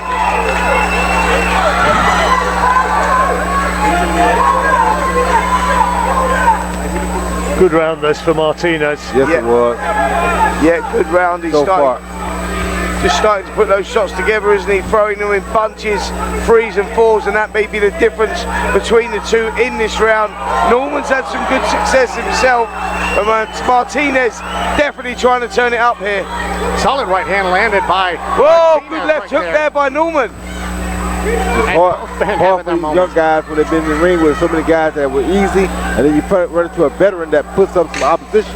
Makes it really tough, and we get to find out how much they really are learning. And it looks like Pantarita is learning a lot tonight.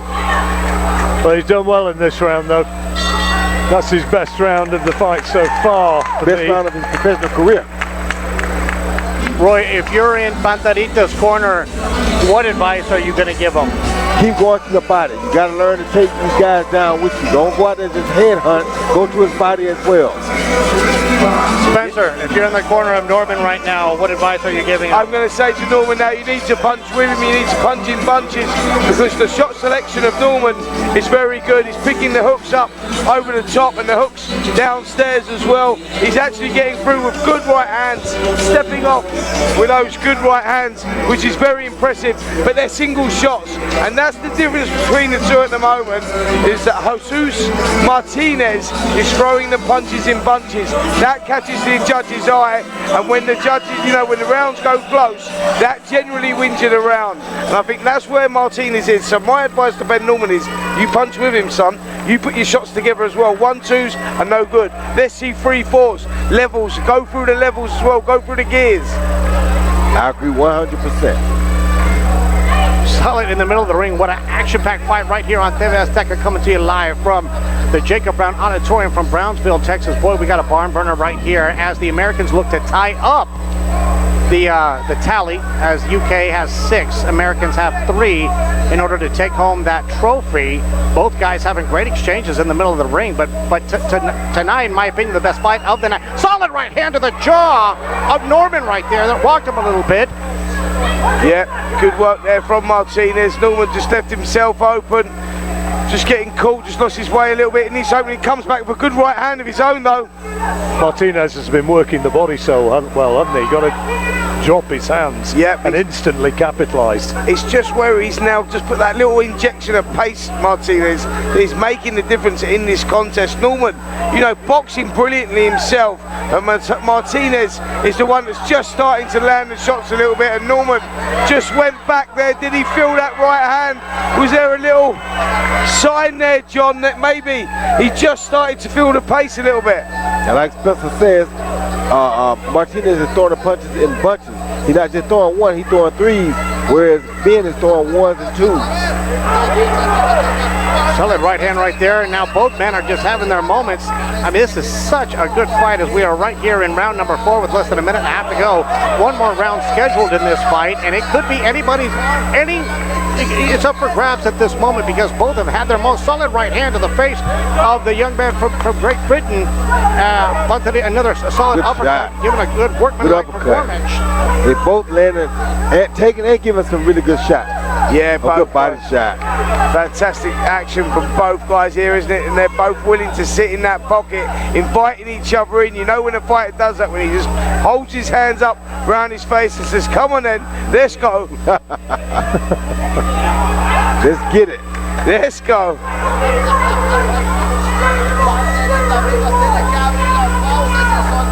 Welcome to everybody from the UK and the United States. You are watching TV Azteca, Texas. Somos la casa del boxeo. What a heck of a fight we have right now. And then he goes to the body right there. He's going to be warned by referee Humberto That's about the third time. About the third time, so you got to be careful here.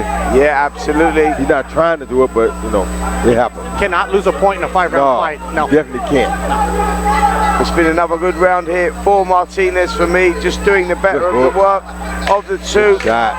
Norman playing his part in another fantastic round, and Norman, you know, really going for it as well, but Martinez just the one landing the cleaner shots. I think that with that round, John, I've got that now. Martinez 3 rounds to 1 up. I agree. He may be just starting to pull away a little bit here. I agree. He's just maybe just shown that he's just got the slicker boxing moves that he's been able to put together, and he's had a lot of success to the body of Ben Norman. I know Roy was saying that he's gone close to the boundary on more than one occasion. He's got the ticking off from the referee, but I think it's the body shots which have really taken the toll on Ben Norman. I agree. Right now, Panterita's father, Jesse Martinez, just pouring everything, all that emotion. Roger Nava also in the corner, good friend of Robert Garcia. And look at Panterita standing there, just saying, come on, let's bring it on. Folks, if you're just now tuning in, welcome to TV Azteca, Texas. You are watching John Rowling and former world champions Spencer Oliver and Roy Jones Jr.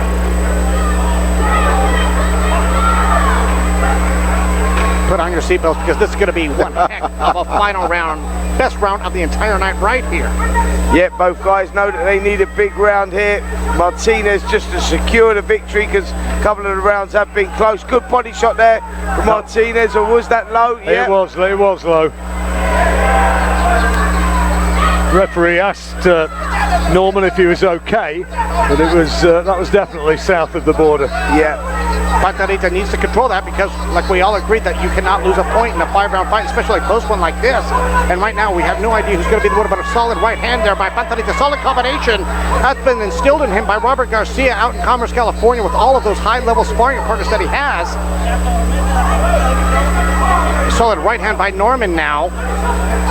Yep, Norman's still got his shape here. He's still getting off of his shots. Body shot going in there from Norman. He needed that. He needs to build on that now. This is where he needs to start putting the shots together and go through those phases. Phase 1, phase 2. Come again, do something different. Come off the line. Work the angles. You need to be creative in fights like this. Good right hand by Norman. It's not enough because he's letting Martinez outwork him now. Yeah, that's exactly what I'm saying there, Roy. That being creative, going through those gears like phase 1, phase 2, throw 3 shots, step like out, that. come again, Yep. go again. He starts first and he finishes last. There you go. He has to be outworking. And I mean, right now you're seeing Panterita work on those angles, that quick jab, and he's moving around. Neither fighter has shown any signs of fatigue, and it is especially impressive considering the volume of punches that we've seen here tonight. I mean, both guys are coming forward. They know they have to win this final round in order to win the fight. Well, I think Martinez will win in the fight. I don't think he got to win the round, but I think it will do him good to try to win the round. Yeah, agree with that. I think Martinez has just been edging these rounds, isn't he? But take nothing away from Ben Norman, and what a brilliant, courageous performance he's put in so far. Big time. This is going to be the performance from Martinez, which gets the entire transatlantic clash back onto level terms. Yeah, well, Roy Jones told me yesterday, he told me this morning, listen son, you got a hard night in front of you, and it is proving just that. We both got a hard night in front of us. We have, we really have. You put 3 undefeated horses out of the stall right away. I'm like, wait, what's going on here? Absolutely. Now I got an undefeated horse, so now we doing something.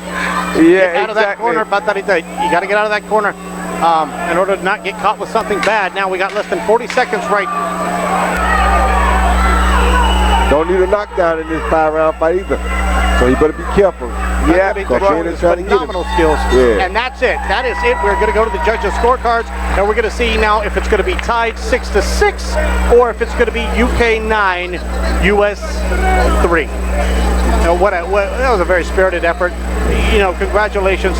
Everybody in Shep said Leicester, UK should be proud of what Ben Storm and Norman has accomplished. So greetings to all of you watching, and of course everybody from Del Rio to San Antonio, all points in between, and then probably the crew at the RGBA out there in Commerce has been watching to support their stablemates right here. Robert Garcia is probably busy in the corner in Mexico, as his fight is going to be taking on Omar Chavez, but he's probably going to have a big smile on his face. But now you never know what's going to happen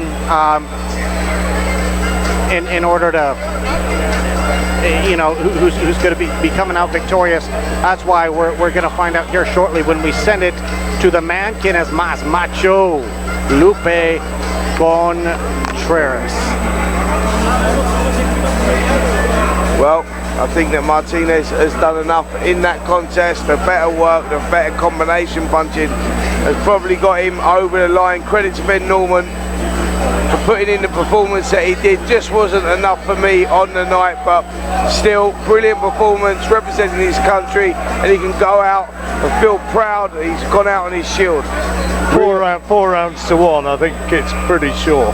Brilliant performance by both fighters though. Yeah. And great experience for both fighters. Great learning fight for Martinez, big time. Absolutely. Like I said, that was the toughest he's ever been in. I'm very familiar with Pantarita, his family, and I'm very proud of him. And I'm also very proud of Storm and Norman from coming across the pond and giving him all he had. I mean, he was having a lot of success with that uppercut early on. And I thought he had a good chance of a knockout, but he didn't land it past about the first round. And then Martinez just used his phenomenal boxing skills, his angles. That jab looked better than I'd ever seen it in those combinations. And neither fighter backed up for 1 inch. They took it to the middle of the ring. But now we are soon any second now to hear the result from world famous announcer Lupe Contreras.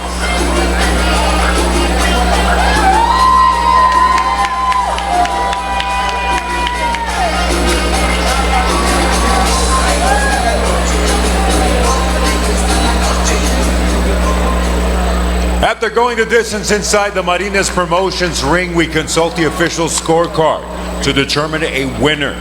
Judge Novoa scores about 49-46. Judge Lindsay, 50-45. And Judge Gonzalez scores at 48-47. All in favor of the winner by way of unanimous decision.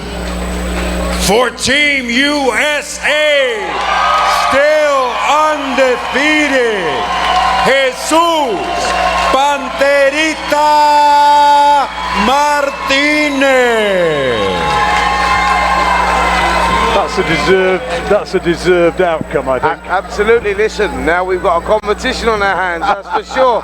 2 apiece, and this is what we love. This is why we love UK. You better USA, that rivalry, man. The guys leave it all in the ring. Credit to both of those guys, by the way. Martinez, Norman put in a brilliant performance. we're the winners, we're the fans, we're the ones that are watching this. But yeah, this is going to be interesting now to see how this all unfolds, because this can be won and lost, Mr. Jones, and it's going to be fun. Is this the last one? No, two to go. We've got Brad Axe against King Julian Delgado. I got you. And we've got Harvey Horn, who's arguably one of the most experienced, accomplished fighters on the British team, up against Jimmy Delgadillo. So we will see.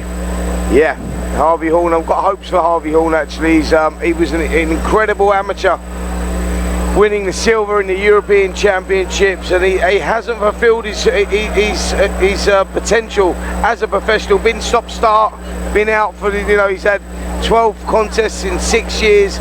Now he says he can use this as a springboard. He's got a tough fight ahead of him, but that's the one that is out. If you're gonna go and you go, where's the strong card? You go, Harvey Horn could be that guy. It's his birthday, isn't it? It's his birthday today as well. 29 years old. Do you ever box on your birthday, boy? Yes, I did. When I fought in Radio City Music Hall, I fought January 15th, and my birthday was the 16th. Wow. And how did you box? Oh, I destroyed David Tedesco with one hand. You just give me so much confidence. Thank you very much, sir. And Roy also played professional basketball and fought in a professional fight. The only same day. Athlete to ever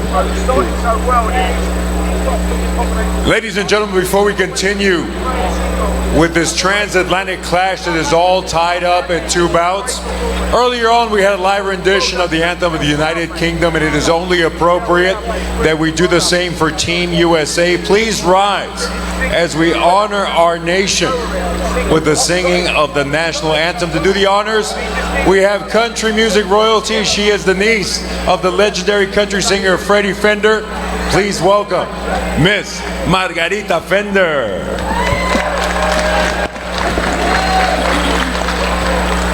How is this?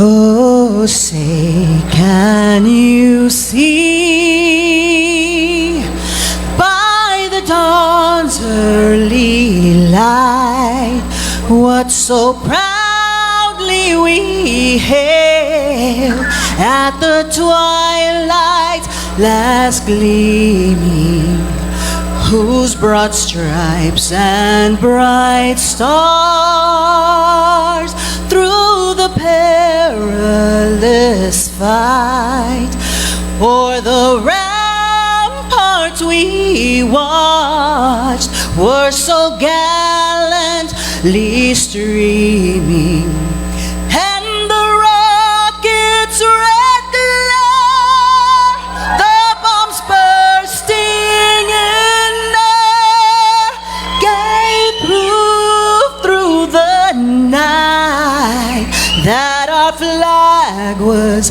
still there. Oh, say, does that star-spangled banner yet wave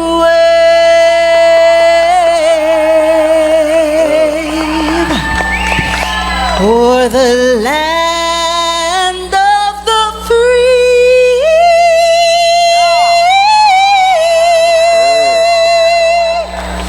and the home of the brave? Now we're doing something.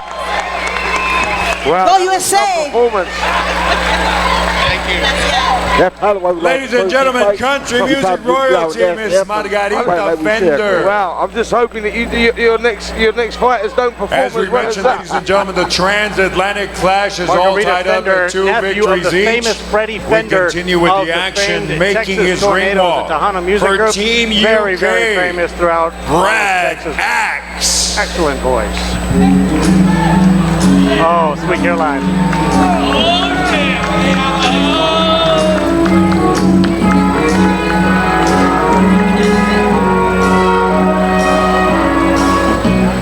Where it began,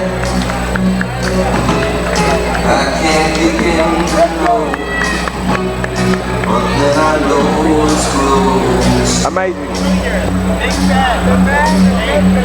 Well, here comes Brad Axe, 27-year-old from Moreton in Marsh in the Cotswolds. The Axeman, serving in the RAF, and here in his second professional fight.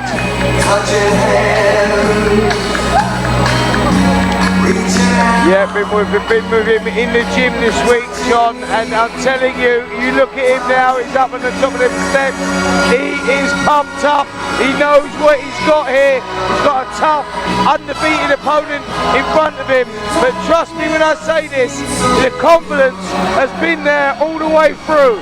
He fancies this.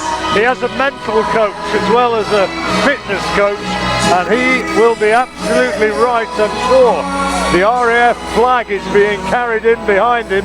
He's a proud serving man in the Royal Air Force. His counterpart, representing Team USA, Julian Delgado. The lights are dipped for the entrance of King Julian, who's certainly been talking a good fight this week. He certainly has. This kid really oozes confidence, and when you talk the talk, you got to walk the walk, and this is some entrance here from this young man, and the crowd are absolutely loving this.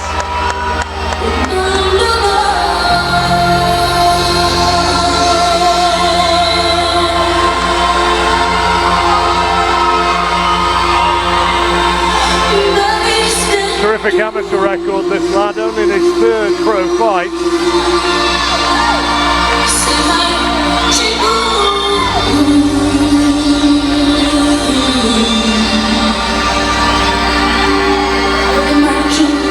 And this one, my understanding is made at 4 rounds, not 5.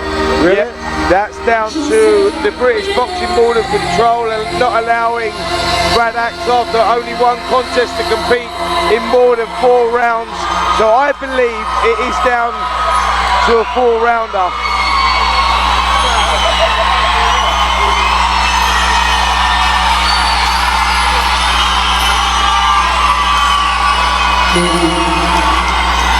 Well, look at Brad Axe here, standing up in the ring. The Axeman is standing there calling his opponent into the ring.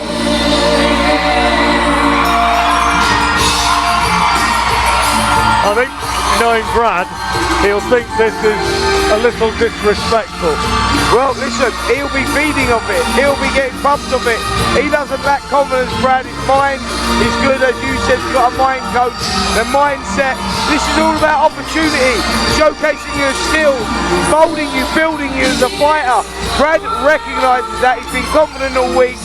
This is a great We continue with the action here at the TSC Jacob Brown Auditorium. It is the Transatlantic Clash, proudly presented by Martinez Promotions, along with Fight Academy, our sponsors, the Texas Southmost College, Texas, CrossFit Brownsville, Delgado was from and Lone Star National Bank, our international sponsors, J.J. Crump and Sons. Elite Boxing, Grand Cayman, Innovation Alloys, and La Hall Manor Hotel, Jersey, United Kingdom. It is all tied up at 2 apiece, this contest. 5 rounds in the super middleweight division. Scoring the action we have Luis Escalona, Nexus Novoa, and Lee Rogers. Presenting first, the fighter standing in the blue corner.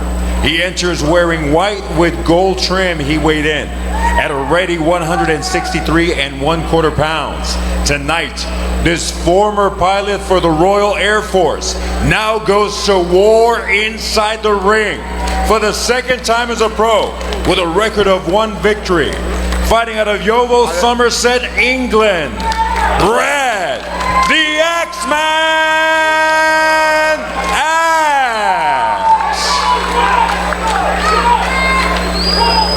Across the ring in the red corner, and representing Team USA, he enters wearing black with white trim. He weighed in at 165 pounds tonight. He puts his undefeated record on the line of 2 victories. One of his victories coming by way of KO. Puro Corpitos. Corpus Christi, Texas. King Julian Delgado. A referee, James Green. Well, without a doubt, the most intense stare down of the night between both of these fighters. This one's going to be good. I saw it yesterday in the weigh-ins. There was a lot of tension between these two, just a stare down. And I think this is really going to be a good fisticuffs from the opening bell. And it is going to be a 5-rounder. So there'll be some interesting talks with the British Boxing Board of Control. Wow. Well, he ain't in Britain right now. He's in the USA, so it's not the British board right now. You understand me? 100%. I'm with you on it. I'm with you on it. I agree, Roy. All right, opening bell. Now, the Axeman is 1-0 from Yeovil, Somerset, United Kingdom. Now, he's a serving member of the Royal Air Force, instructor of Defense Fire Training Unit, and currently a lead instructor on a recruit course. And now living in Moreton in Marsh in the Cotswolds. We got to be really careful here because these are one of these one-type fights. Both of them can punch. Both of them look very strong.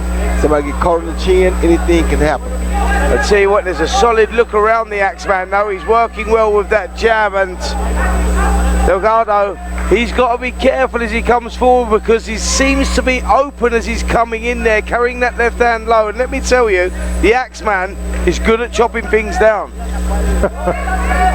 Now, highly decorated amateur King Julian Delgado had his pro debut against Carlos Tamez in Corpus Christi on a top-ranked card.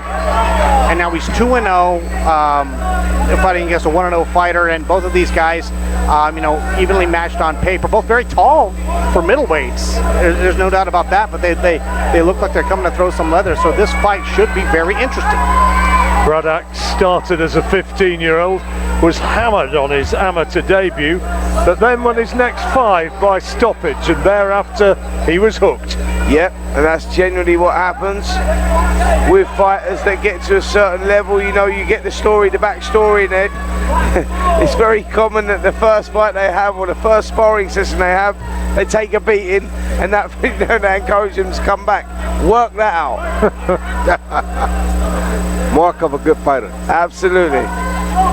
Right, both of these fighters are where you were at when you were 1-0, 2-0. Take me through back during that time, even though you were highly experienced by being an Olympic, veteran. But tell me what you knew about yourself as a fighter when you were 1-0, 2-0. Well, I just knew that I was destined to be a world champion. I wasn't giving up, and I was going to take anybody out that they put in front of me. I tell you what, this is good work here from Brad Axe. He's doing well on the outside, using the space of the ring, working well behind that jab is the one that's the effective one. Delgado is walking into that shot, and I think that may be giving Brad Axe just the edge in this opening round.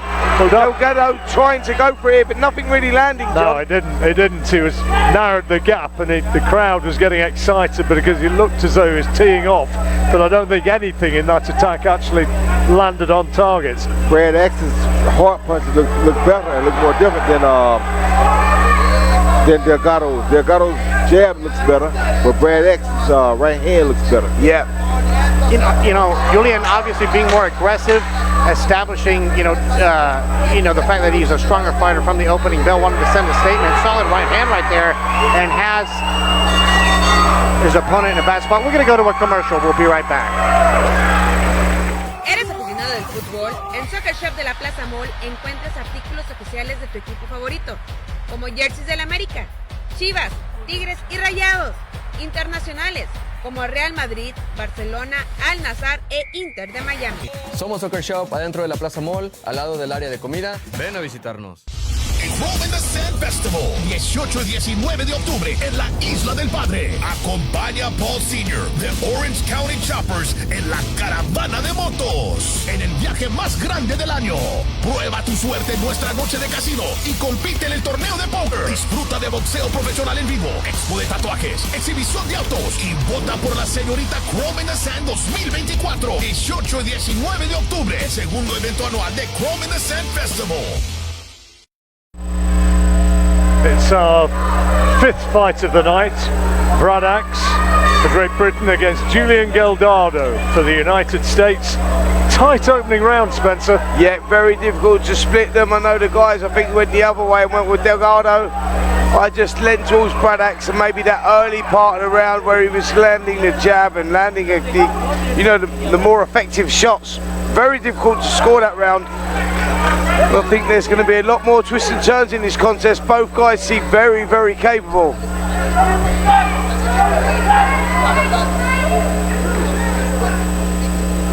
The problem I have with Delgado is sometimes he overshoots his target.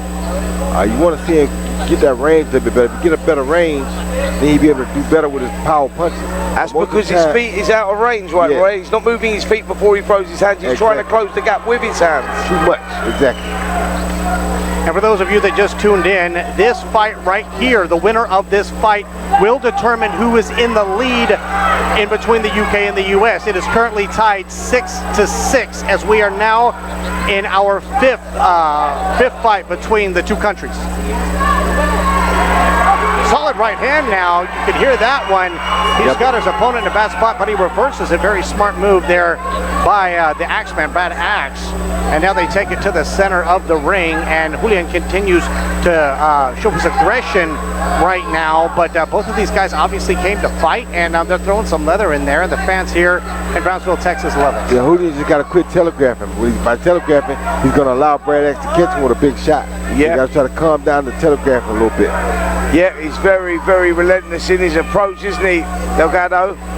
He's pushing forward and he's maybe forcing it and maybe winning this round just on work rate alone. He is, but he got to be careful not to run nothing big and get a knockdown like that. You know what I'm saying? Yeah, good shot there from Brad Axe, and he needed that. And the referee didn't see it, but his knee did touch. One knockdown would have turned around. That's a bad thing in this thing, because a 2-point round in a 5-round fight is devastating. Absolutely, yeah, that was a solid flash knockdown. Yeah, it was. That solid right hand now is going to be adding to the confidence of the Axeman right now knowing he is in the fight, because before that it was all work. Good work again there from the Axeman, landing the right hand, followed by the left and the right again. Good work, and now he's just having more success as he puts Delgado on that back foot. Delgado not comfortable on that back foot. You might have hurt Axeman to the bottom, or you hit him with a low blow one.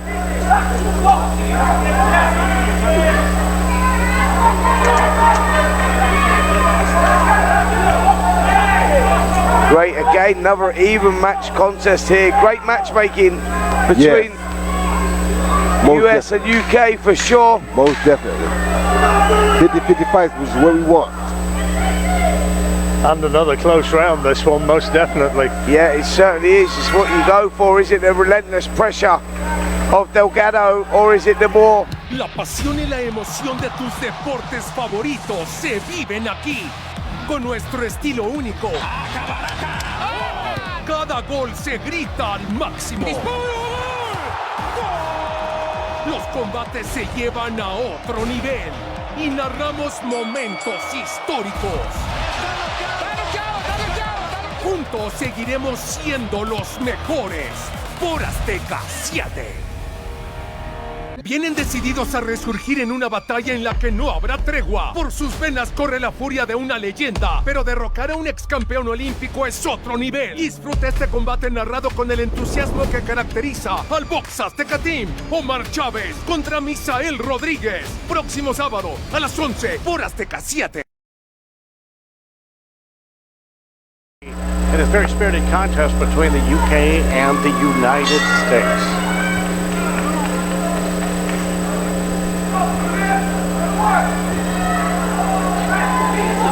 Oh, good shot by Julian. Don't give it back, though. Good shot by Julian. Yep, that relentless pressure from Delgado, and he got in that range and landed a good shot. The Axeman took it well. Axeman staying very composed, which is dangerous because he throws good shots when Delgado reaches in and overshoots him.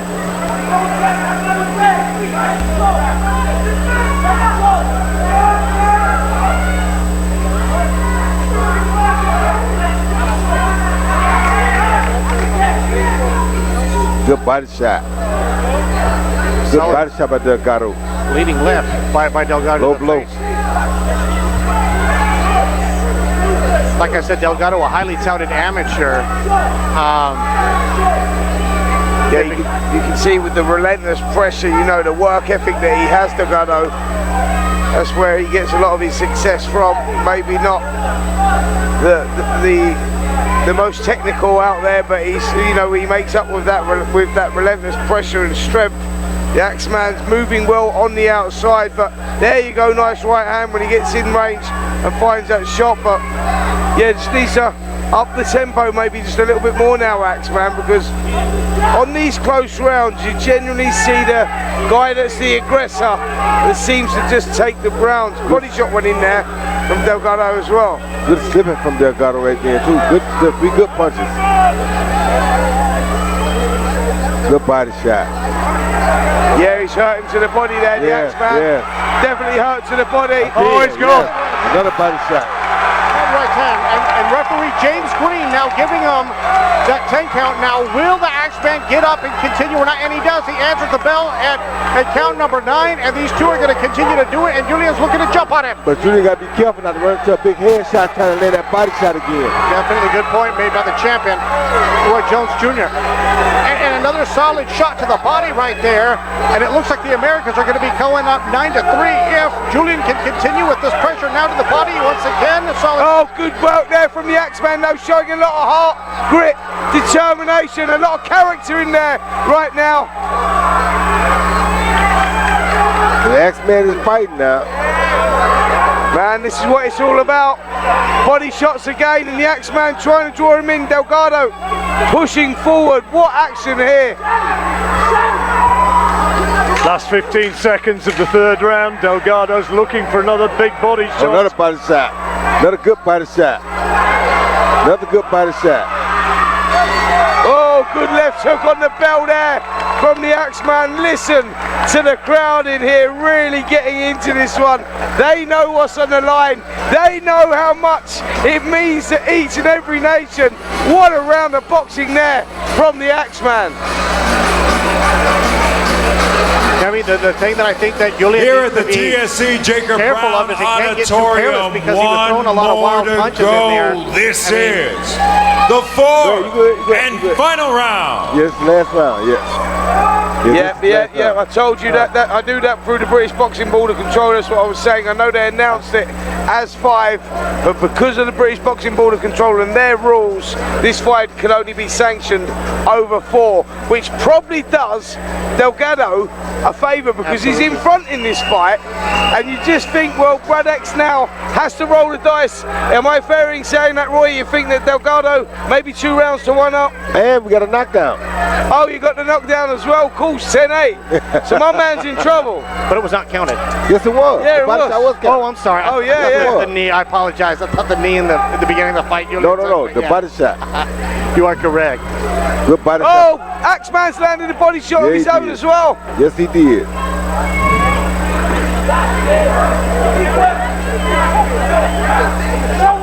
Julian got to be smart here.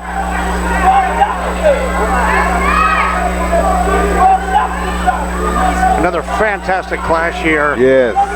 Here as a part of the Transatlantic clash brought to you, by Martinez and Hobson and showed live on TV Azteca, Texas. Thanks so much for tuning in, folks. We've just had a thrilling night of professional boxing action. Solid right hand now, and it looks like he might have stunned the Axeman. And here comes big right hand.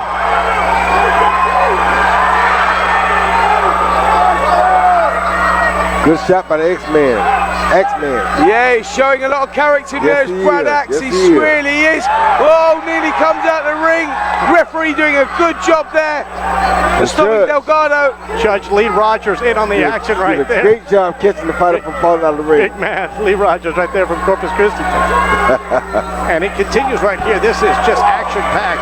And it's going to be action-packed until the final bell rings here in the 4th round of this very spirited 4-round middleweight contest. I like Delgado's head movement, though. I can't lie. I love his head movement. Yeah, he's real rough, tough and crude. Yeah. But there's some movement there. There's some boxing IQ. Very fan-friendly, that's for sure. Both guys here putting it all on the line again and leaving it all in the ring. And the crowd absolutely loving this one as well. Well, Brad tries to come back and he comes back, lands a couple of nice little shots there. You can't sit right in front of the X-Man. The X-Man has a hammer. Right.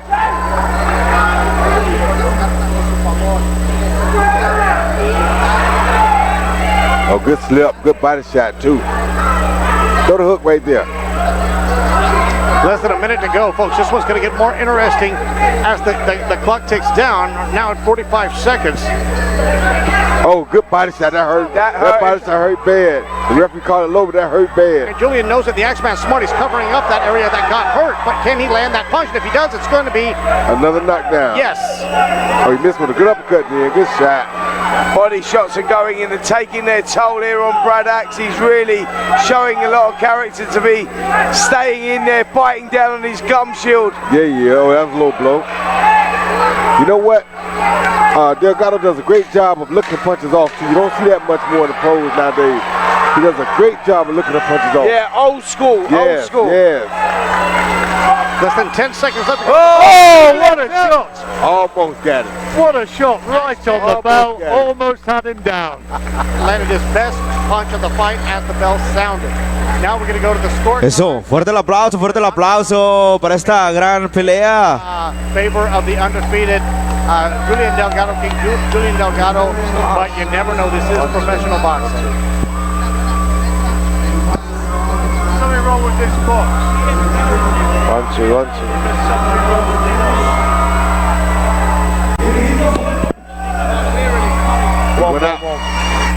1-2. No, it's back now. It's come back. Nearly. No, it's not. Is it? Yeah, I heard you.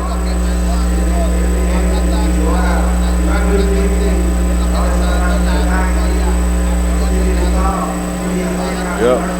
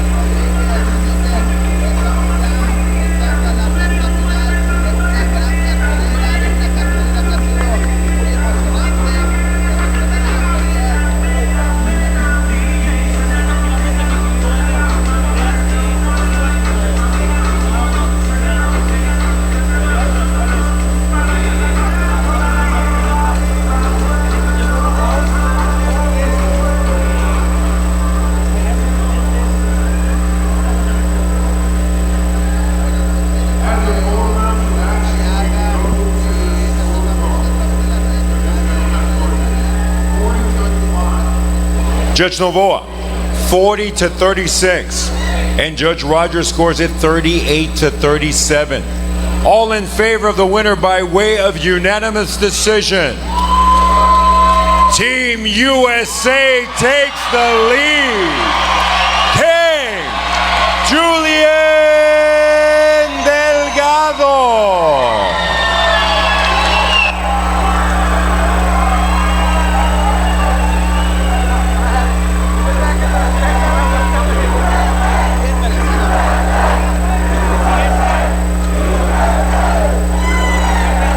Just like that, folks, scoring it at home, it is now US 9, UK 6.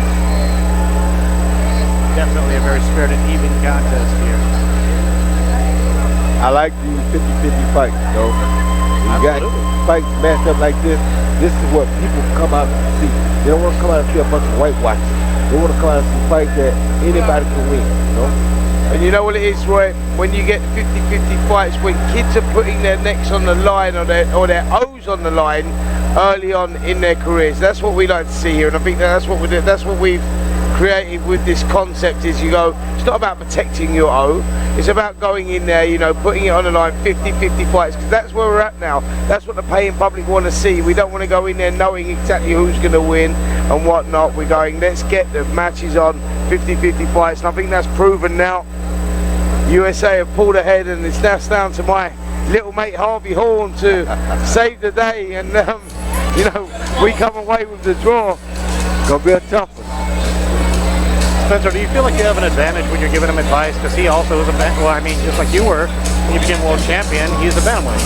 Yeah, absolutely. Listen, I think that advice they always take on board at this, you know, when you're with them and around them. Harvey Horn's been staying with me as well. You know, he's been staying in the place that we're staying in. So spend a lot of time together, work together a little bit on certain things. And ladies and gentlemen, we mentioned the USA just took the lead in this transatlantic clash.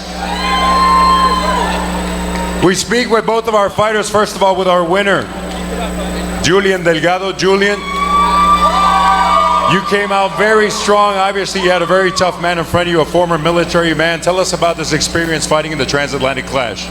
Yeah, this is awesome. This first time in history, and I'm grateful that I was considered to be a part of it. I thank God. God has me on a very specific path, and it's no coincidence what I've done in my amateur career, professional career, and what I'm going to do. It's no coincidence. He's got a hold of the wheel, and I'm just putting faith in him and letting him guide me on this path. But this was great. This is excellent. What do y'all think? Did we put on a good show for y'all? What y'all think? We still got a lot of empty seats that we need to fill up, so we're gonna do this again, and it's gonna be in a bigger arena, bigger stadium, bigger crowds. This is just the beginning. This is just the beginning of King Julian 3-0. My hat's off to Brad, bro. Came over here all the way from the UK. He didn't have to take this fight, but he did. He stood in here like a man, and we dished it out like men. And you know, we said the best man, may the best man win, and that's exactly what happened. So thank you, Brad. Thank you to his team. Thank you to Dennis Hobson and the rest of the Fight Zone team, everybody that plays a role. Shout out to Roy Jones Jr. This dude's big time. He doesn't have to be messing with little guys like us, bro. So the fact that he's taking this time and his energy to be here, and Spencer and everybody that's a part of it, nobody's forgotten. Thank you to Joe Castillo, Julio Martinez for giving me a chance, man. Joe took me under his wing here. I've been here in the RGV for the last 2 months, training camp. Yes, I'm from Corpus Christi, home of Selena. I love where I come from. Corpus Christi, Texas, born and raised. But I've been here for 2 months and it's been great. I like the RGV, and this is just the first fight here. This is the first fight here in the RGV. Let's do it again and again and again, 2025. And I hope to have won y'all over, and I hope to have a home here in the RGV. I like it here a lot. Brad, a tremendous bout on your end. You obviously went to war with this gentleman right across the ring from you. What has this experience here at the Transatlantic Clash, and especially being here in Texas, meant for you? Look, he can talk the talk, but fair play, he can walk the walk as well. Respect to Julian, I'm sure he'll go on to do big and great things. But what an opportunity for me to come out here in my second fight of my career. It's been an honour, surrounded by other great boxers, great coaches, great promoters. I've learned a lot, and this isn't the end of me, it's the start of my career.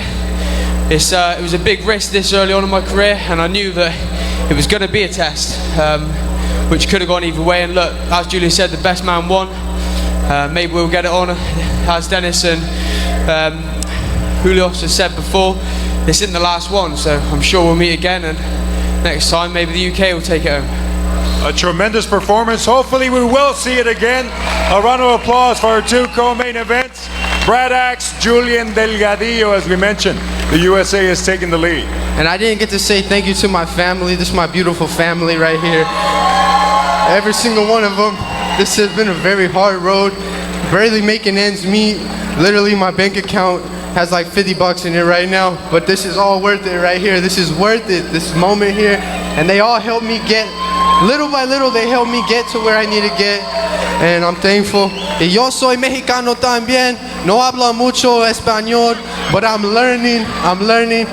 Yo tengo La Mexican. I have that Mexican blood in me. I will learn Spanish. I will be.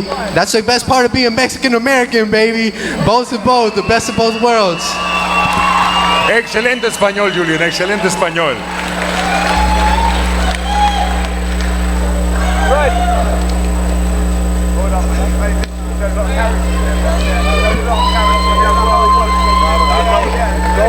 Ladies and gentlemen, the score is 3-2 USA in favor of the UK. And we have one more to go for our final bout of the Transatlantic Clash. Please welcome to the ring, Harvey Horn. Our last fight of the night made at flyweight, and Harvey Horn, 29 years old today, from Kigwell. Formerly a part of the GB development squad. Great amateur career, as you heard earlier on. Horny, only one professional defeat. Made his pro debut in December 2017. And coming into a great London anthem, the Clash, London Calling. Yep, just he said that he was going to do this, he loved that song. And yeah, he's going to go for it here, I know that. He's a great little box, a great technician. And really looking forward to this one.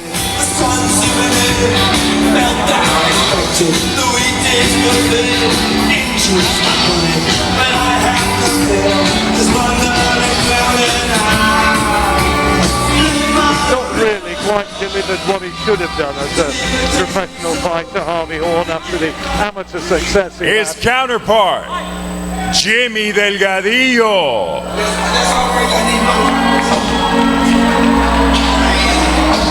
Jimmy Delgadillo. An undefeated fighter, 22 years old, he's 7 years Harvey Horn Jr. He's only been in 4 rounders prior to this, and it just may be that Harvey Horn will have a little bit too much experience for him. Yeah, he's been around a long time, Harvey Horn. He's got a hell of a lot of experience. He's in against a good game opponent here in Delgado. Yeah, so 5 unbeaten. It's a good little contest, this one. It's going to be the final of the Transatlantic Clash. We continue with the final bout of the Transatlantic Clash. The USA has the lead over the UK, 3-2. Once again, this historic evening brought to you by Martinez Promotions, along with Fight Academy, our proud sponsors. Texas Southmost College, CrossFit Brownsville, Lone Star National Bank, our international sponsors.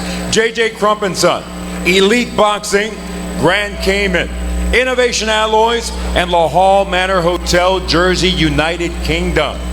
Our officials at ringside, scoring the action, Luis Escalona, Tom Lindsay, and Tony Gonzalez. And now, Brownsville, Texas. Let's hear it one more time. Prepare to be entertained. The Transatlantic Clash main event is on now. 5 rounds or less in the super bantamweight division, and we're gonna find out quién es el más macho. Presenting first, in the blue corner, he enters wearing the silent white trunks with silver trim. He weighed in at an official 121 3/4 pounds. Tonight, he enters the ring for the 13th time as a pro, with an outstanding record of 11 victories against 1 lone defeat, 2 of his victories coming by way of KO.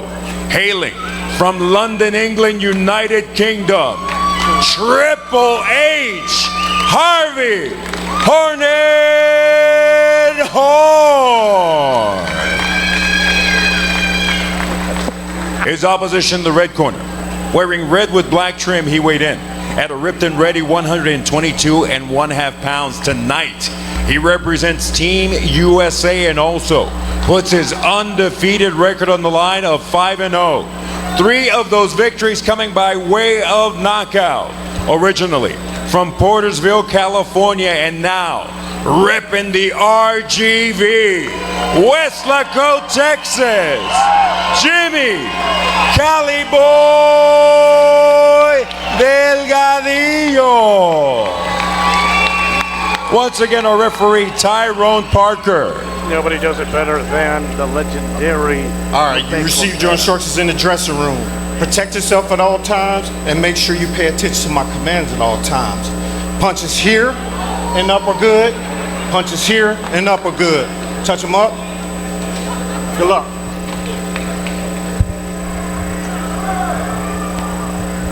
Well, I'm afraid to say that we've had a failure of the lights on the far side of the ring. So if you're seeing things a little bit more darkly than you were earlier on, as they say, do not adjust your screen. Round number one. Now, this has all the makings of fireworks. I mean, these are the guys, the super bantamweights, scheduled to go 5 rounds. Jimmy Caliboy Delgadillo, 5-0, 3 KOs, and then Harvey Horn, 11-1, 2 KOs. I mean, this is going to be a barn burner, and I hope the fans are ready to see just a fantastic fight. Roy, what do you think? Well, Delgadillo, you see, he already trying to work on that shoulder roll and throw the right hand off of that, so I want to see what Harvey Horn does with that. Can Harvey Horn use his feet to out with that shoulder roll, and will he be able to get out the way of the counter punches? So far it's looking good. It's a great matchup. It's another experienced guy against a guy on the uprise. This is the kind of matchup you love to see in this sport of boxing. Yep, we got a technical bout. We got here boxing IQ of both of these guys is very, very good. As you can see that both guys trying to think their way into this one. Harvey Horn is good at utilising that space and creating the openings. He's got a good shot selection as well, so this one's going to be interesting. And Harvey Horn doing a good job using his feints early too. So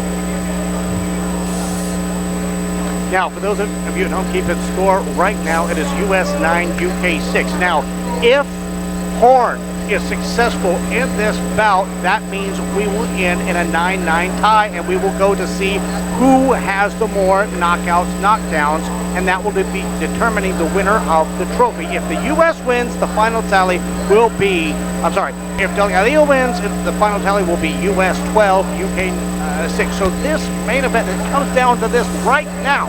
The entire night comes down to right now at the who's going to be victorious and who's going to be taking home the trophy. Yep, we thought that it could come down to this last contest. As we were speaking about this earlier, we knew we was in for a tough night coming over to the US and trying to, run away with this victory. It's been a great, great matchup so far, and Harvey Horn now looking to level things up. There's been some well-fought fights too. These guys are fighting very good fights. They're giving it all they got. Even the guy that lost the first fight, he gave it all he had, so everybody's coming out there and putting it all on the line, and I really like that. Now, with Harvey Horn, this is his first fight outside the United Kingdom. His best victory came over, Spencer, can you help me pronounce? Ijaz Ahmed, he was 7-1. Ijaz Ahmed. Okay, that was his best victory thus far. Very impressive record by Horn. And both guys kind of in the feel-out stage at the beginning of the fight. Yeah, a lot of respect between these two. That was better from Horn, moving the feet into range and catching his opponent there off with a shoulder roll, and that's the sort of thing that he needs to do, close that space. We'll go to a commercial break. Siempre es un buen momento para visitar la mejor playa de Texas. En la Isla del Padre siempre hay buenas vibras, buena comida y momentos inolvidables. Hay magia en el aire y en la bahía. La Isla del Padre te ofrece diferentes actividades, aventuras o simplemente un descanso. Este es el paraíso estilo Texas. Visita la Isla del Padre, tu isla del escape. Bridgepoint Insurance Agency and Permit Center ofrecemos una amplia cobertura de seguros personales y comerciales. Cabe recalcar que somos el único agente autorizado por el Condado de Hidalgo para todo tipo trámite vehicular. Brindamos servicios de permisos estatales y federales. No esperes y visítanos ahora, McAllen, Mission y Donna, o llama al 956-683-9400. ¡Te tenemos cubierto! Welcome back, the all-important last fight of the night. Harvey Horn for Team Great Britain against Jimmy Delgadillo, the Texan fighting for the United States. Harvey Horn maybe just edging the opening round? Yeah, I think he done just enough in that opening round. Delgado was spending a lot of time doing the shoulder roll and not really coming back with anything sufficient. So Harvey Horn, for me, just doing enough in the closing stages of that opening round. But there's a lot of twists and turns to come in this contest for sure. Jimmy Delgado has never faced an opponent with this much experience, and here it is happening on the very big stage with everything at stake in the final of the Transatlantic clash. First man he's faced with a winning record. He believes in that shoulder roll. I tell you that, he has mad confidence in his shoulder roll and his defense. Yep. You gotta love that. Now, Harvey Horn is the most experienced member of Team UK with 12 fights and over 120 amateur bouts as well, many of them with Team Great Britain. Yeah, Harvey Horn is a very experienced amateur, travelling all over the world, so he knew what he was coming into this arena tonight. He knew it was going to be slightly hostile, but you know, it's that friendly rivalry that we've got, and it's been great in here. We've been treated so well all week, actually, you know, by the US. And we felt much the same here this evening as well. It's been a great, entertaining night with a crowd, you know, playing that pantomime stuff with the UK. But overall, it's been fantastic. And I also love the fact that we've been getting very good decisions. No bad decisions. Everybody's been getting, we all been kind of agreeing on the same outcomes of every fight. Absolutely agree with that. This is good work again here from Harvey Horn. He's controlling the space there and putting his opponent on the ropes, and that's why he's maybe just sticking these rounds, because he's the one that's getting off first with his shots.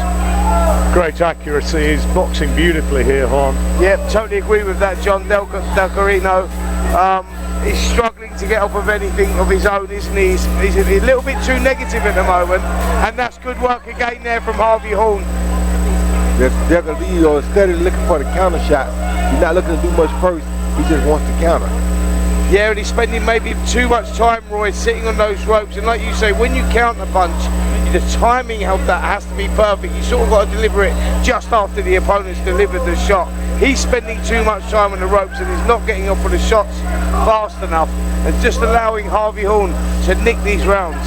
He's finding it difficult to cope with the southpaw stance as well, isn't he? I think the fact that he's fighting a left-hander in Harvey Horn is not giving Delgadillo any favours.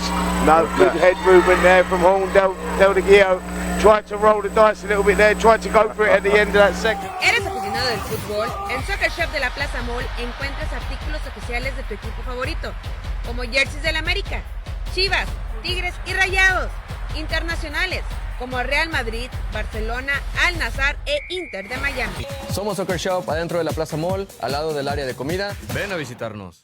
El Home in the Sand Festival, 18 y 19 de octubre en la Isla del Padre. Acompaña a Paul Sr. de Orange County Choppers en la caravana de motos. En el viaje más grande del año.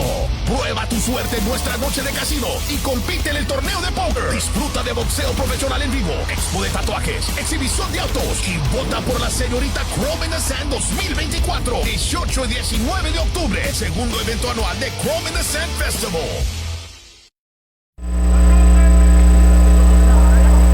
On we go into the third round. First two, well, the first one was close. I think Horn edged it. Second one clearly going to Great Britain's Harvey Horn in the predominantly white shorts. Yeah, good start from Harvey Horn, isn't it? He's that first round was a feeling out process for both guys, but Harvey Horn, for me, doing enough in that second round, and now calling Delgado in there. He's growing in confidence as this one goes on. Harvey Horn, good body shot going in there as well. Delgadillo being just outthought, outfoxed, and the greater technique at this stage coming from Horn. Well, he only got 5 fights, so you know you got to expect that. He's not as experienced as Harvey Horn. And like you said, Harvey's the most experienced guy on the UK team. So, well, one thing I'm not liking that I see Delgado doing is he leans back with his chin And if he gets caught on that chin, it's going to be lights out. Yep, he leaned back way too much. Yeah, he sort of puts himself in a position not to be able to come back with anything effective either because of the way that he is leaning back. And Harvey Hall's too clever for that, too cute for that. You know, he's seen these sort of styles before, and Harvey now has slipped into a rhythm. And Roy, you know, when a fighter gets into a rhythm and he's in front, that's very difficult to beat. Hard to beat him. And one shot ain't gonna do it.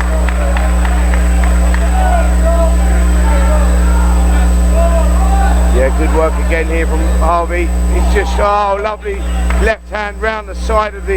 He's getting comfortable now. Yeah, he's starting to get into this one, and Delgado seems to have just gone a little bit too negative in there at the moment. Spencer, being the former UBU Super Bantamweight champion, what does it take in order to get to that next level as a bantamweight? I mean, what do you got to work on? The speed, the reflexes, not more the power, it's more the punch output, right? It's all about development, you know, staying active. Inactivity doesn't help anybody. Getting experience, going on the road, training, fighting internationally, that's what it's all about. And if you have the natural talent, you're going to get there. And Harvey Hall's got one of those kids that he's been inactive through his career. You know, 12 fights over 6 years is just not enough. You can see how much talent he's got, and if he was active with that talent as well, he would be a tough kid to beat. Now my next question is there a lot of bantamweight competition in England? Absolutely, in absolutely. Indonesia, Mexico, and China? Yeah, no, there's a lot of activity there in England as well. It's a very popular weight. Harvey's boxes light as Superfly. He goes down. He's boxing out of his weight category here. But that's where I think he's more suited. I told him that himself. I said, look, you're not carrying any weight. You're growing all the time. And this is where you're more effective. Actually, you've got more power. You feel stronger yourself. And this is good work here from Harvey Hall as he pins his opponent on the ropes and getting through with some good shots there. This is a good round from Hall. Yeah, it was. Very good round for him. I can see the confidence growing in Harvey Horn as the fight is going on. Now, Delgado, they have to do something to change up the pace of this fight. Yeah, certainly do. Harvey Hall's in that rhythm, and Delgado, he's got to do something now. He's got to do something a little bit more than sitting on those ropes, leaning back that old shoulder roll. You know, you're clearly watching all the old greats like Floyd Mayweather, the man sitting on my left, Mr. Roy Jones Jr. You know, he's watching those guys, watching those tapes, and he's taking on the information, which is great. He's actually doing it too much. Well, you know what he recognises for? There's a reason you're rolling your shoulder. You're setting something up. You're setting a trap. You're coming back with a shot, and he's just not doing that at the moment. He's fighting too defensively. Fourth round coming up. Final fight of the night, and Harvey Horn in clear control at this stage. Yep, I'd have to totally agree with that, Harvey Horn. You know, this has been one for the purists, this one. You know, the sweet science is being shown here with Harvey. You know, he's controlling that space so well. Look at the way that he reacts when Delgado comes forward. He creates that space as well. He's keeping that distance so well, and that's what's creating his timing. He's found his rhythm, found his timing very early. Shot selection's great, and look, just can't get caught in a moment. Head movement so good as well. He's defensively so cute, isn't he? Absolutely. You know, his reactions are very, very good.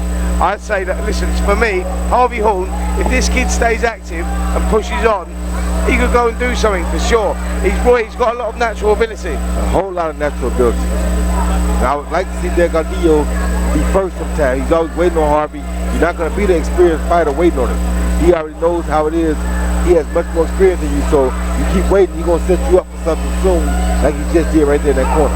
Yeah, sure. Delgado just not doing enough, is he? Nope. He's sitting there and he's become way too negative now, and you just go, I'm not sure that he's actually got anything in his locker that could bother Harvey Horn right now, because, you know, yes, he's waiting too long, but has he got the ability to be able to change that around anyway? We haven't seen anything to say that he has. I think what he's going to take from this is experience, and he'll go back and he'll learn, and he'll rebuild. You know, a loss doesn't mean anything at this stage of your career. Nope, not at all. That's what people fail to realize. all about getting better at this point in your career. There was a guy called Hopkins who had a couple of early defeats, didn't he? Yes, he did. First foul.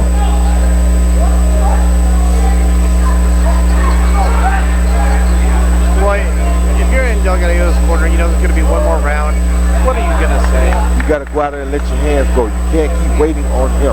You got to push the issue. If you get caught, too bad. You're getting caught anyway. Push the issue and see what you can find. Don't wait on him. If you're waiting on him, he's going to outpoint you anyway. So either he's going to outpoint you or he's going to catch you and knock you out. No way are you going to win by not being first.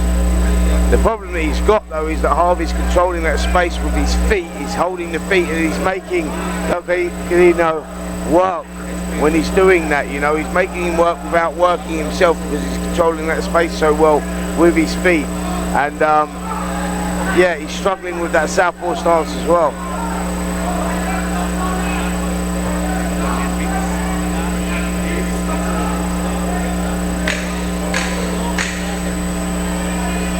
Lovely left straight cross again and then out the way. Created that space, created that distance, and then again there.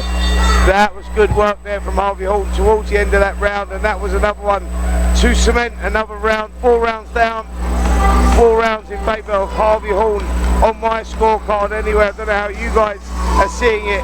It's a good performance, good contest this one to finish the night. I've got it the same way, Spencer. 4-0.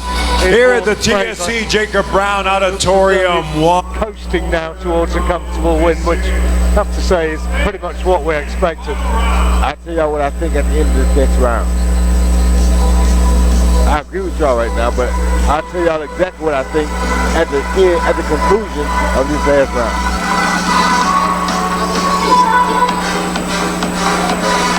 Delgado could have gone either way the first round, but after that, Horn has been dominating. Yes. It's going to be 49, 46, or 50 to 40. And unless something drastically changes. This is boxing, and it's not over until it's over. Nope.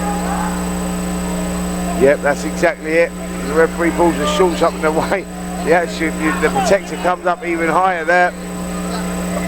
But you can see the instructions now from Delgado and his corner is to go out there and roll the dice here, mate, because you're behind. But look at this beautiful movement from Harvey Horn. Gotta make sure you don't get knocked out rolling the dice though. Yep. Live by the gun, die by the gun. Now, Delgado's corner, they know that he's down on points, so they're going to say go out there.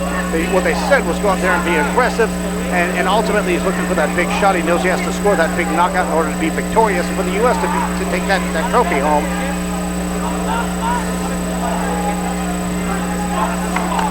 Good body shot there from Harvey Horn as well, and then switches it up to the uppercut, showing good shot selection in there, Horn. MMA fight right now. Yeah, sure. So you got a punch right there. That's what I'm saying. He's getting up close. He's not controlling what he does, in any space. He's showing signs of frustration because Harvey's doing a good job of throwing shots. He's pot shotting, letting combinations go, moving. He's frustrating his opponent and dominating this fight. He really is. He's trying to put his punches on the target instead of punching. Spencer, I can only imagine the UK team arriving back home with the press right when they're getting off the plane, taking those pictures. But is that going to happen? At this point, we are not sure yet. But boy, what a sight that would be for all of you. Oh, absolutely. Listen, I think that what this looks like, Harvey Horn's going to win this contest and win it quite comfortably in my eyes anyway. And I think, well, good work there. But yeah, I think he's going to win it quite comfortably, and then we see how it goes. I think that the US may win this one with the knockdown. That's what I was about to say at the end of the round. Yeah, exactly. I didn't want to say it to the end of the round. I want to I totally understand. Yeah, Bradax was knocked down, and that might be the difference between winning and losing here. I didn't want to jinx myself. That's why I told you I had something to say at the end of this round. Oh yeah, but Arnie, David Dawson, he had the knockdown as well. So but I think I had 2 knockdowns. I don't know. We might. Listen, absolutely. It's going to be interesting. I think it actually might be a draw. It might be.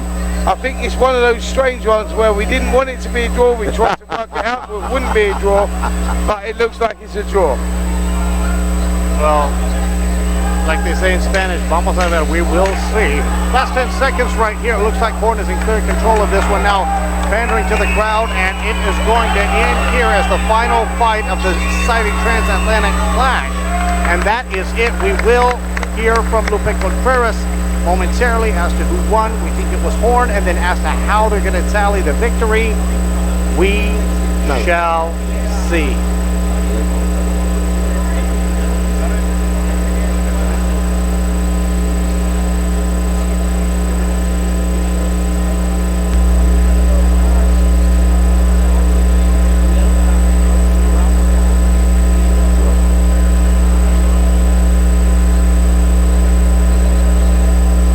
So much to everybody tuning in from the United Kingdom and the United States. We've had a thrilling contest between both countries. Both countries came to fight. Nothing but pride, nothing but respect for the UK and the United States fighters. Hopefully we get to do it again in March. But what an unforgettable night here at the Jacob Brown Auditorium, coming to you live from Brownsville, Texas, on TV Azteca, Texas. Yep, March, we do the return and we go to the iconic, historic York Hall in Bethnal Green, where, Roy, you've been to the venue before, you know what it's like. And we've had great fighters box there before in the past, like Johnny Tapia, John Reyes, you know, the man that you took the world heavyweight title from. I saw him box there, and I've seen Lennox Lewis box there. So it's steeped in history. I think that's why the return goes there, because the atmosphere is going to be absolutely insane. I agree 100%.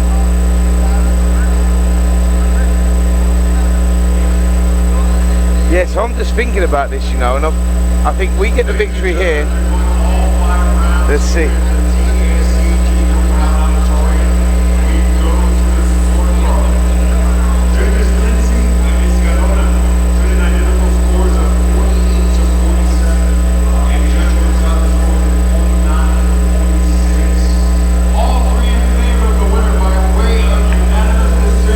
I'm up 1 point. From Team UK, Triple H, Harvey, Hornet Horn. How anybody can score that 48-47, I find absolutely staggering. It's crazy. Crazy. And ladies and gentlemen, if you were keeping track, that makes the score 3 USA, 3 United Kingdom. We are at a stalemate. That means Team USA will be going across the pond to settle things in Transatlantic Clash 2. Make sure you stay tuned. Another great night of action between the finest from the USA and the finest from the United Kingdom. Thank you very much.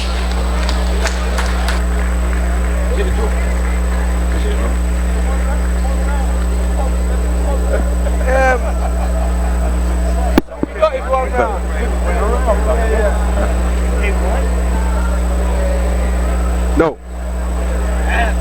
I know it's 3 but what I'm saying is I had more knockdowns than them. We had more knockdowns. Who did? We did. We had more knockdowns. No, I don't think you did. Yes. No, because the one that you had the knockdowns was actually classed as a knockout. Ladies and gentlemen, on behalf of Martinez Promotions, Fight Academy, all our proud sponsors, as well as our international sponsors, we thank you very much for being a tremendous crowd. As we mentioned, keep an eye out for the next event. It is Transatlantic Clash 2. Currently, things are at a stalemate. We will have to settle the score in the near future. Team USA will be going abroad to face the absolute best the United Kingdom has to offer. Have a great night. Safe drive home. Thank you very much for joining us tonight.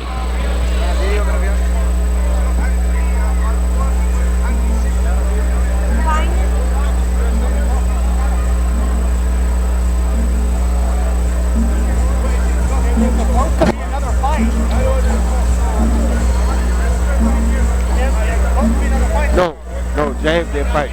He didn't.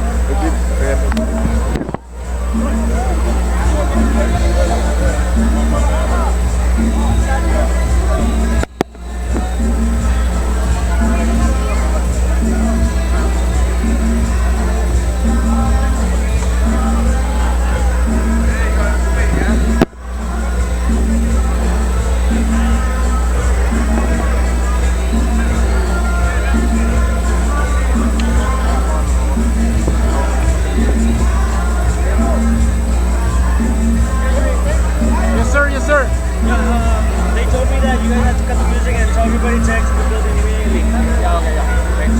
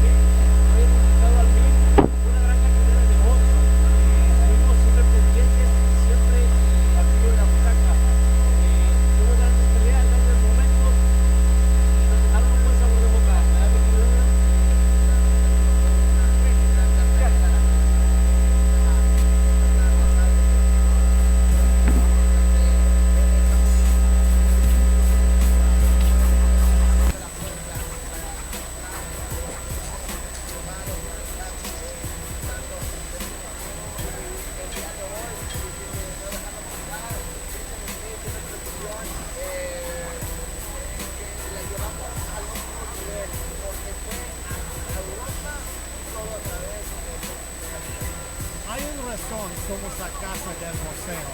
Y con este show, eso fue la prueba. Las emociones esta noche, las peleas, la pasión que nos vimos, superstars como Roy Jones Jr., Special Oliver, la gente que estamos subiendo en los niveles, pero solamente podemos hacerlo con nuestros fanáticos. Los usuarios que apoyan mucho, un mejor equipo y nunca me voy a olvidar esta noche.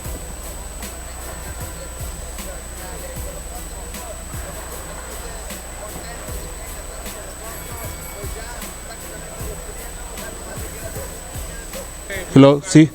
Kindly move everybody out. Just say everybody can move to the front. Ok, nos están pidiendo a toda la gente que por favor se vaya para allá. También subscribe a nosotros en nuestro canal de YouTube.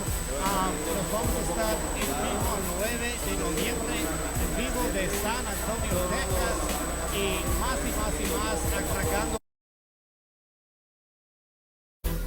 What up? My name is Roy Jones Jr. and I'm in the house with Los mejores de los mejores de México.